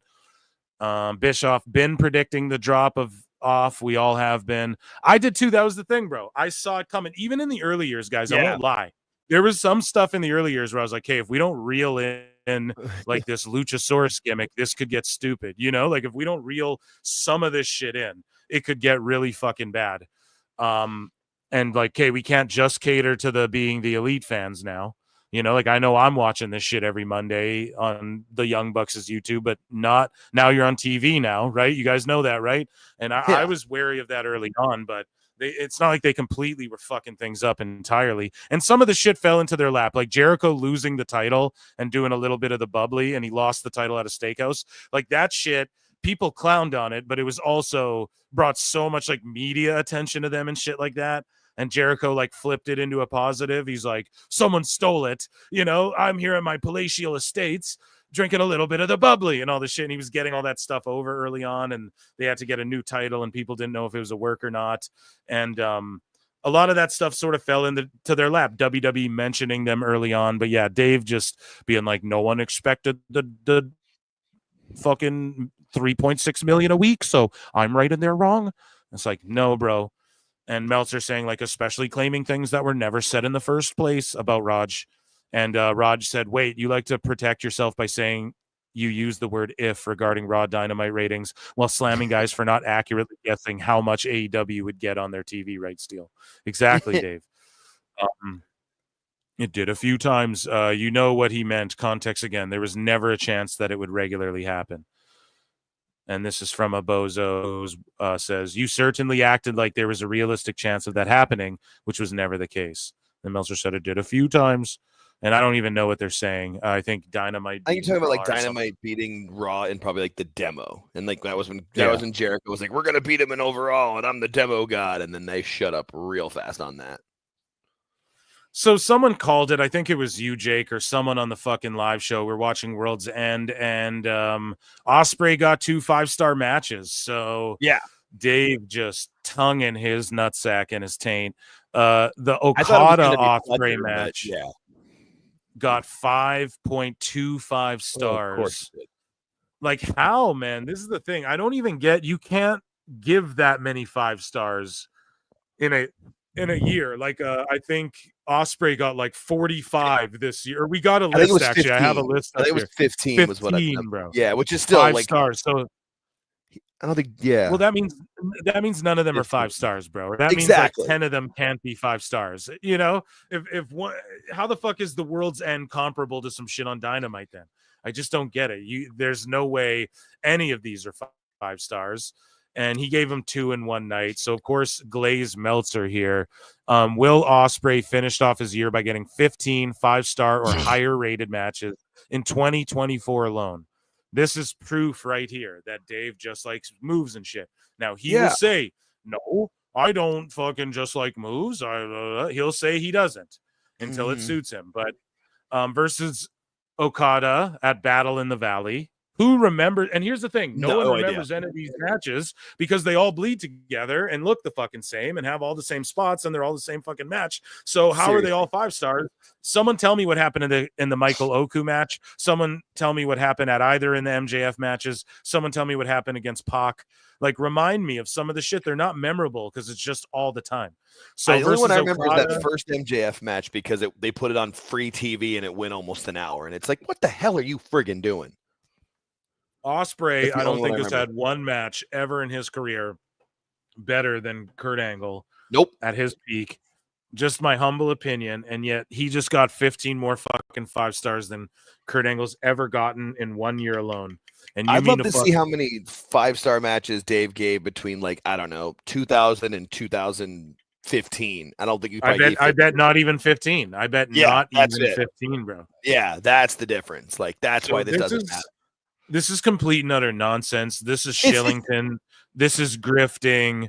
This is exactly everything he projects. All these old senile podcasters. Yeah, Dave, this Ospreay style was cool in fucking 2011 in YouTube clips and Twitter clips. Yeah. This shit isn't actually cool, bro. It's passe. You're out of touch. You fucking suck. You're a grifter. You're doing this to rip people off of money, or you just absolutely are just out of touch and don't know what the fuck you're talking about. I'm sorry. And like someone will Alvarez will defend this later. We're going to get to that. But Drain Bamager, what a wrestler. It's like, okay. It's so bad, man. It's absolutely so bad. Just everyone take a look at that. Never forget. He can never undo this. Oh man, he's just ruined his credibility on so many levels. So The Rock, and fucking again, I broke down earlier why The Rock absolutely will be there. What the fuck? He just bought a bunch of more stocks in the company, and he's, you know what I mean, the final boss. So Meltzer goes, nobody had directly told us that Dwayne Johnson will be on the show, WWE Netflix premiere, but I would think there's a good shot of it. They've fucking advertised him in the advertising, you idiot. There's a belief he's doing WrestleMania, although nobody knows what capacity. And as noted, Cena vs. Rhodes is right now scheduled. No, I just don't believe. I think they have multiple matches planned. And there's 2 nights of Mania. Everyone freaking out about Cena Rhodes. Okay, that's 1 night of Mania. Is right now scheduled. Anyway. Meaning the original plans of Rhodes versus Rock are off, but you don't know that's the plans, Dave. They switched the plans last minute last WrestleMania. It could be Roman Rock. We still need to get that done. Like, you don't know shit. Shut the fuck up. And no one's telling him shit anyway. Like, no one's telling Dave stuff anyway with WWE. He's literally just guessing. We've seen that. Or going off of old footage from 2014 and saying they had a segment backstage. Jackass. So on sale now, you can meet Dave Meltzer and Brian Alvarez for a Q&A in Las Vegas. Come on down. Hey.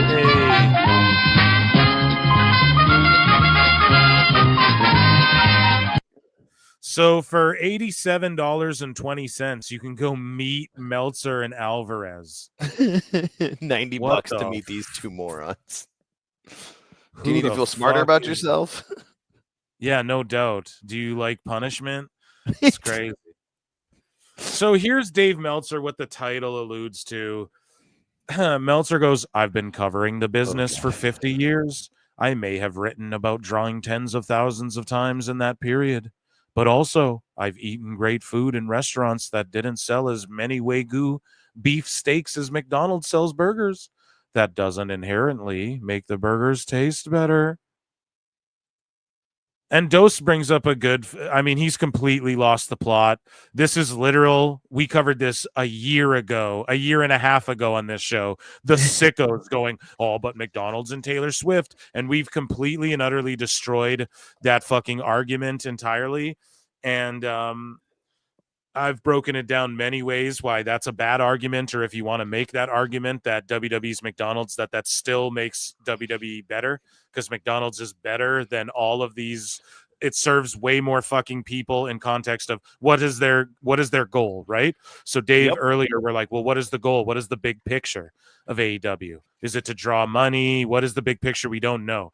Well, we know that WWE's mission statement is we're trying to go global with pro wrestling and get this all over the fucking world and have a presence all over the world and to as many people as possible while doing what we love to do, that is pro wrestling.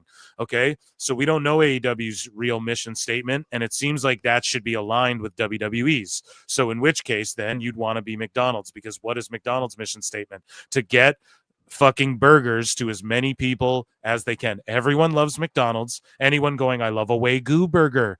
You like McDonald's, though. Everyone likes it, and that's why it's the best, because it's affordable and accessible to as many people as possible. It's everywhere and anywhere, and it's affordable and accessible. And when you go to Japan, they modify the menu a bit to cater to their fucking sickos. Oh, think about that, right? But typically you go to every McDonald's and they have here's a Happy Meal. Here's the things you know and love. I've broken this down a billion fucking times, man. You're in the entertainment business. The goal is to entertain as many people. Their goal is to sell as many burgers as possible, and they're doing that. And no one's going to come in here and go, McDonald's is all these fucking fat keyboard warriors going, right? It's McDonald's. You all love nuggies, bro. You all eat McDonald's. You all do it. Shut the fuck up. None of you go and buy Wagyu burgers. You're not even buying tickets to the AEW shows. So shut the fuck up. For real, bro. No, yeah. And Dose breaks it down. He goes, except Wagyu is the premium price product and McDonald's is the discount brand. AEW is the high price product. AEW is the discounted to free product. It ain't non-Kobe. That's pretty funny. But yeah, so I absolutely fucking am howling at this. It's 2025. He can't help but literally revert to the most subhuman, low IQ, troglodyte, plebeian, simpleton fucking argument of doing the McDonald's. What's next? He's going to start saying WWE's Taylor Swift next? Is that your next move, Dave? right? Like we can debunk. Not only is that argument just bad, anyways, and I just easily freestyle. I just debunked it again for the millionth time. If you listen to the show, cooked you, Meltzer, like a fucking Big Mac, son. Cooked you, bro. Like There's a Big that video of wrestling otaku yelling at women who walk past him that don't say hi. What's he doing in that video? Eating fucking McDonald's. There you go, bro. Everyone eats it. It's for everyone. That's what I thought. biggest Wrestling's AEW for fan I know. everyone. Wrestling's for everyone. Okay, well, guess what? Fine dining Wagyu beef isn't for everyone either. You know that, right? Like some people go, oh shit, that lean meat is too hard. It's actually too hard when it's too lean and shit. People are like that all the time. I used to fucking chef it up when I was a youngster there. That was one of the things I did in a lot of different places at a lot of different levels. But either way, you know, this is just like this is a sicko argument from 2 years ago, and he's resorting to this. That doesn't inherently make the burgers taste better, right? But Dave, and here's the other thing: AEW doesn't taste better either. Like that's the thing. To you, again, how food tastes is entirely subjective, right? You can be objective about it, like that's too salty. Like, no, I get it if you like salt, but to everyone else, that's too salty, right? I get it. But here's the thing. It doesn't. Okay, what about an Ospreay match is better than a fucking Cody Rhodes Roman Reigns match? Tell me that. What about CM Punk and Drew is not as good as Ricochet, Takeshita, Ospreay? And I'll debunk that. So if you want to talk about subjectively, like what makes good wrestling, objectively the art of it, I'll debunk that. Who drew the most, I can debunk that. Who fucking objectively speaking for the wrestling business, this shit can be debunked, bro. In my opinion, and I guess, or not even my opinion, it can be. But what makes AEW match taste better? Like just in general, Dave, like he's speaking as though just in general AEW is just better. If you watch it, then you'd obviously know it's the better fine dining of wrestling. But no one thinks that. Everyone tried to watch it. No one thinks that. So you're wrong. And it Dose Evil saying it's actually that AEW is the McDonald's, if you really think about it.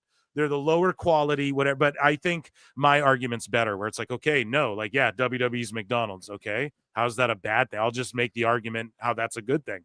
And how you're fucking dumb if you don't think, because you love McDonald's, bro. And every fucking wrestler loves McDonald's and they love WWF. Let's just be honest. And then you say, you yell it like everybody, wrestling is for everybody. You know what's for everybody? Fucking McDonald's. Done. There's your argument. Ended. Jesus, Dave. Yeah. So moving along here, Neckbeard says AEW burns the Wagyu beef and covers it in ketchup. That's what it is, bro. It's like, yeah, but Wagyu dipped in shit is gonna taste like shit, Dave. You know, so it doesn't really matter. Like you have not this even Heinz ketchup, some off-brand ketchup. Yeah, like you have Kenny Omega, you fuck him up. He's like a prime cut, let's say, or take one of these guys, Wardlow. You fuck him up, bury him. He's nowhere to be seen for 2 years. Then you pull the Wagyu beef out, throw it on the fucking fryer and serve it blue or whatever. Like no one wants that on the flat top, and then you serve it blue. No one wants that shit. Yeah, it's trash. At McDonald's, oh, here's a guy like Javon Evans who might not be that polished, but here's how we're going to present him in a way where it's delicious. And that's what McDonald's does. I don't get how you're going to make this dumb McDonald's analogy. And I tweeted it. I was like, anybody who makes this analogy these days is entirely fucking void of any.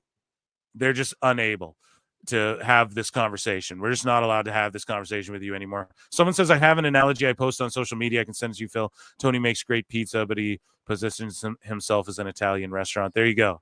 I don't even think he makes great pizza, bro. That's Luigi, the fucking Luigi Primo makes great pizza. 50 years and 80 million words later, says Heel Uzi. So Meltzer says AEW did 588.16, not including Max. So that's the same numbers. That's what they would have did for if the college game is on TV. And I don't think I think like 10,000 people watch that shit on Max.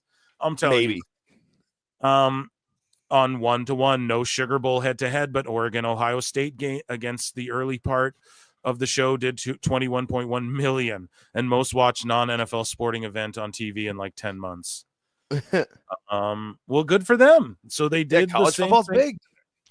Yeah, and good for AEW. They did like okay around their normal, a little lower, but did a good key demo according to Meltzer. Like, who cares? Like all this shit, who cares, Dave? You're trying to make this shit matter, but they're on Max now, so I thought it didn't matter anymore or whatever. But they're getting the money, right? So whatever, Dave. Zack Sabre Jr. versus Ricochet tomorrow at Wrestle Dynasty will officially be for the IWGP World Heavyweight Championship. Either this match or Kenny Omega versus Gabe Kidd is main eventing the Tokyo Dome tomorrow. What did we cover here a few weeks ago? Weeks ago on PWT chat. So I quote tweeted this and I said, remember like a month or so ago, Meltzer completely stooged in passing while arguing with some mark that Ricochet was main eventing the Tokyo Dome, and everyone was like, what?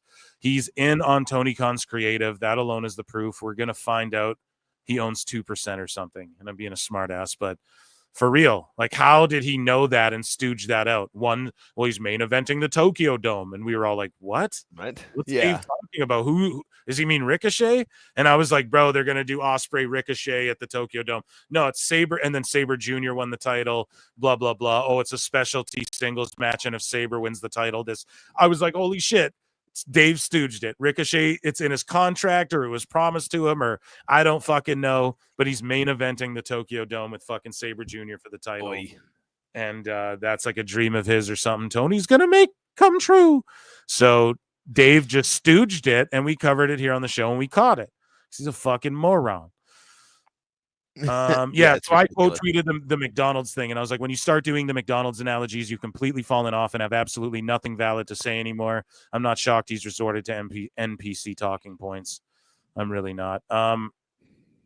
Meltzer said what the GOAT says that he's got some Meltzer stuff here about Shibata's brain. Okay, so Meltzer said they had to remove his brain during surgery and put it back in, and the time doctor said there was no way possible he could ever wrestle again.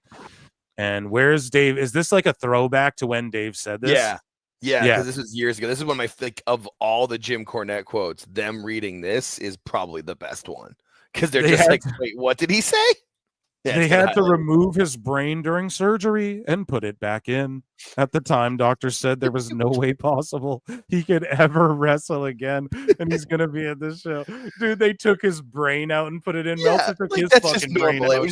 We're going to put it in a bucket over here. It's fine. And clean out his head and put his brain back in. What the fuck? Meltzer took his fucking brain out and replaced it with a gum wad, dude. Yeah.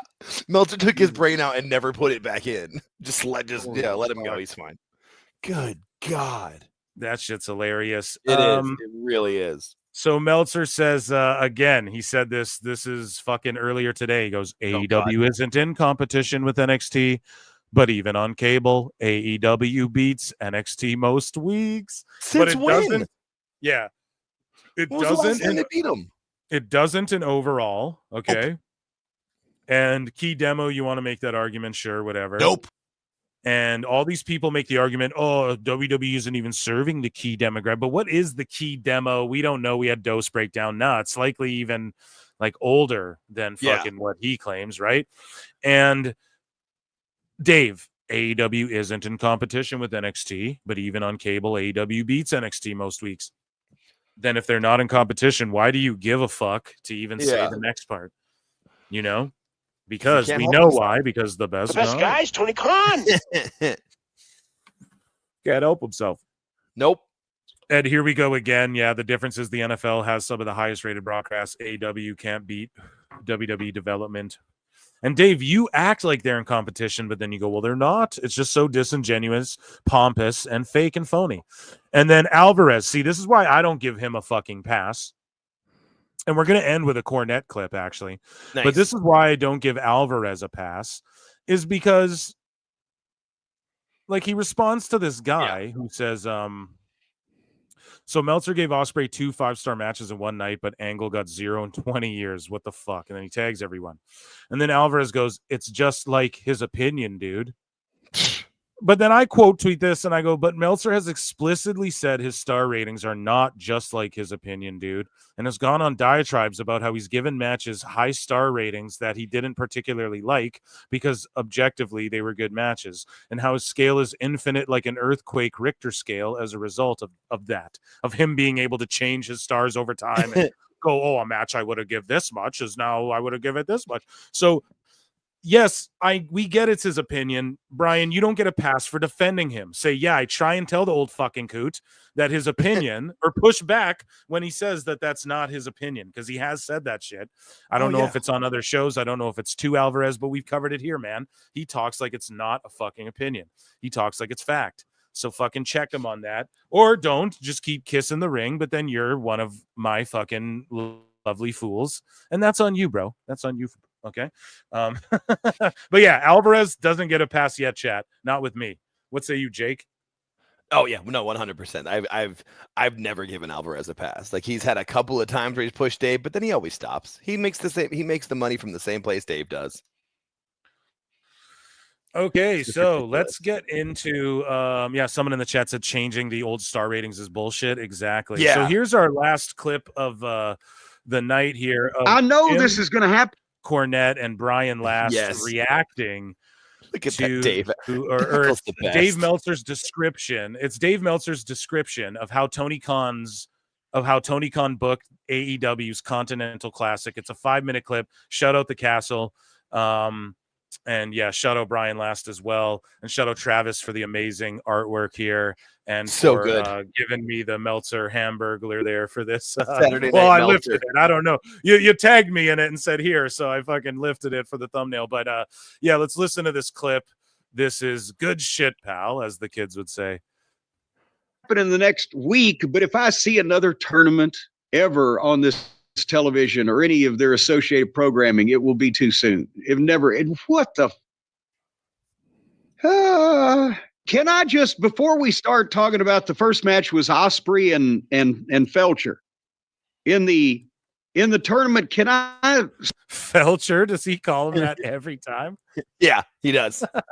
Oh my god, dude. 99 times out of 100, his nicknames are just on point. They're great. At the tournament, we absolutely would be remiss in our standards as professional broadcasters if we didn't, for our audience who didn't pay attention to this tomfoolery, recap how these semifinal and final matches came together on this pay-per-view. So just so the people know, right? Right. Or you're with me. Yeah, Brian always is like right. locked into what Jim's saying, and then it's like, give me. I've been there. Trust me, Cornette. I've been. Or he's there on too. mute, trying to unmute himself. Like, oh shit! Yeah. Goddamn. Yeah, that happens to me sometimes. Oh man. There we go. Saturday Night Fever, Dave. Here, let's go. Wait, I didn't think that I thought it was an implied right. Well, I had to breathe because I'm a COVID survivor. God damn it! I thought it was an implied breath. I'm going to start a fucking GoFundMe. So I don't want to take it upon myself as a mere novice in these Blue League and Gold League, B block and A block and the H&R block tournaments. I'm a novice. I want to go to a professional to explain to us, Brian Last, how these semifinal and final tournament matches came to be on this pay-per-view. I'm going to Uncle Dave. Uncle Dave. Okay. This was written in the Wrestling Observer. Oh God. Guy sent me this copy, but I don't know what. I guess it was the Observer that covered the Dynamite and Rampage tapings in New York's Hammerstein. Does Brian Last still subscribe to the Observer? Does anyone in chat subscribe to the Observer? Please I don't. think Brian still does. I think Brian still does, and he probably writes it off as a tax write-off. Yeah. Damn, I should do the same thing. Because the way that Uncle Dave describes it, as the show that they taped to that night was built around setting up the Continental Classic semifinals. The booking came together strongly on the last show as every match had meaning. Oh, God. Are you ready to hear the meaning in the Gold League? Every match in the Gold League. So what Frank Mortis was doing had meaning. He just showed up tonight randomly on a Collision, had a random match. Brian. Please. Well, when Will Ospreay lost to Ricochet, it seemed impossible for him to make it because he had to beat Brody King to finish with 9 points, and everyone figured Claudio Castagnoli would beat Commander and be at 12. What the fuck? Oh my Oh God. my Is this what God. Dave is saying?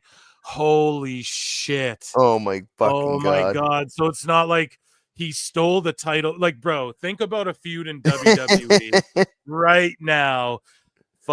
why is everyone mad at Cody Rhodes? Well, because he's showing empathy. He's teaming up with Roman Reigns when Roman Reigns tore through everyone, including Cody. Look how simple and concise and easy I said that.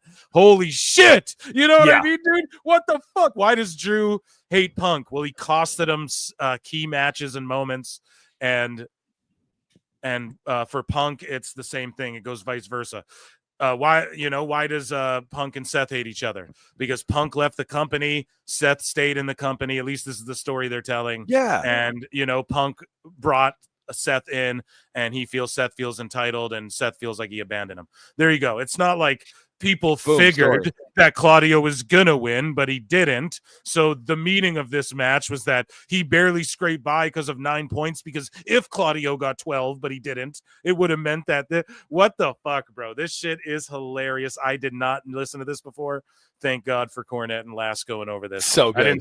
I didn't see this anywhere, dude. I saw that it was posted, but I usually don't listen to the clips. I just listen to the whole pod. And points. Yeah. Yeah, this is great, though. This is fantastic. And everyone figured Claudio Castagnoli would beat Commander and be at 12. If Ricochet beat Darby Allin, he'd be at 12, and they would be the 2 to go. If Allin beat Ricochet, Ricochet and Ospreay would tie at 9, and Allin would have beaten Ricochet and Ospreay, so he'd go with Castagnoli. Oh, my God. Man, nobody's trying to watch wrestling and then do math. Beyond like, there's 5 guys in that faction and there's 4 guys in this one. They're probably going to get beat up. Like, trust me. Oh, what? You don't want to, bro, when you watch Breaking Bad, you don't have to do the math of the meth making for fucking the guy. That's just like a quick compilation, right? And then they get into the drama and shit. No, but you got to do meth to do this math. Yeah. Fucking hell. King would have 9 with a win. Oh, God. And would have a tiebreaker over Allin, but not over Castagnoli or Ricochet. But Castagnoli lost, and Ricochet drew Allin. That put Ricochet in, and see, Meltzer went on like 10 sentences going, well, if Castagnoli won, then it would have been 12 points, which meant if Commander won, then this and this and this. But Castagnoli didn't win, so it meant this and this and this and this. So then what did it mean? So then it didn't mean any of that shit you just previously said. It means all the shit you're about to say now. Why'd you say all that other shit? You like Fantasy Mark booked it for people thinking that look at the layers and the nuance to what Tony Khan. No, bro, those are matter of circumstances due to just math being math. You just named a bunch of shit that I could write a tournament right now, and I'm a dumb fuck, and it would still math that way, Dave. You're a fucking kooky old bastard. No one cares about this shit. You're psychotic, bro. Castagnoli and Ospreay tied for second, but Ospreay won their match to advance. Got it? I have no idea. No, I do not have it. Then you gotta learn, baby. You gotta learn, baby, learn. Meltzer Inferno. Learn, baby, learn. So now the Blue League. Shit, man. Disco Dave. Lincoln Hawk for $10 says Bengals win. Love you, PWT. Who day? Who day? Yeah, here, I'll give you a fucking air horn. Thanks, Lincoln Hawk. Love you too, PWT Universe. Thank you so much. And who day? That's all I can say, brother. I don't know. Thank you so much. And shout out the Bengals, I guess. Pete in Texas for $2. Shit, just heard Dave so excited. And he just can't hide it. I know. That was great though, too, dude. What was Corny singing there? Disco Inferno. Burn, baby, amazing. burn. Saturday Night Meltzer. This is great. Yeah, I'm gonna bring that back. That was hilarious. Oh, learn, baby, learn for the mother day. So now the Blue League really sells it. Don't be back there cackling. The Blue League now. That was just the Gold League. Let's get God, that was just the Gold League. Let's go. Oh no, this is incredible. I'm sharing with the whole class. The Blue League now. This is an interesting case. This is clear cut right here, straight down the middle. The Blue League saw everyone but Beast Mortos still alive going into the last day. Services for him apparently will be. What's that?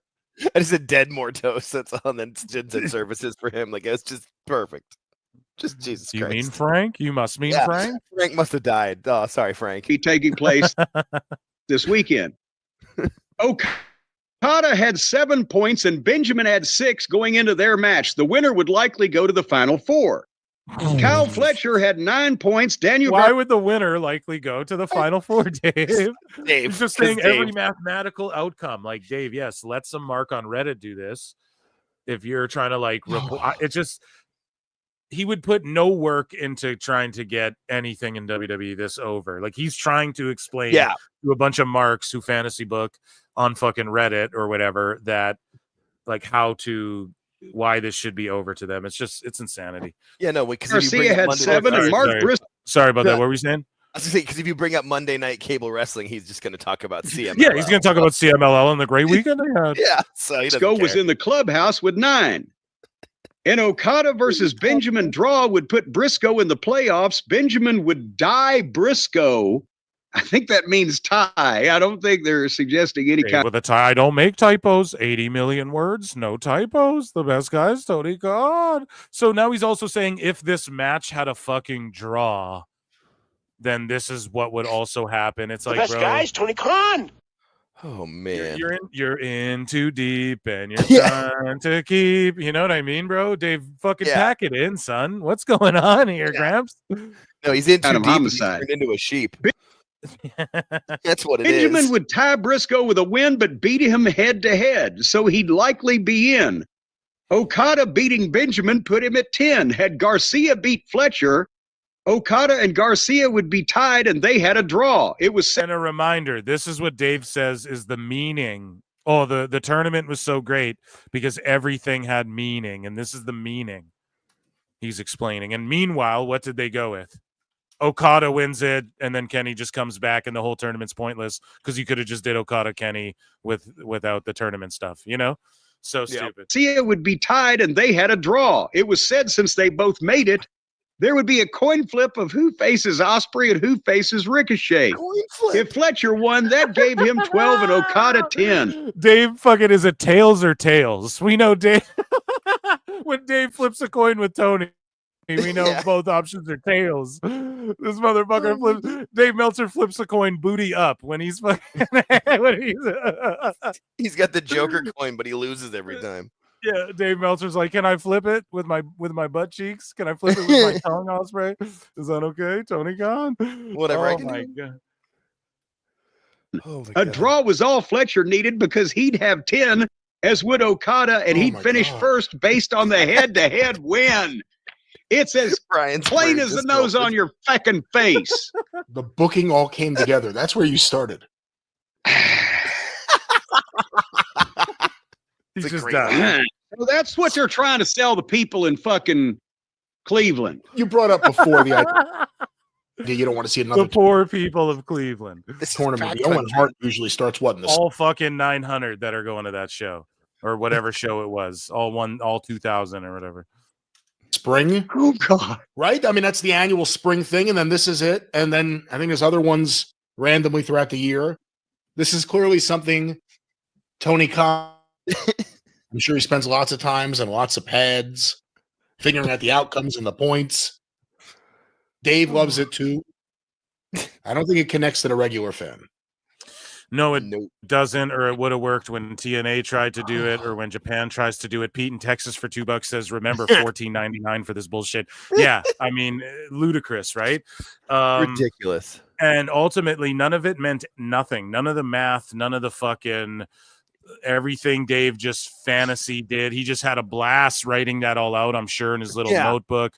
Pete in Texas follows up for $2 and says, this motherfucker doing fake math for his subscribers. Exactly. He's doing Meltzer math, Steiner math to put together what if scenarios in these leagues, trying to say that any of this meant other things mean more. Stupid idiot.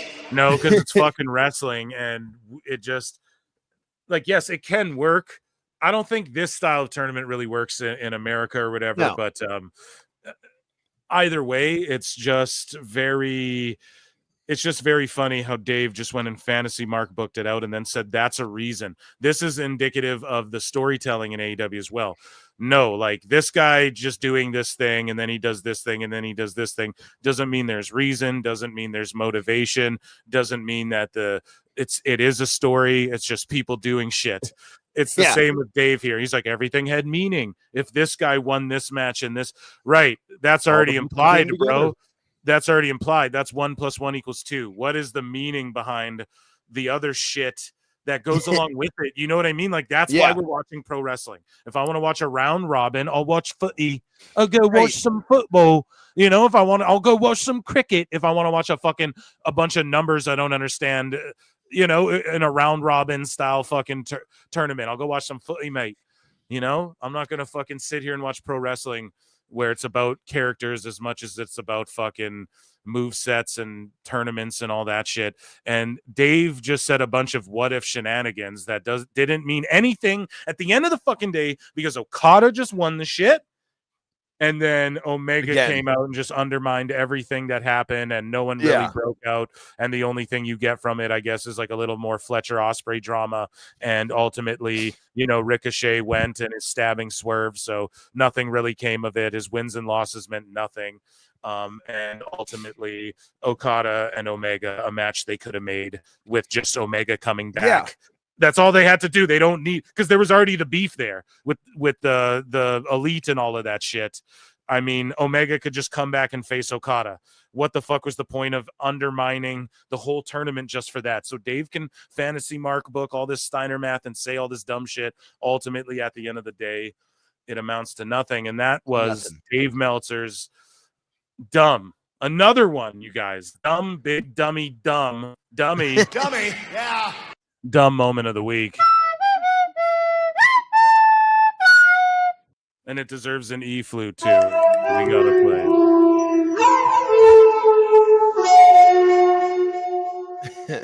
Oh my god. Okay, guys. I want to thank you all for being here. We'll save sickos. It's been 4.5 hours. I've been doing this thing all damn night. Wrestle Dynasty or Wrestle Dream, whatever the fuck it is, and Wrestle Kingdom, I'm going to review with Marie Shadows. Make sure you subscribe to both channels at Pro Wrestle Times, at Pro Wrestle Clips. Make sure you check out Alt Jake Takes On, whose YouTube channel's coming in hot right away, and who is on X. You can follow him at both places there.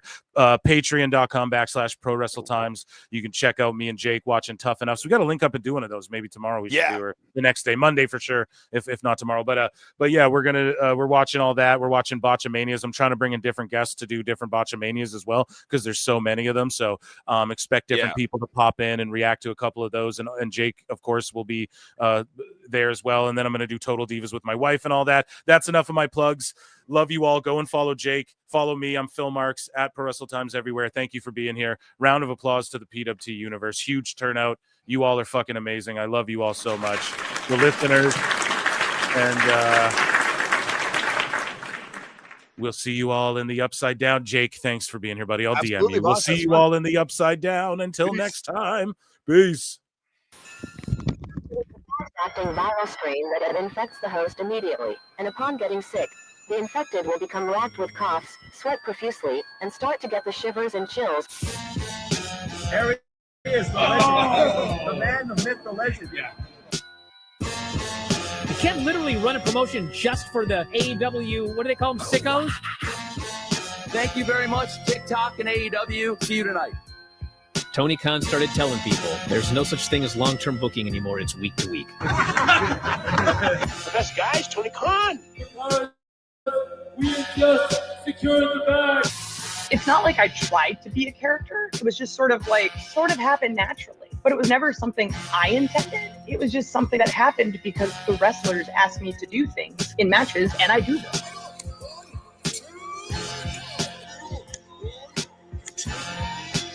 If you run a promotion just for the sickos, you're going to do 400,000 viewers eventually. Effing Meltzer. You know that SmackDown actually went over and everything? Yeah. You know, What's the point? The point of SmackDown. What are you getting at here? That the DVRs didn't pick it up. Did they not pick it up? You know, mine didn't. Let's get into everybody's favorite moment, and it is called Dave Meltzer's Dumb Moment of the Week. What would you like to listen to in your ears? I'd like to hear the flute. Well, if you'd like to flaunt your flute, then we can find you a flautist. We just secured the bag. It doesn't help me. Okay, so complain, but I will complain. Let me have my misery. And when I heard that, I was like, what? Thank you, fuck you, bye. Boom.